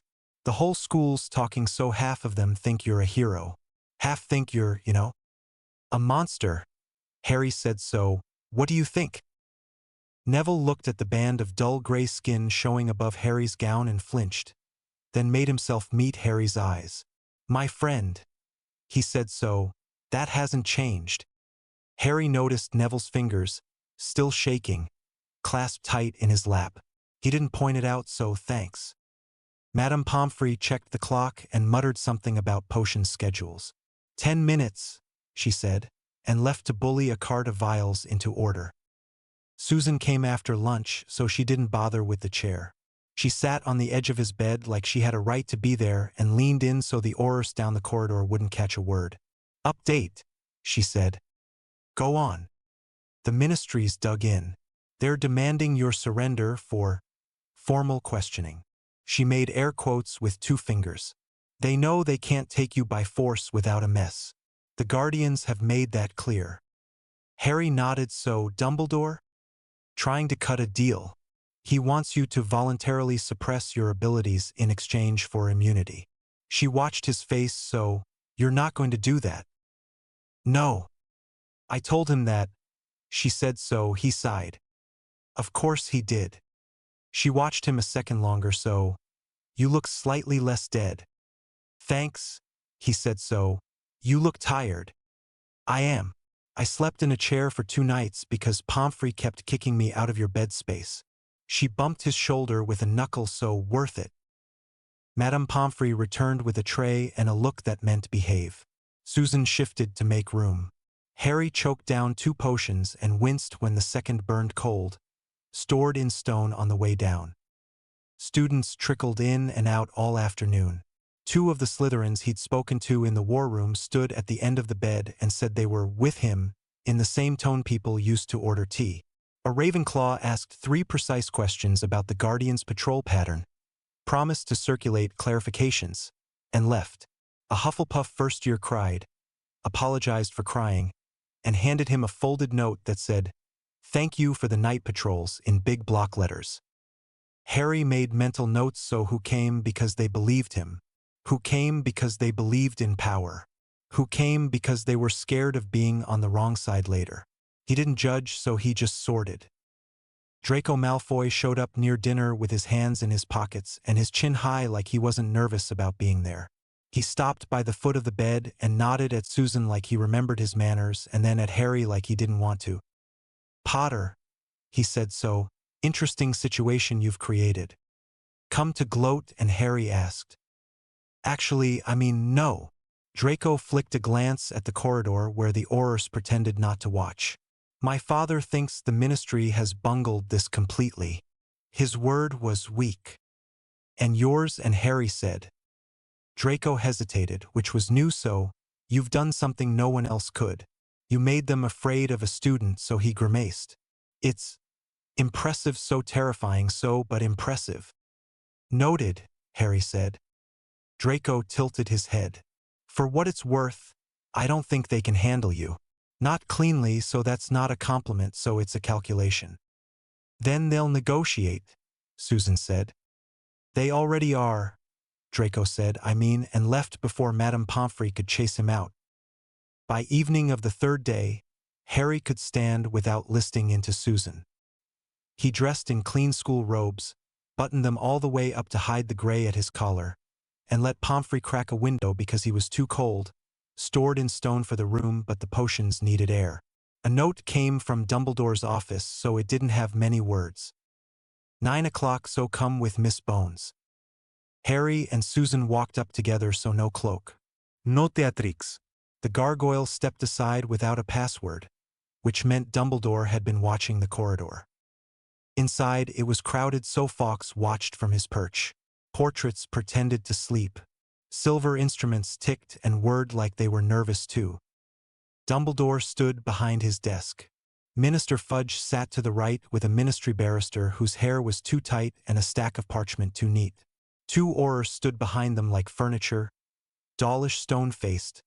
Another Harry didn't know, taking notes on her palm with the tip of a charmed quill that didn't leave ink.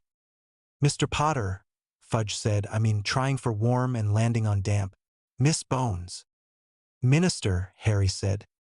Dumbledore gestured to 2 chairs, so please sit. Harry sat. Susan sat a half step behind his right shoulder like an advisor. She set a folded notebook on the armrest and didn't open it. He didn't miss the signal. The barrister slid a parchment forward and tapped it with her quill.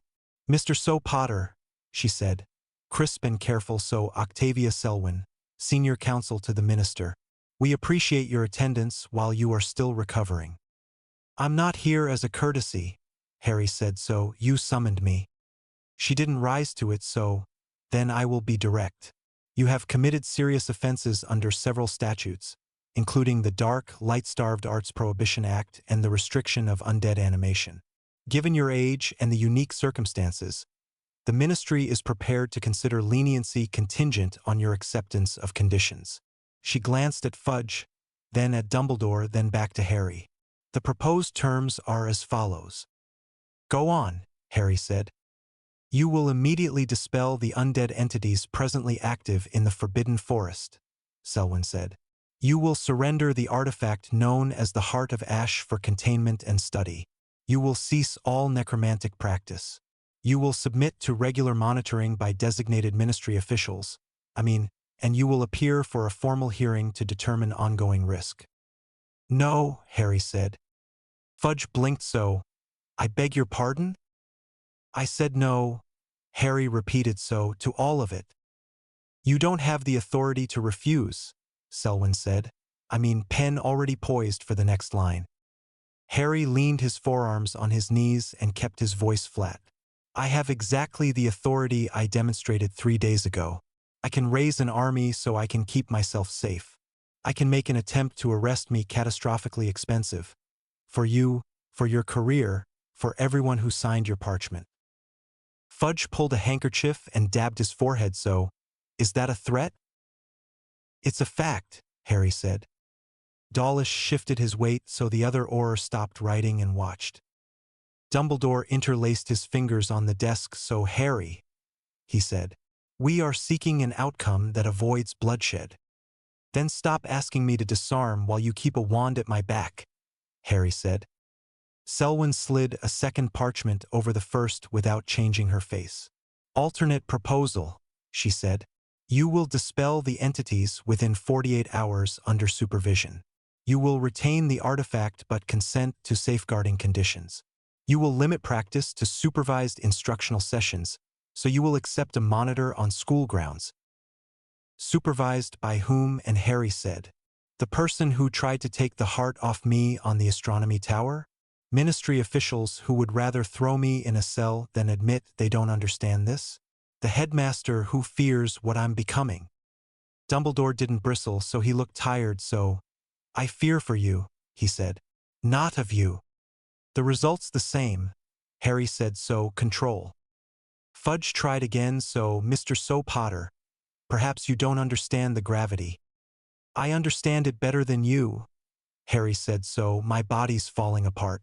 My skin is gray, so I taste metal, so I know exactly what I'm paying for this. I also know I won't hand it to you, so you can lock it in a vault and pretend the world is safer. Selwyn switched tactics. If you refuse to cooperate, she said, tapping a line near the bottom, the ministry may classify you as a dangerous dark, light-starved practitioner. That designation carries civil consequences, prohibitions on employment in the magical sector, restrictions on marriage contracts, property ownership limitations. That assumes I plan to apply for a ministry job, Harry said, or marry under your law or stay in Britain, or live long enough to care what your forms say. He didn't raise his voice. Your leverage only works on people who want the things you control. Silence pressed in for a few seconds, so Fawkes rustled his wings. The clock on the wall coughed and kept ticking. Susan leaned forward. There is a way you don't lose face, she said. Eyes on Selwyn because Fudge was already sweating. Publicly frame this as a negotiated settlement, not a capitulation. You get to say you've brought an unstable situation under formal oversight. Harry agrees to defined conditions so both sides claim you avoided a crisis. Selwyn looked at Susan like she had just noticed a new piece on the board. Miss Bones, she said so. And what conditions would Mr. Potter accept? Ones that don't actually bind his hands, Susan said, but look like they do.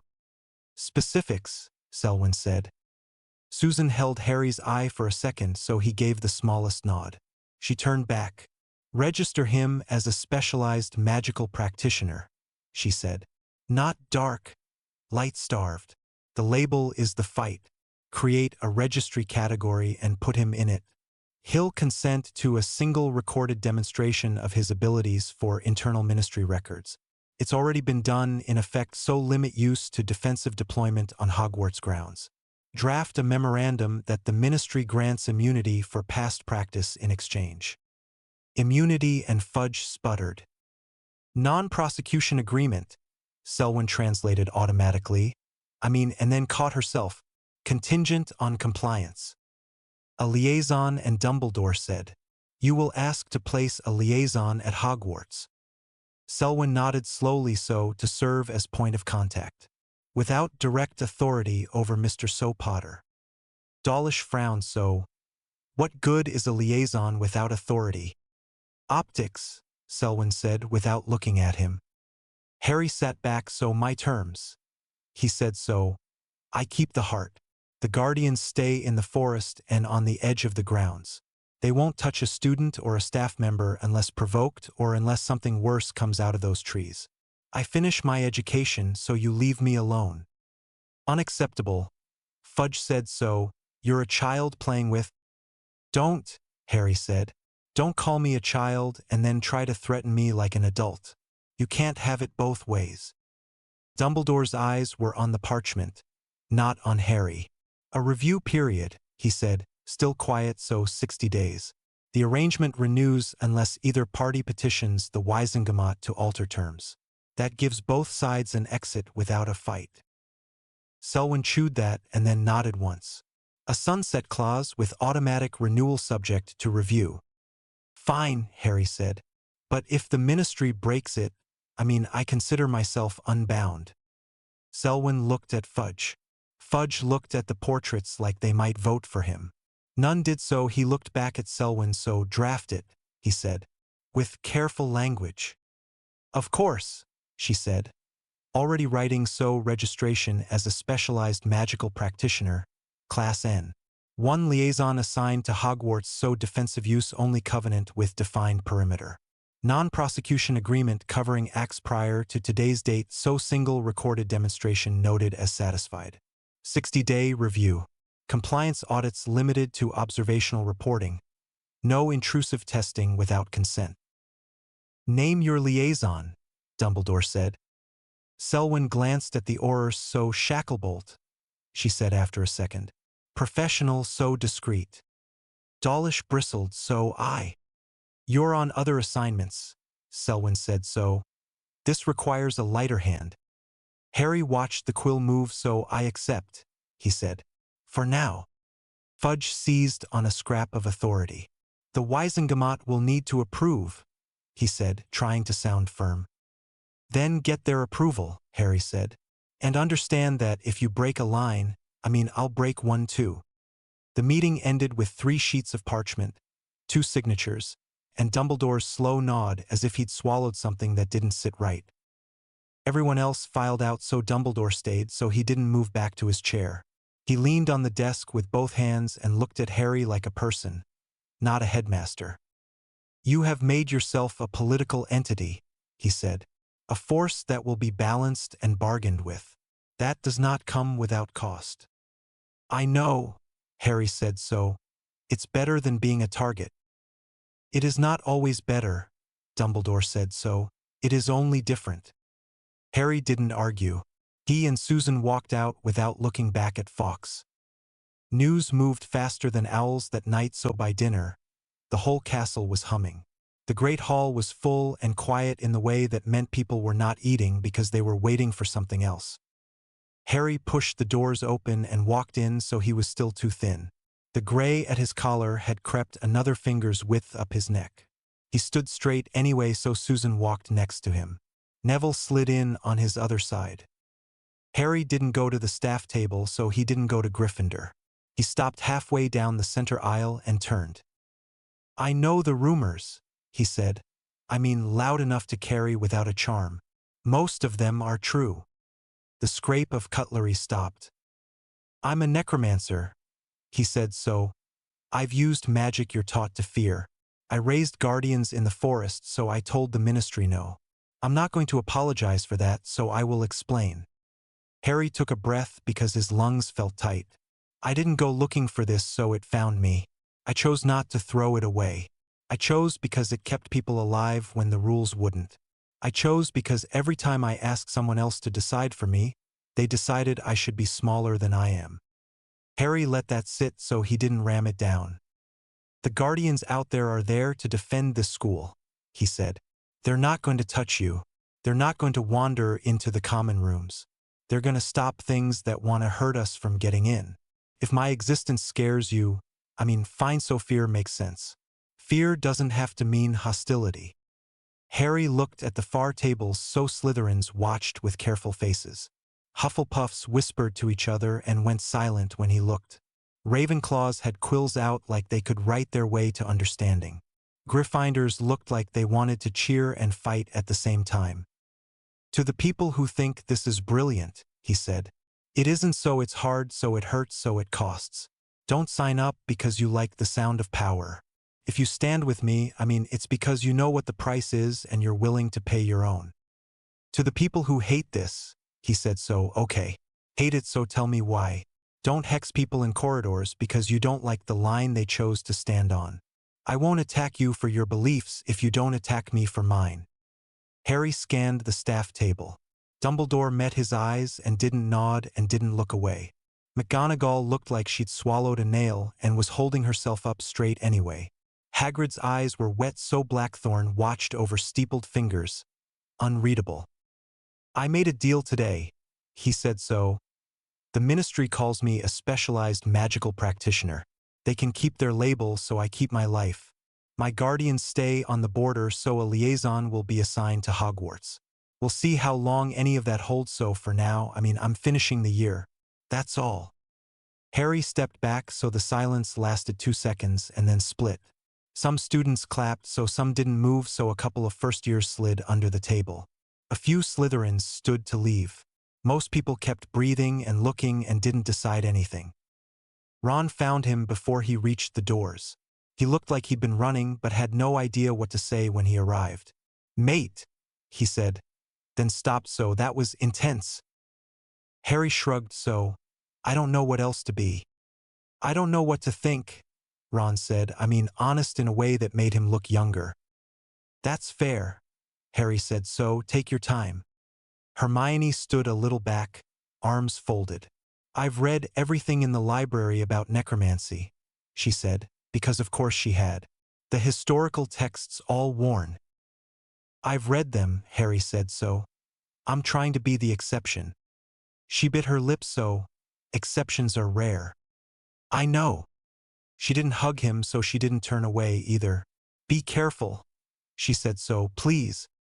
I am, he said, and knew how thin that sounded. That night, he didn't go to the dorm. He went back to the room of requirement, which gave him cushions and a low table and no maps for once. Neville came in first with a stack of biscuits he forgot to eat. Susan followed with a blanket and a look that said sit. Harry sat. So they did, too. So no one spoke for a full minute. Neville broke first. So you did it, he said. You forced them to negotiate. I forced them to back down for now, Harry said. That's not winning. It's not losing either, Susan said. So you bought time. Room to exist. Harry rubbed the heel of his hand against the gray mark at his collarbone like it was an itch he couldn't scratch. At what cost? And I'm on a list with a new name. I've got a liaison coming to watch me breathe. People who were neutral are sharpening knives. People who support me mostly support the idea of power. Some of them support you, Neville said. Some, Harry allowed. Susan pulled the blanket over his knees without asking. This piece is real, she said. So fragile but real. We hold it as long as we can. It won't be over, Harry said. So ever. I'll be proving I'm not a monster every day. Holding lines, so making choices that make people hate me. He blew out a breath that didn't fog. I'm going to be doing this for the rest of my life. Then we do it with you, Neville said. I mean, simple as he always was when it mattered. Together, Susan said, and laced her fingers with his. Harry looked at their hands for a second and didn't pull away. Thank you, he said. So, I can't do this alone. They sat like that for a long time with no plans on the table and no maps on the wall and the sound of the castle soft around them. Outside, the guardians kept their patrols. Inside, the three of them held the space they had paid for, knowing it could break, and stayed anyway. Harry checked patrols before breakfast now, so it wasn't a rule anyone gave him. It was just what made sense. The forest was damp from a weak rain in the night. The earth held his footprints. Cold, stored in stone, sank through his shoes and up his legs. The lines he'd carved into the clearing still held. Bone anchors were steady, so the wards hummed at the edge of hearing. A line of skeletal wolves paced along the treeline, heads level, paws quiet on wet leaves. The giant stood with a hand braced against a dead oak like it was resting, empty sockets turned toward the castle. Harry ran a hand along the closest wolf's spine. The pieces were clean, so no rot, so no smell. He pressed 2 fingers against the carved rune on the skull. The binding was stable. The thread in his head tightened when he touched it, then settled again when he stepped back.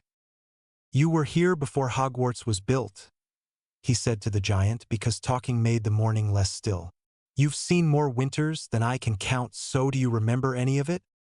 The giant did not answer, so they never did, not like people. He didn't expect a voice. Sometimes he felt a push in the thread if he sent a simple command too fast. That was the most he got, so it was enough. Harry moved through the clearing and adjusted a sigil stone that had shifted in the mud. He pricked his thumb with a pin and pressed a bead of blood to the stone. The mark brightened and held, so he recounted the patrol routes. He checked the sentry posts at the path points that faced the grounds. Every line matched what he had set last night. Harry looked up at the castle through the trees. Lamps were still lit in a few windows, so most were dark, light-starved. The sky sat heavy and lightless, so dawn was slow. I'll be back before lunch, he said. He tapped his wand once against the giant's shin out of habit. Hold the routes. The wolves turned as one and resumed their circuit. Bones knocked softly together as they moved. He felt each thread slide along his mind as they crossed their marks. It didn't hurt, not this set. It was like carrying a weight that his body had learned. He used to hate that feeling, so now it sat there like another sense. On the walk up to the castle, his breath didn't fog. It never did anymore. His chest didn't tighten from the cold, stored in stone, but his fingers ached constantly like he'd been out in winter without gloves for too long. He flexed them as he took the stone steps. Kingsley Shacklebolt, in plain robes without Auror badges showing, leaned on the corridor wall outside the great hall. He had a cup of tea in one hand and didn't pretend he wasn't there to watch. "Morning," Kingsley said. "Morning," Harry said. "How are the patrols?" "Fine." Kingsley nodded once. "If your wolves startle the centaurs, you'll hear about it." "They don't cross the line," Harry said. "I know," Kingsley said. "I'm just passing along the message I'll get to pass back." He looked like he almost smiled and stopped himself. "Breakfast." "In a minute." Harry kept going. The hall was crowded and quiet in the way where people tried to sound normal and failed. He sat at the end of Gryffindor table. A few first years looked like they wanted to move and didn't. He put toast on his plate and didn't eat it. "Potter," Professor Snape said an hour later. I mean, as if he'd been waiting weeks for this single word. "Do join us in class even if you have taken up new hobbies." Harry set up his cauldron so the gray under his collar itched. He scratched it and pulled his hand away when he noticed two Slytherins staring. "Skin condition? I mean, is it?" Snape said mildly, eyes on the class, not on Harry. Harry stared at his ingredients, so side effect.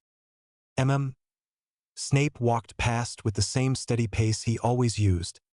He paused only to adjust a flame under Neville's cauldron and to sneer at Dean's chopped valerian. He glanced at Harry's hands once. "Your temperature," he said, I mean low enough that only Harry heard, "is not normal." "I know," Harry said. "Madame Pomfrey reports," Snape said. I mean eyes on the board now, voice still low. "And I listen." Harry waited for a barb so it didn't come. Snape moved on. Halfway through class, a Hufflepuff from the next table bumped Harry while reaching for the powdered batwing. Her hand brushed his wrist so she flinched. "So sorry," she said quickly, pulling back. "You're just cold, stored in stone." "It's okay," Harry said. "So I am." She nodded, face red, and focused on her notes. Harry finished the potion right so Snape hovered over his cauldron and sniffed once. "Passable," he said, so that was almost a compliment. By lunch, the day felt like something he could measure. He didn't like or hate it, so it was there. He took it. Neville waited for him in the greenhouse after classes. Warm, wet air, so the smell of soil. The little noises plants made when you brushed past them, and they decided to hold on anyway. Neville had set two stools near a low table and put a kettle on a rune-warmed plate that hissed softly. "I made tea," Neville said, "so don't say anything. I already know it won't help with the cold. I mean, stored in stone." "It won't," Harry said. But he sat and wrapped his hands around the cup anyway because the shape fit his fingers. "Thanks." They were quiet for a bit, so the kettle clicked off. A seedling popped and curled in a tray by Neville's elbow. "I need to say something," Neville said. "Go on." "I'm still afraid of you sometimes," so he looked Harry in the eye. He didn't look away, so not all the time. Not most of the time. It just hits me when your eyes go different, or when I see you in the clearing with them. It jumps up in my chest and I hate it, but it happens. "I'm sorry," Harry said. "Don't be so." Neville shook his head. "I'm not telling you to make you feel bad. I'm telling you because it's true and you deserve that." "Thanks," Harry said, "so it's better than pretending this is normal." Neville nodded. He fiddled with the edge of his sleeve and then stopped himself. "I'm also proud of you," he said. "So you told the ministry no. You forced them to talk to you like a person. You didn't let them cut you down to fit their boxes. That took courage. Or stubbornness." "Both," Neville said, so he cracked a small smile. Mostly stubbornness. They drank without talking for a minute. The glass panes ticked as a breeze pushed against them and moved on. What happens when we graduate? And Neville asked. Harry stared at his cup. So, I don't plan that far. I know, Neville said. So, I do, so I can't stop. Where do people like us go? People like us, Harry repeated. So, you can go anywhere. This is my mess. Neville gave him a look. I followed you into the forest and stood in front of oars. It's my mess too. Harry rubbed the spot at his collarbone again. So, there isn't a path for this. No ministry job, so no normal track.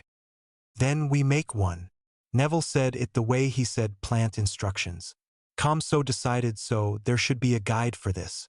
Rules that make sense. A school that actually teaches the things we had to teach ourselves. You want to write a book? And Harry asked, dry.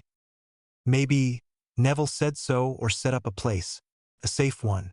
Somewhere people who have this power can learn without getting hunted. Someone needs to do it, so why not us? Because I'm 16, Harry said. 17 soon, Neville said. So, and we don't have to open doors tomorrow. We can plan so we can find people who'll help. Professor Lupin would help, so maybe Professor Flitwick, so maybe not. But some will. Harry took that in, so it didn't feel like a dream. It felt like a heavy thing he could lift later. You don't have to bind your life to mine, Harry said. I mean that, so you can walk away anytime. You can have a quiet job with plants and a house and no ministry memos and no. He gestured. Unable to find the right noun that covered giant skeletons, political meetings, and constant cold, stored in stone. Neville's eyes softened. So, I know I don't have to, he said. I want to, so we started this together, so we should keep going together.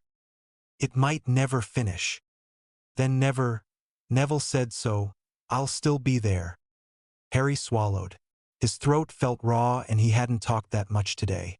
I miss it sometimes, he admitted. So, the simple stuff. Homework, so Quidditch, so fighting over chess with Ron. Me too, Neville said. But if we went back, I'd miss this more. Not the death parts, he added quickly. The part where you stopped pretending to be okay. The part where we learned who you actually are. Harry sat with that. It landed hard and warm in a place that was usually just hollow. Thank you, he said. So, for not leaving. Thank you for trusting me. Neville said. So, even when I'm scared out of my mind. They cleaned the cups. Neville fussed with a plant until it stopped leaning toward the wrong light. Harry tugged his sleeve down to cover the gray as far as he could. They didn't say goodbye, so they didn't have to. Harry met Susan by the lake at dusk, so the water was flat. The air bit at his face, so she had her hands tucked into her sleeves. Her hair was down for once. She didn't look like she was trying to impress anybody. She looked like she hadn't slept well and didn't care. You're late, she said. Classes ran long. Snape. Always. They stood for a second and looked out at the water. A ripple moved across it. The squid's tentacle broke the surface once and slipped away. How are you? And she asked. So, no deflecting. I'll know. I'm managing, he said. Most days I feel like I've got my hands on it. Some days it feels like it's got its hands on me. When it's got you, she said. What do you do? Think about you. So Neville, so what I'm protecting. I remind myself I'm still a person and not just. He searched for a word and couldn't find one that wasn't stupid. A spell. Does it work? Usually. And when it doesn't? I ask you to remind me. She sighed. So, okay. She shifted a little closer so their sleeves brushed. I need to ask you something and you can't dodge it. Okay. Do you regret it? Harry didn't answer right away, so the sky darkened a shade. The torches along the path behind them hissed as they lit. I regret the cost, he said. I regret hurting people I cared about, even when they pushed first. I regret that whatever normal was supposed to look like for me is gone. But the power? No. She nodded like that was exactly what she expected him to say. Pragmatic. I learned from you, he said.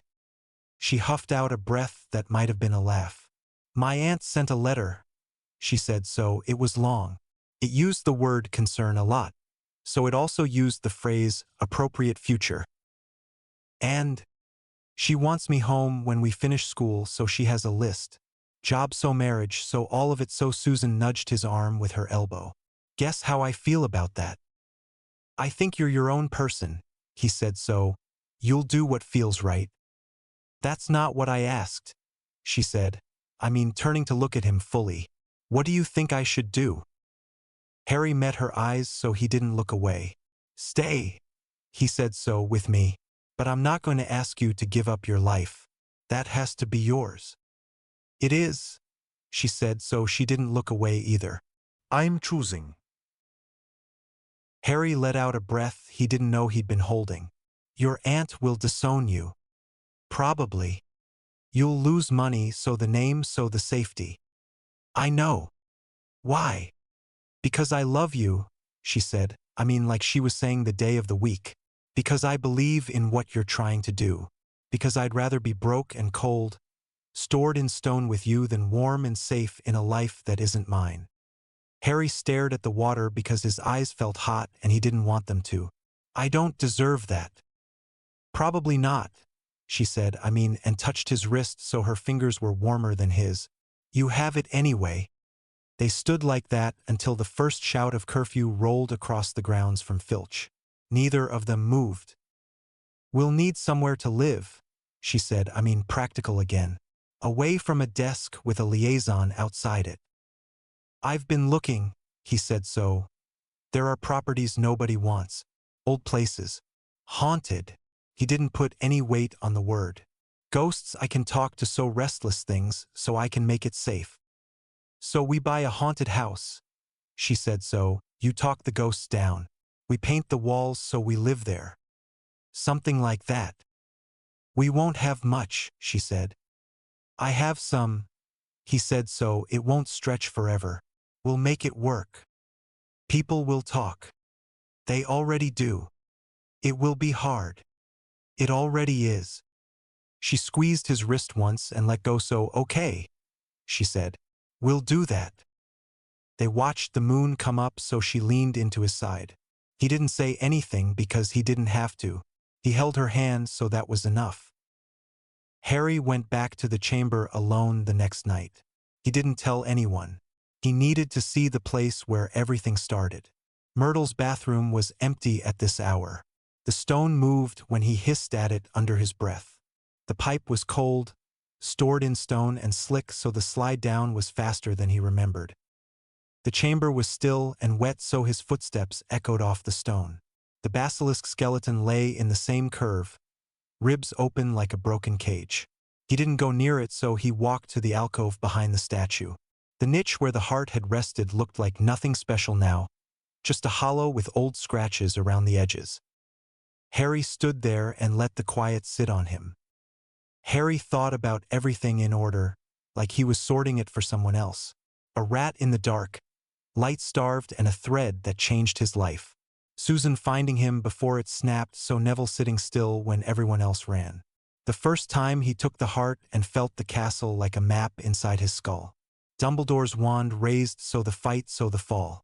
The winter morning when the ground opened, and everything dead under the trees stood up because he told it to. Kingsley outside the hall with tea, so the parchment with his new label. The way students watched him and didn't know which face to wear. Susan's hand on his wrist, so Neville's steady voice in the greenhouse. It all fit, so it wasn't neat, so it was his. Was it worth it? And he asked the empty stone. His voice sounded flat here. There was the usual low noise in the back of his head. The same murmur that came when he held too many threads at once and they rubbed against each other. It wasn't voices, not the way living voices were. It was pressure, so it was presence, so it was there. I'm asking me, he said, and the sound died. Harry answered himself because that was the point, so yes, he said. It was worth it. Harry didn't mean it in a triumphant way, so he meant he was still alive. He meant Susan was still alive. He meant Neville still came back when he called. He meant he could choose, so he hadn't had that before. I am a necromancer, he said. Very quiet, so saying it out loud didn't change anything. It just set it in place, so that won't go away. The question isn't whether I can go back to being normal. I can't. The question is whether I can be this and still be human. Harry thought about Susan on the lake path saying she'd stay. He thought about Neville admitting he was afraid and then saying he was proud. He thought about Madame Pomfrey's hands shaking and still setting his blanket straight. He thought about Dumbledore's face on the tower when he realized he wouldn't win without going too far and refused to do it anyway. Yes, he said, to the empty room so I can. If I remember who I'm doing this for. Harry set his palm against the stone where the heart had been. It was cool and rough. He closed his eyes and made a vow that didn't need a ritual. Use this to protect, not terrify. Remember that every bone had a life in it once. Don't be the thing they say you are, so don't apologize for breathing. Don't leave the next kid alone with this. Harry stayed until the damp got into his sleeves and even he felt it. He climbed back up when his legs started to shake from the long day and the cold, stored in stone he carried. He came up in the bathroom and startled Myrtle, who called him morbid and then asked nosy questions about whether ghosts could help with exams. He told her no and meant it kindly. Dawn was thin when he crossed the entrance hall. A few students drifted toward breakfast with their robes half-buttoned and their shoes untied. Some still cut away from him like he radiated something you could catch. A couple nodded, so he nodded back. Harry went out to the forest edge before going in. The line of wolves finished their route and stopped, heads turning toward him. The giant shifted and the earth shook in a small, steady way. "Thank you," he said, so rest. They sank into stillness on command. The threads in his head pulled slack, one by one. That feeling used to scare him because it felt like losing control. Now it felt like finishing a job properly. "There you are," Neville said behind him. He had a scarf around his neck and dirt on his sleeve like he'd been in a greenhouse already this morning. "I was looking for you." "Just checking things," Harry said. "Breakfast?" "Yeah." They walked back toward the steps. Susan joined them halfway, breath white in the air. She slipped into place on Harry's other side like she did it every morning, because she did. "You're up early," she said. "Couldn't sleep," Harry said. "Thinking?" and she asked. "A bit," he said. "Future?" and Neville asked. "Something like that," Harry said. They didn't fill the rest of the walk with words. They didn't need to, so the doors opened. The great hall was loud again, the way it always got as the first wave of students hit the food and the noise built. Heads turned, so a few people went quiet, so a few smiled. Most carried on. Harry stepped over the threshold with them, one on each side. He wasn't the same person who had walked in here at 11 and stared at the ceiling like it was magic. He didn't try to pretend he was, so he didn't hate that kid either. He just knew he wasn't him now. Harry took a seat, so Susan poured him tea. Neville stole his toast and put jam on it because Harry never remembered to. Kingsley paused at the far end of the hall and gave the smallest nod. Dumbledore did not look over right away, so when he did, he didn't signal anything. He just held Harry's gaze for a second, like an acknowledgement, and then looked back at his plate. The castle creaked and breathed around them. The guardians kept their silent watch outside the trees. The ministry liaison would take notes about nothing important and file them, and someone would read them later and pretend it meant control. Students would whisper. Professors would debate language for new rules that might or might not matter. All of that would keep going. Harry chewed, so he swallowed. He looked at the two people beside him and felt the same steady thing he had felt the night before by the lake. It wasn't warm, so it wasn't dramatic, so it was there. Harry wasn't just the boy who lived anymore, so he was the boy who chose. He would keep choosing, and it would keep costing, and he would keep paying. But he wouldn't pay it alone. "After classes," Susan said, mouth full, "show me the property list." "Okay," he said. Neville grinned. "And later," he said, "we're writing chapter 1 of that guide." Harry rolled his eyes, so, "We're not calling it a guide." "We'll argue about the name," Neville said, "so we'll write it anyway." Fine. They ate. They planned small things because small things stacked into big ones. Outside, the forest held its lines so inside, the noise rose and fell. It wasn't victory, so it wasn't defeat, so it was a day. They would face tomorrow the same way, together.